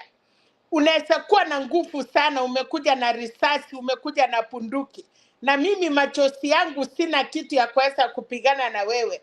Mtu akikuachia, ukubali hiyo Mungu, tuende Mungu ile ya Afrika ama Mungu ya saa hii. Ikifika mahali dunia imekuachia. So tukiwa hapa, mtusaidie sana ya kwamba kwa Bible kuna makosa na kuna kusameana, na kuna mtu kwenda kotini anafungwa. Kuna mtu ameenda chela 70 years, akitolewa chela huyo mtu awachiliwi aende nyumbani. Watu ya chela wataenda kwanza kwa hiyo village, waende watafute jamii, waite neighbors, kwa sababu wanataka safety ya hiyo mtu aliua ama alifanya kitu. Kama mtu angeenda prison 50 years na atoke na atembee kwa street, can you imagine? He has to get people kwenda kwanza kuongelesha kilani yake, if they will accept him, kama wanaweza kukubali hiyo mtu alifanya makosa. Watu wanakaa chini, aingizwi kwa boma, anawekwa nje, inatengenezwa tabu, inatengenezwa vitu ile imefanyika, alafu analetwe kama mtu. So vitu ingine, and leadership, kama kungekuwa kina Ouko angeuawa, kama kungekuwa kina Muke wangeuawa, kama kungekuwa kina Musando and the rest. So as we talk, kiongozi akiwa na sword mbaya ataua mpaka watoto yake na vifaranga yake. So hii mambo yote mnasema ni sawa, lakini mwenye anashika hiyo sword ataweza kusimamia ya kwamba kama wewe mama ama baba, mtoto yako wewe ni mwizi na uko na watoto na wamekuwa wezi, na majirani wanapika kelele wanasema watoto yako ni wezi, na wewe unasema no, mpaka siku ile hiyo mtoto atauawa, apatikana ameua ama amefanya makosa, ndiye the parents watasikia uchungu na watasema I wish wakati majirani ama dunia ilikuwa inaniambia mtoto yangu ni mwizi, ningekuwa na time ya kuongelesha mtoto yangu, hangefika hivyo. So hii yote tunasema, kwanza Kenya imeisha. I don't know what even we are talking today. Nilitaka kufikiria, nimeona Samia ule mama ya Tanzania, naona Kenya Airways mandege yenyu haitaenda huko. Naona Museveni amewapeleka kwa East Africa. Those are the things inatakikana. Si vitu moja bulani amefanya. Wacha hata ile ya Busia today. Mwenye governor anakuwa ODM sijui usiku ama mchana, alafu sijui saa ngapi anafanya nini. You know, watu wanafanya vitu yenye watu wanaona. Ukweli ni kwamba tuliambiwa Kenya hakuna wachinga. I'm crying of this generation. I'm crying ya kwamba mahali munaenda, mahali nchi yetu inaenda, we don't have leaders. We don't. Na hata wale leaders wamenyamaza. Na kama sijui wamenyamaza kwa kupenda, sijui wamenyamaza juu hakuna mtu wanataka kuwasikiza. Hata hapa, hii ni rai kidogo sana, lakini munaona hata tukiongea tunapishana. tunataka kuonyeshana how smart we are, lakini kama sisi wenyewe tuchiampo ndio wenye wanatusikia waone these people are really talking sense. Hata nikisema kitu itakufurahisha, tusipishane ama tuone mwingine kama ajui, kwa sababu the wisdom we have hatuko sawa. So nataka mbarikiwe. Nilitaka tu kuingia kwa sababu kama mama sikukuwa nataka niendelee ninyamaze nikiona mkiongea mambo yenye hata wasee wanarekebisha. Mimi kama mama moja msee moja, na tushikane na wasee wachache wanakuanga kwa hii kituo, ya kwamba tutaribu sana na tusaidie young leaders, tuwasaidie wale vijana wetu watakuja kuwa viongozi. Mahali rais yenu amewapeleka na kina Ndindi Nyoro na hiyo kurubi yote wako na damu, pelekeni uongozi na muweke kwa mbafu, msikuje na kifua itapasuka. Asante. Thank you, ma'am, for that great submission, Selina. And I appreciate. Naona Kipu amerudi, ameretrieve mbaya mbovu. I appreciate Kipu before, but I give just a minute. I'm giving you the opportunity to speak. We are on our last hour, the 5th hour. We are rolling down. Remember, dakika chache sana. So I urge you people in the comment section and see you are doing good. The comment section is still vibing. I'm seeing that on the comment section. Detro, come inside the studio. I want to see you. And someone is saying at Shadizo. Okay.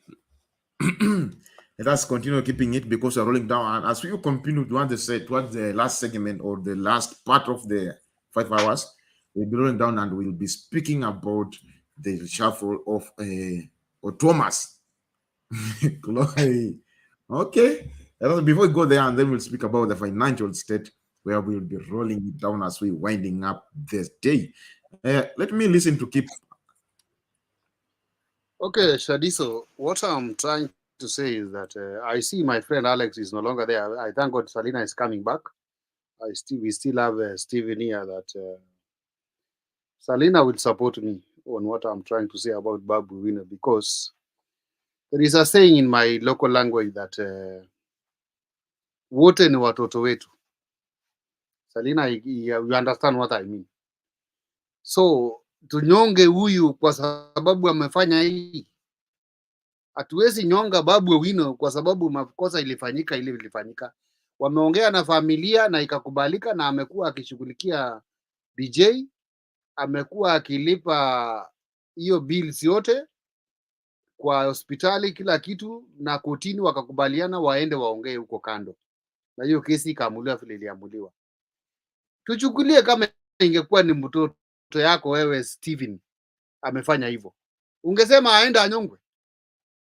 Watoto ni watoto, my brother or my father, let me call you, because I see umesonga songa kidogo, you qualify to be my father. Watoto ni wale wale, na hata sisi, mimi mwenyewe niko na watoto saa hizi, wana grow tu vile wana grow. Siwezi jua hapo mbele nini itafanyika. Kuna mambo itafanyika ambapo nitaomba tu Mungu niseme please God help them waishi maisha mzuri. Wewe ndio ulisema hapa sisi vijana tunapewa uongozi, lakini tunalewa na hiyo uongozi. Na sasa wale watoto wetu watafanya namna gani wakiona babake ni kiongozi? Anaanza hata yeye kulewa kwa sababu anaona babake ni kiongozi, analewa. Sasa ni kuleta ule mtoto polepole, baba usiende hii njia, enda hii njia, enda hii njia, tuende hii njia. Unaona?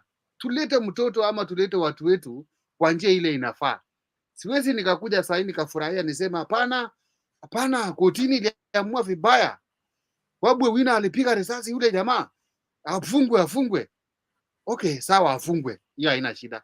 Nani angemgaramia mambo ya dawa ya DJ Wolf mpaka penye amefika saa hizi? Hata kama amekuwa Okay, tujakataa hiyo keep. Tujakataa hiyo, we agree that and tulimaliza hiyo. Because we are moving. My network ilirusha kidogo. That is why I'm still coming up there. You see? Okay, but we come with the conclusion. I thought the comment section may come to the conclusion of that. The discussions about Babu, you know. Yeah. Okay. So I've added on that. So now let's be tolerant to each other and accept that makosa utokea, and let's have a way to treat the makosa. Nimekuona sasa sana Stephen ukituinulia Biblia, the Bible. Let's stick what is even in the Bible, that tunasameana na tunasonga mbele. Tusiweke kwa roho. Salina hapa amesema weka kwa lungs, pumua, pita iende na maisha isonge. That is what I'm there, Shadi. Let's move it. Okay, thank you. I have Steve, before I come back to you, I just have one question for Selina. Selina, there's this about something about going on about the currency of Kenya. I want to play for you the video so that you can get to understand it better, and then you will speak about it, and then also Steve will speak about it. But I'll begin with you. Let me play the video first. The shilling has weakened further to trade at a new low of 160 units to the US dollar. Now, this comes just 6 weeks after the Central Bank of Kenya raised its benchmark interest rate from 10.5% to 12.5% to arrest the slide of the currency. Now, let's take a quick look, actually, at the trends between the US dollar and the Kenyan shilling. Now, looking at the graph and going 5 years back between January 2019 and September 2022, the shilling lost ground against the dollar by only 20 units to stand at 120 shillings. In contrast, the local currency subsequently depreciated at a much faster rate in just 17 months to trade at the current level, falling by an additional 40 units. The fast pace of weakening started in the second half of 2022 when the country held its general election, and the steepest decline was seen last year, with the shilling weakening by 20 units in 7 months to the current level from 140 shillings at the start of July 2023. The depreciation of the shilling has been attributed to multiple factors, including the flight of foreign capital, rising interest rates in developed economies, and global economic shocks brought by the Russia-Ukraine war. The National Treasury, on its part, earlier said that the local currency had been overvalued and was now settling at its true value. The question on everyone's mind is, how low can the... Okay, that is one, and then we'll be... Mama, I want you to speak about that for just 2 minutes, and then I'll give also Steve to speak for 2 minutes. Thank you so much. Mambo ya Kenya, mambo ya dola, mambo ya shilingi. Hata wacha niende ile mama ya chini, ama ule mtu anafanya biashara, kula anauza ng'ombe, ila anaenda soko. Sijui kama mumaiona vile watu wanachaa sokoni. Alafu wakati sasa Kenya viongozi ni wezi.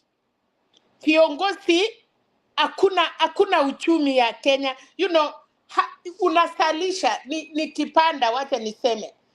March tunaenda kwa shamba, tunapanda mahindi. Nisipopalilia mahindi yangu, nitafuna nini? Kweli niliweka kwa shamba, nikapanda.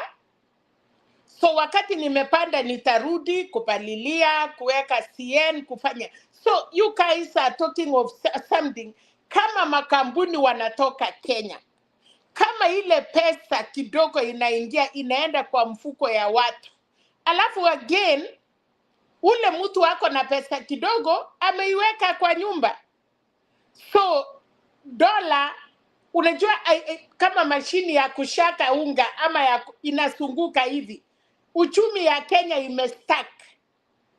I rotate, mimi niseme ile yangu ya uraisi ya washosho. Ya kwamba kama unaenda kushaka kishaki, mahindi ukiweka ikiwa msito mpaka ishakwe ikue. So kama mumemaliza inchi, ile kidogo munapata inaenda kwa mfuko. Ile kidogo ikifika inchi ya Kenya, unaona Tanzania yenye hatujai karibiana inaturuka. Uganda yenye hata hatujui vile ilikuwa, unaenda na shilingi 10, yani. So we are really, I don't know what you are saying. Na hata hiyo dola batu inaanguka wa Kenya. Muamerika anafurahi sana ya kwamba pesa dola, unajua sahii sisi shilingi yetu imeanguka. Wakati wanawapatia mkopo pesa yao na ndio wanatucharge. So I think we need to come back and sit down. Lakini uwezi kaa chini na hii serikali. Hii serikali ni tasa.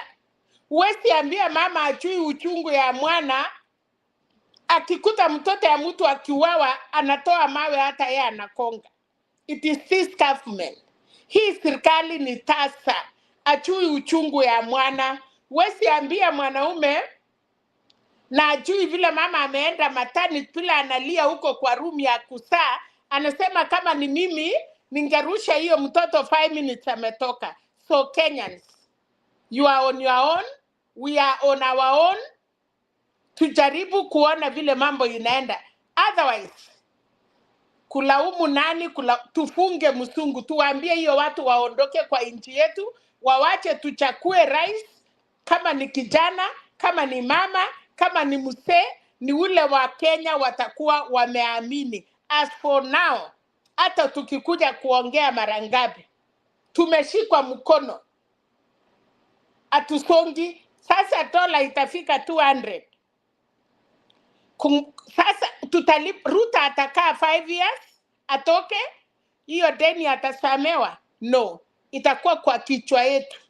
Hiyo pesa yote wameipa, hakuna vile tutaambia IMF ati haikukuwa sisi, mali yetu itachukuliwa. So I hope Kenyans, mimi hata sijui nitasema nini. Kutoka 120 mpaka sahi ni 150. Ndio hiyo by April imesonga, hairudi chini. We have the wrong people. Steering, kari, brakes ilikatika, iko kwa mteremuko, ni vile tu imepaki kidogo iingie kwa mto. Otherwise, tusipojua vile tunaweka mawe, ndio hiyo kari ama iwekwe ikonge kwa ukuta, Kenyans, we are doing bad. Asante. Thank you, ma'am, for that great submission. I just give Steve before I give PK, the namesake of the Salasia. Just 2 minutes. Unmute, Steve. Talk about micro and macro. Those are two things. Micro, as Selena said, yeah, that's called micro. There's another thing called bottom up. That's where you went wrong. I was here during election. Then I said, this guy talking, that's not a policy. You cannot start by bottom up. And then second, because I want to be brief, there's nothing called it's called World Bank, IMF. We know them. Like this guy called, who is this guy who defected from Nini? And where is this guy? From ODM to Nini. He was working IMF. Yeah. He was a conduit, a lawyer, conduit. Kenya, we have had a conduit there, which in IMF. This guy who defected from Gwasi South, Soba. You know him. You had it, I had it somewhere here. That is micro. Now, when you go to macro, Kenya macro is okay. The buildings, it's called what? The highway, which Uhuru Kenyatta gave you. People can see it. But where's the money? Borrowing to repay does not make country well. That's a big statement in economics. Don't tell us that you borrowed like Ruto.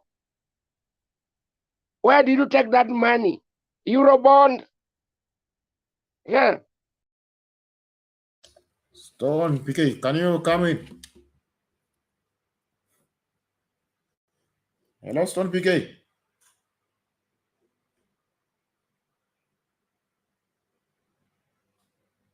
Are you getting me?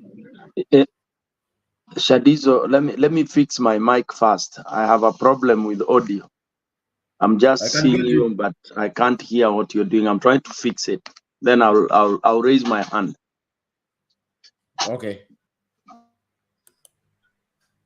Let me finish, boss. Sadiso. Sorry, what's your name? I don't know, because I don't have eyeglass proper to reading.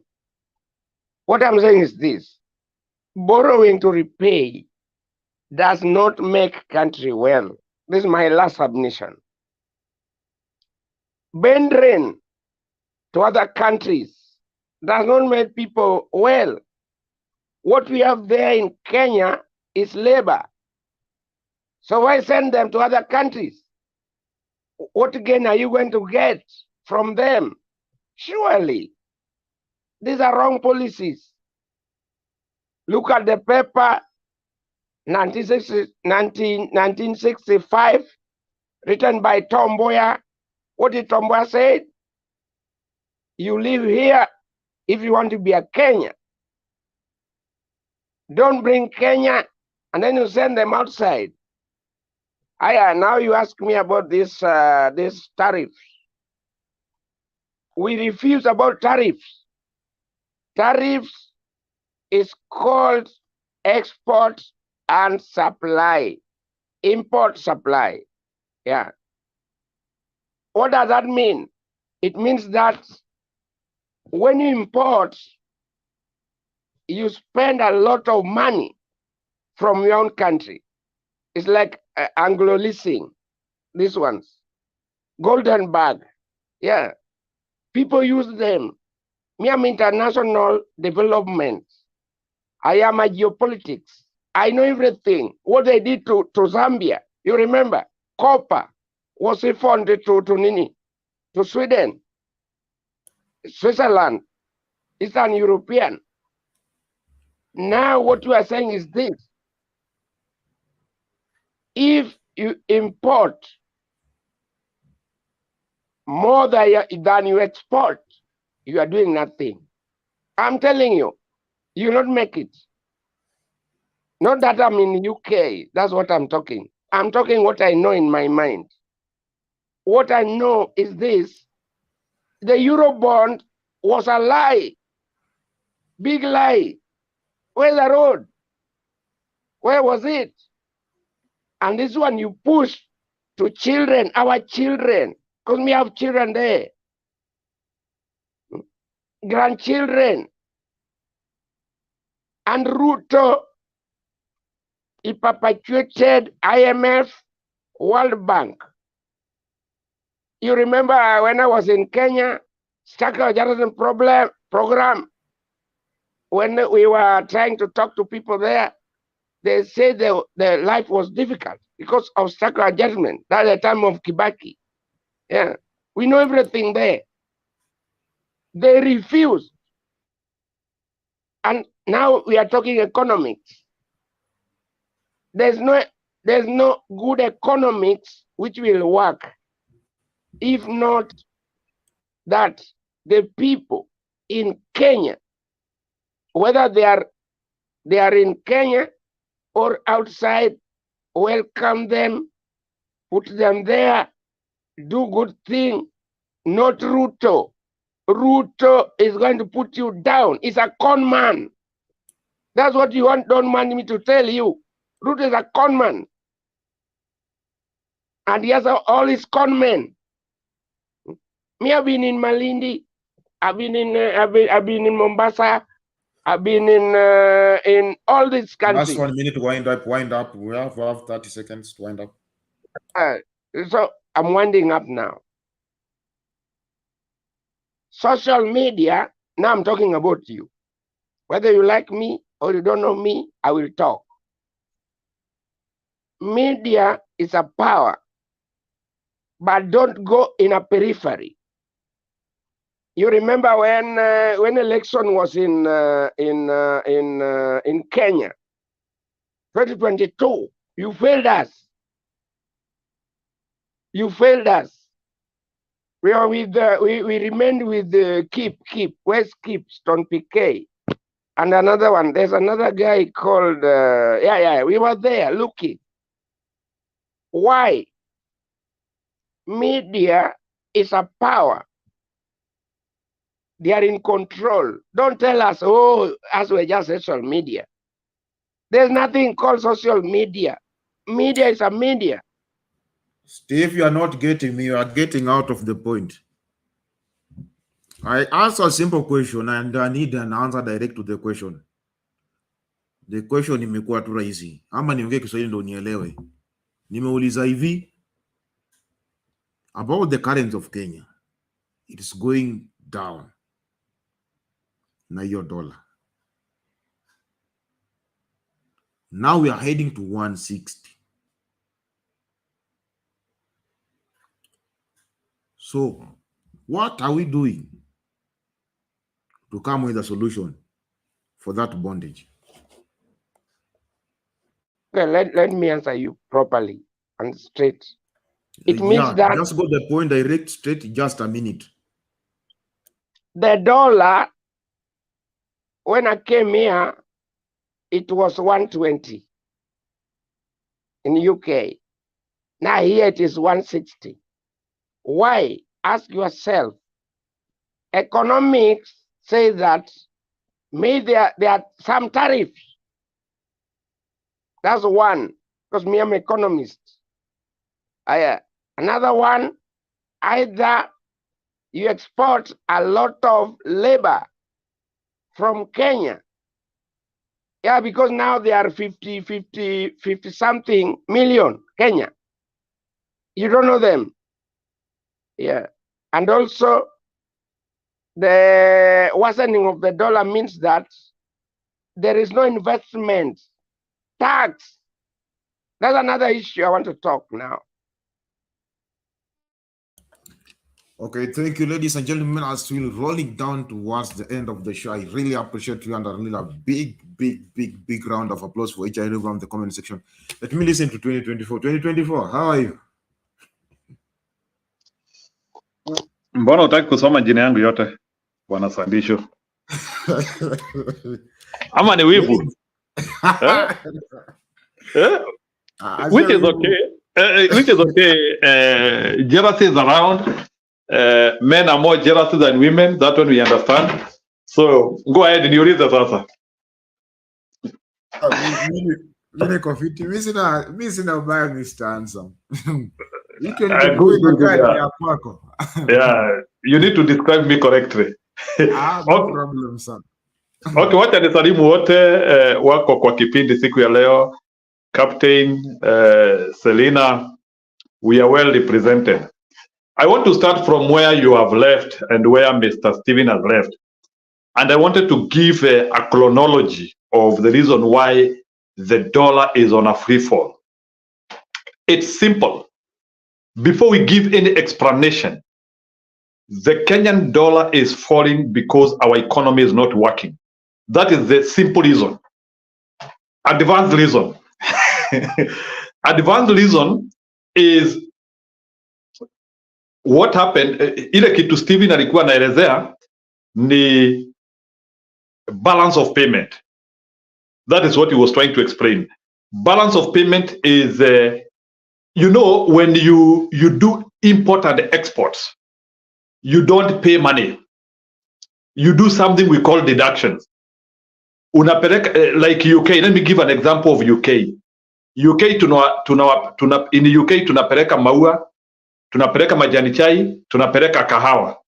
What does UK bring to Kenya? UK brings guns, wanaleta magari, maybe like the Land Rovers, wanaleta software. So they value what they have brought to Kenya, and then Kenya values what they have taken to UK. Then we do a subtraction. Then when we do a subtraction, tunaanzia kuuliza nani yako na pesa ya mwingine. So definitely if you are supplying food products and somebody is supplying machinery, utajikuta we ndio uko na deficit by default. Because like if you are importing like a chopper from Russia, for example, Sukhoi 29, they will sell you that chopper at $30 million. So you can imagine the value of $30 million against kahawa yetu na hizi vitu zingine. So the slim response to this is that number one, Africa cannot compete in a global market because we produce irrelevant. That is one thing which people need to understand here. Na hii vitu nataka kusema hapa, agriculture will never help Africa, for your information. Mababu wetu walilima, sisi tunaambiwa tulime na wengine. And I want to confirm here, hata tukiambiwa tuende kwa mashamba namna gani, our economy will not even blink. Why? Because agriculture is cheap commodities. Nyanya ni pesa ngapi?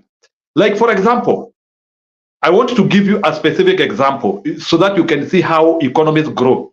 Laptop. One laptop is between $200 and $500, depending with the value. And there are countries, and you know there are prototypes, and those things have been customized. How many laptops are we receiving from abroad, from America? HP, Dell, how many laptops are you receiving? In millions. This is what happens today. How many Kenya? I want to give an example of South Korea. You know, I want to be practical today. We were like South Korea. Today, South Korea is a masterclass producer of TV. That is, they produce Samsung, they produce fridges. That is, I'm naongea story ya South Korea. Wako na fridges, and they vitu kama LG, they produce those things. Today in Kenya, every home, you will either meet somebody with a Samsung phone or you'll meet somebody with an LG TV. Today, almost. I'm even Samsung, or even a fridge, which is from a South Korean company. So that is in Kenya, you will meet a South Korean product in our houses. Okay, which Kenyan product is in South Korea? Unajua ndio ile maswali tunafaa kujiuliza even when we are talking of the economy is not working. Hata wewe Bwana Steven, you can help me understand this. Apart from Ketepa tea, which is amepotea. Apart from Ketepa tea ya $1 or 60 cents, depending with how much is being sold. Which other Kenyan product is in the South Korean shelves? We are having nothing. Hakuna kitu yetu iko South Korea. Ni majani chai tu ya Ketepa, sijui Nescafe, na sio sisi tuna produce because ishaenda ikafanywa production pahali ingine. So in a nutshell, what happens is that for you to compete, and that's why unaonanga watu kama UK and US, their currencies can compete because they are co-working on manufacturing. They are equal partners on manufacturing. In Europe, they are producing aeroplanes. In America, they are producing Boeing's aeroplanes. In Europe, they are producing software na vitu zingine. China became a competitor also because iliingia pia kwa hiyo rig. So this is what happens, Bwana Shandizo. And this is one thing which I want to explain here. Sababu najua saa zingine tunakujanga hapa tunajidanganya. Africa is in a doomed situation. And that is something I want to explain here. Africa cannot be helped as long as our mentality is as it is now. We have been glued to failure. People can tell me here that I'm too radical, but the truth of the matter is anything about Africa is not on today's context. Sisi ni wale watu ambao tunajifanyanga werevu sana. We think that we are so bright saa zingine, and there is nothing we are doing for the propagation of our own freedom. And for example, what is preventing us from having simple manufacturing? I've already given an example. I've given a simple example here. Like South Korea is not doing so many things. South Korea, they are just TV na simu here too, and they have been able to stabilize the lifestyle and create jobs for their people. What are we doing as Africans to do that? Si kila president akikuja ama kiongozi wetu akikuja, we will do manufacturing, we will do manufacturing. They are liars. They are liars. So, Bwana Shandizo, it's clear. We have to become truthful to ourselves. First of all, we have to hate liars, retrogressive leaders, people who have nothing in their heads. For your information, 80% of our leaders are not qualified. And I will say this one totally. Sio watu wanatufikiria. Those people are thinking about themselves. They are thinking about their mipango ya kando. They are thinking about how they are going to steal from us. They are useless. They are not people who can think beyond the nose. Whichever divide of politics we are talking about. So there is no way, there is no miracles of development. Development is strategic. So as long as policies remain as they are, and this is something I want to say, because even Asia, there is the reason why I give the example of Asia. Asia was living in the same bottlenecks which Africa is living in now. Na hizo bottlenecks ni wewe unajiondolea through having progressive and serious leaders. Munakuwa na kiongozi ambaye anawajali, na huyo kiongozi anaondoa those bottlenecks. Kiongozi huyo anasema sasa hatutafanya hivi tena. This is how we are going to do business. So Bwana Shandizo, Africa has been destined for doom, and Africa cannot be helped as long as we are having leaders like hawa kina Zakayo hapo. Mtu ambaye anajifanya mwerevu, and he is actually somebody who needs mental help. Mtu anakuja kukudanganya hapo live, at the same time huyo mtu ajui ya kwamba pia wale watu anafanyia kazi huko mbele wanadanganya yeye. This guy is being misused by his masters huko juu, but yeye anafikiria akikuja kukudanganya he has really done miracles to his life. As long as we are having dishonest people like Zakayo, we cannot even move an inch of iota of anything. So our economy will continue. In fact, for your information, Bwana Zadisho, I want to announce doom here. Africa will continue worsening. For your information, our fathers had better life than us. Us, we will have better life than our children. And our children will have worse life, as long as they will continue having people like Zakayo. People, watu tu ni kiburi tu na hakuna kitu wanafanya. Somebody is busy coming to tell you that the economy has stabilized. And saizi anaenda tu kwa marari sahi, the economy has stabilized. The economy has stabilized. And this person who is telling you the economy has stabilized, dola ijasonga. This guy came and cheated you. Kuna siku walikuja wakasema we will be buying oil in Kenya shilling. Na hiyo dola tunairudisha 136.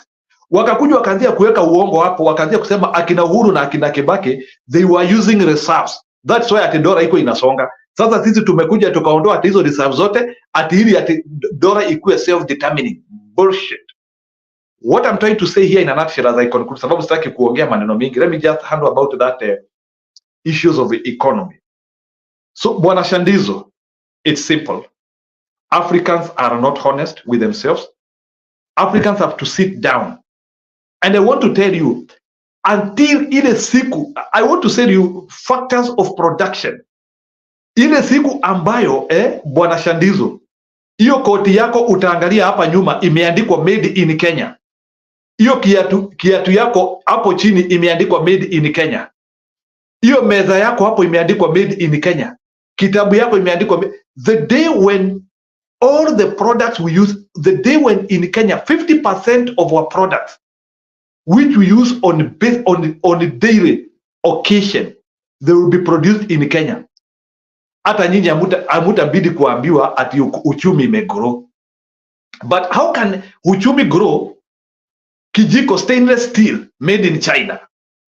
Chopstick made in China, chalkboard made in China. Even if hata kama hii China is the world manufacturer India, hata kama watu wanasema ni kiwanda ya dunia, vitu zingine we are busy saying we are going to produce a car like that gentleman alisema ati Naivasha kutatengenezwa gari. The same people who are being told gari zinatengenezwa Naivasha, hii kitu ya kutoa meno kwa meno, hii kamuti ya kutoa meno, kutoa uchafu kwa meno, hii kamuti kanaitwa aje? Hii kamuti ya kutoa chakula kwa meno inaitwa kichokono. Sasa hiyo kakitu hiyo, I've never seen muti imetengenezwa Kenya, hiyo ya kutoa hiyo something simple as that. Toothpick. Toothpick, good. Imagine toothpick. We cannot make toothpick, and we are talking about industrialization. Bwana Shadizo, we are jokers and we are retrogressive. For your information, akina Kibaki, they had better life and better leadership. Akina Kibaki during 1963. I want to tell you, Kenyans of 1963 are the better Kenya than the Kenya we have. I want to tell you, look at the status of leaders in 1963. Now, what if you go to Mukona? I want to tell you, somebody like Salasia, this stupid man from Busia, because to me, he is a stupid man. In 1963, angekuwa kiongozi. Loyal had produced people like Akina Masinde Muriro and some other guys. I want to tell you, a guy like Salasia could not become a leader of anyone. And I want to say, even if Salasia anasemanga ni Azimio, these are some of the people we have to start distancing ourselves with. Huyu jamaa ile upuzi amefanya na kupiga piga, it doesn't matter huyo jamaa alifanya aje. People like Salasia, they are people we should start deleting. And next time, even us Azimio, if we will start supporting people like Salasia, we will start disagreeing with our principles now. We have to start knowing such characters mapema. Those are not people who should even be near leadership. So in a nutshell, Bwana Shadizo, our country is dying on everything. We are eating poison everywhere. No wonder even cancer is in another level. Our population 65% and beyond. Hatuna wazee sahi, wamekufa wote. Go and look at our demographics. These are the things we have to start announcing here. Caves has died. Every quality regulation authority hakuna. Kenyans are just on their own in the name of tuna viongozi. Stupid people. Ni sisi tujipange sasa. We are naked. Na tujue these people have done the worst to us since we were born. Na tuseme sasa we need a change. Burkina Faso pale wamejipanga. Hata kama ni serikali wamepindua. And things are working. Minerals are moving from $2 to 200. Na munasema kupindua serikali ni mbaya. For once, at least, if something cannot be done, I want to say, as long as Zakayo ako hapo, we are doomed forever. There's no hope. Atujui hata kama Zakayo akitoka hapo, we don't know what will happen uko mbele. But at least with Zakayo, you know you are destined for failure, even without trying. I want to tell you, Zakayo anapeleka Kenya kwa ditch na miguu yote. And hii ni kitu nasema sasa Sadisho nikimaliza. I want to tell you, in the next 10 years. Mimi sitaki umalize. Nataka umalize na hii pia. Because I see our time is far much gone. Na hata sijui kama nitapea wengine time because we are running with 7 minutes. Utawapea. No, saa zingine tunaendanga 6 ina shida. Tunaweza enda hadi 5:30 inanga shida. Don't worry. Nasema let's open another tab.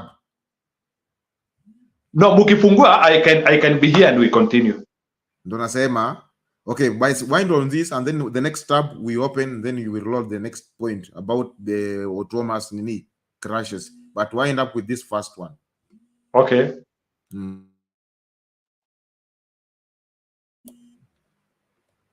Complete the point and then we will go on. Okay, so what I was saying in a nutshell is simple. We are on our own. Sisi wa Kenya lazima sasa tujipange. Let me tell you, kuna kuanga na people driven revolutions. Munaweza jipanga nyinyi wenyewe hata bila viongozi. Sasa tujue sasa, at times these people agree on higher end. Sasa nimesikia Kalware na Kalwale na anaitwaje? There was this governor and the former governor wa Kakamega. They are now agreeing. Yeah. They are now agreeing and they are saying that they can even start sharing voters. You know, some things, you know, let me tell you. I want to tell you, this Karwale is on a mission from Zakayo. And I'm so surprised that Oparanya is listening to this stone thrower. Unajua saa zingine we don't have age points of how we interact with the people. Anyway, wacha nimalizie hapo, tutaongea in the next feed, but na nasalimia keep sana. It's simple. Our country is doomed.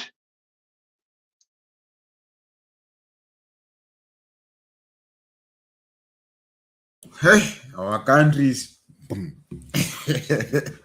Anyway, thank you for everyone. Thank you people in the comment section. I'm seeing the vibe of the comment section inaweza mbaya mbovu. And at least we are keeping it up. Mr. Shedizo, we are Pea huyu kipu dakika mbili kabla ufunge tu akoe. Wacha nisome wa comment section. Anasema Mr. Shedizo, we are jokers. Wah. Anyway, watu wa comment section, niambieni tufungue another tab ama tufungie hapo. Wacha nipe kipu amalizie. Keep. Hata nilikuwa nimelala, mumeniamsha. Acha kulala kwa kazi. Bwana, naingia kazi in the next 1 hour. Sasa, if you are still believing in sweets from Turkey, unafikiria utauziwa na hiyo pesa ya Kenya hiyo? You are still believing in nyanya inatoka Arusha inaingia Kenya through Tarakea, Oloitoktok hapo Ilasit. Hakuna hiyo, lazima utagongwa pesa na dola lazima ipande juu. And for your information, Shadiso, I saw you are talking of 160 against Kenyan shilling, but as we talk now, even if you can check, if you do like business, you can check. Right now it is 161.9. Maybe in the next 1 day or the next day, it will be 162, if I'm not wrong. I'm following on that thing very much. That is where my provision is. So our country is not heading to the best place. Wamepunguza mafuta pesa kidogo, lakini wale wananunua mafuta na hiyo pesa hawajui pale nyuma kuna vile wamekuwa attacked. Yani wamekuwa taxed. Shilling against dollar is racing each and every day as we talk, each and every minute. It is racing and going up. So I don't know what we can do, but you have to revisit. You have to revisit. Pesa mfukoni, kama kuna wenye walipata pesa kwa mfuko yao, ni sawa, mtugawie sisi. Sisi pia tulipiga kura na tulipiga hapo. Lakini saa hii pesa mfukoni hatuoni. Labda wenye wanapata pesa mtugawie. Otherwise, Kenya shilling against dollar is going so much high. It's going so much high. I don't know. I see my friend Alex. You can control the show, Shadiso. Alex, to tell us more on that. Thank you. Alex, something to end on this segment? Watu wa comment section wajisema kama tuendelee ama tuendelee. Alex? Anyway, you can continue. Hata nimeamka tayari. Naona hata Julia amekuja. Wacha tuende next segment basi. Just fungua, tutakusaidia. Ukifungua hata ukitaka kwenda kulala, I will manage the next feed. No, but we don't have to finish. We can finish at 5:30. We are allowed. Problem. I don't have the problem with that. We just need to open another. We eat the 5 hours. We remain with 2 minutes. We eat the 5 hours of the target, and then we go for the next segment. Wacha tu afunge tu so that he can obey what Bernard has said. So wacha tu tuanzishe tu feed ingine so that Bernard has agreed. Bernard has agreed we can go up to 5:30 when the debate is hot. Okay, then what you do, just give your presentation then. So Bwana Sadisho, be doing another feed. Wacha basi Alex aongee. Maybe you want to be in this feed. Yeah. I don't want you to close this feed. Let us go up to 5:30. hiyo tushasikia, tunaenda mpaka 5:30. Ni vile tutakuwa tukiunda feed ingine. Just continue. We are going to 5:30. 5:30 we endelea Alex, haifungwi. Yeah, for me, I'm very optimistic. The reason I'm optimistic is that Kenya is changing. From the rallies that we have had from Central, Nyanza, and Teso today, I've seen people rally together and decide that Ruto must go. And Ruto is fearing. Ruto is isolated. And Ruto knows that he has made so many mistakes that anytime Kenyans can take him. The speech of Koome today gave us hope that even the judiciary has seen that it made a mistake. The rally, the demonstration of the lawyers showed us that even them, they have seen that this man wants to be a dictator by saying that he's going sword sio ya kukata mboga, ni ya kufanya nini? So people have seen what this man is. So Kenyans are mad, and I'm one person who is optimistic that this man may not survive. And if he does not survive, we will revive our economy. EPZ will come back, road constructions will come back, water will come back, KPL, Kenya Power and Lightning tokens zitaenda chini, so that people, sahii unajua ukiweka 300 1 week zimeisha. So me, I'm optimistic that the way this man has taxed us to the brim, Kenyans are ready to do anything to make sure, even if they have to die, even if the blood has to flow, Kwani he has to 300 go. Alex inamaliza hata siku mbili? 300. Unasema? Hata siku mbili haishi kwa token. 300 haishi kwa siku mbili Ndio itakuwa inaisha. nakuambia. Alafu, what makes me be optimistic that this man is going, his own people have suffered so much, they expected at least, like during Moi's days, mahindi watalipwa vizuri, wheat watalipwa vizuri, and other products. They are not getting paid. Their people are growing poorer and poorer every day. So Kenya is united in what we call economic sabotage or economic suffrage. So if we go around and convince everybody and we decide that this is it, this man will go. So I'm optimistic that we must decide that we can't give this man 5 years. But if you want to give this man 5 years, then I can agree with all what you are saying, that we are going to suffer for 5 years. But why should we suffer for 5 years when we have the power? Now that the judiciary is on our side. So I'm one person who is optimistic that if we are ready to remove this ban, we can remove him, and EPZ ianze kufanya kazi, KPLA ianze kufanya. We revive what Uhuru had done. People say Uhuru made mistakes. There was no mistakes he made. It was economic it was lies so that they can remove him. It was total lies. At some point in life, In the 60s, America had to decide to build highways. The father of Al Gore proposed it, and they built highways. They built bridges. They built infrastructures. At some point, a country has to build its infrastructures for it to start having economic growth. And that's what Uhuru did. He set pace for the next president so that we can start now being an advanced country. But Ruto has supported that. So I'm optimistic. Mimi, I have not lost hope. Okay, Alex. Thank you, Alex, for that great submission.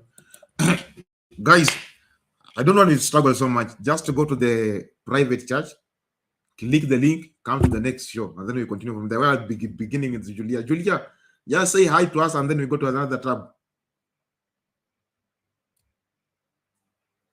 I'll talk in the next tab. Thank you. Thank you. Let us go to the next tab. I appreciate each and everyone.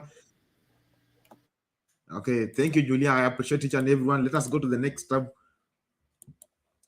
Thank you, each and everyone, for getting in touch with us and being with us at this moment. We appreciate us. Appreciate as we open the second segment. Please join us as we continue discussing how to. Okay, sawa. Tunaenda huko. In the comment section, let us just move to the next segment, and then we will be. Yes, and then we'll be getting more there, and we'll be rolling down there and there. Please, let's continue getting in touch with show. Let's continue keeping us moving, because we're here to bring everything. Anasema amefungua. Alex amesema amefungua. Oh, okay.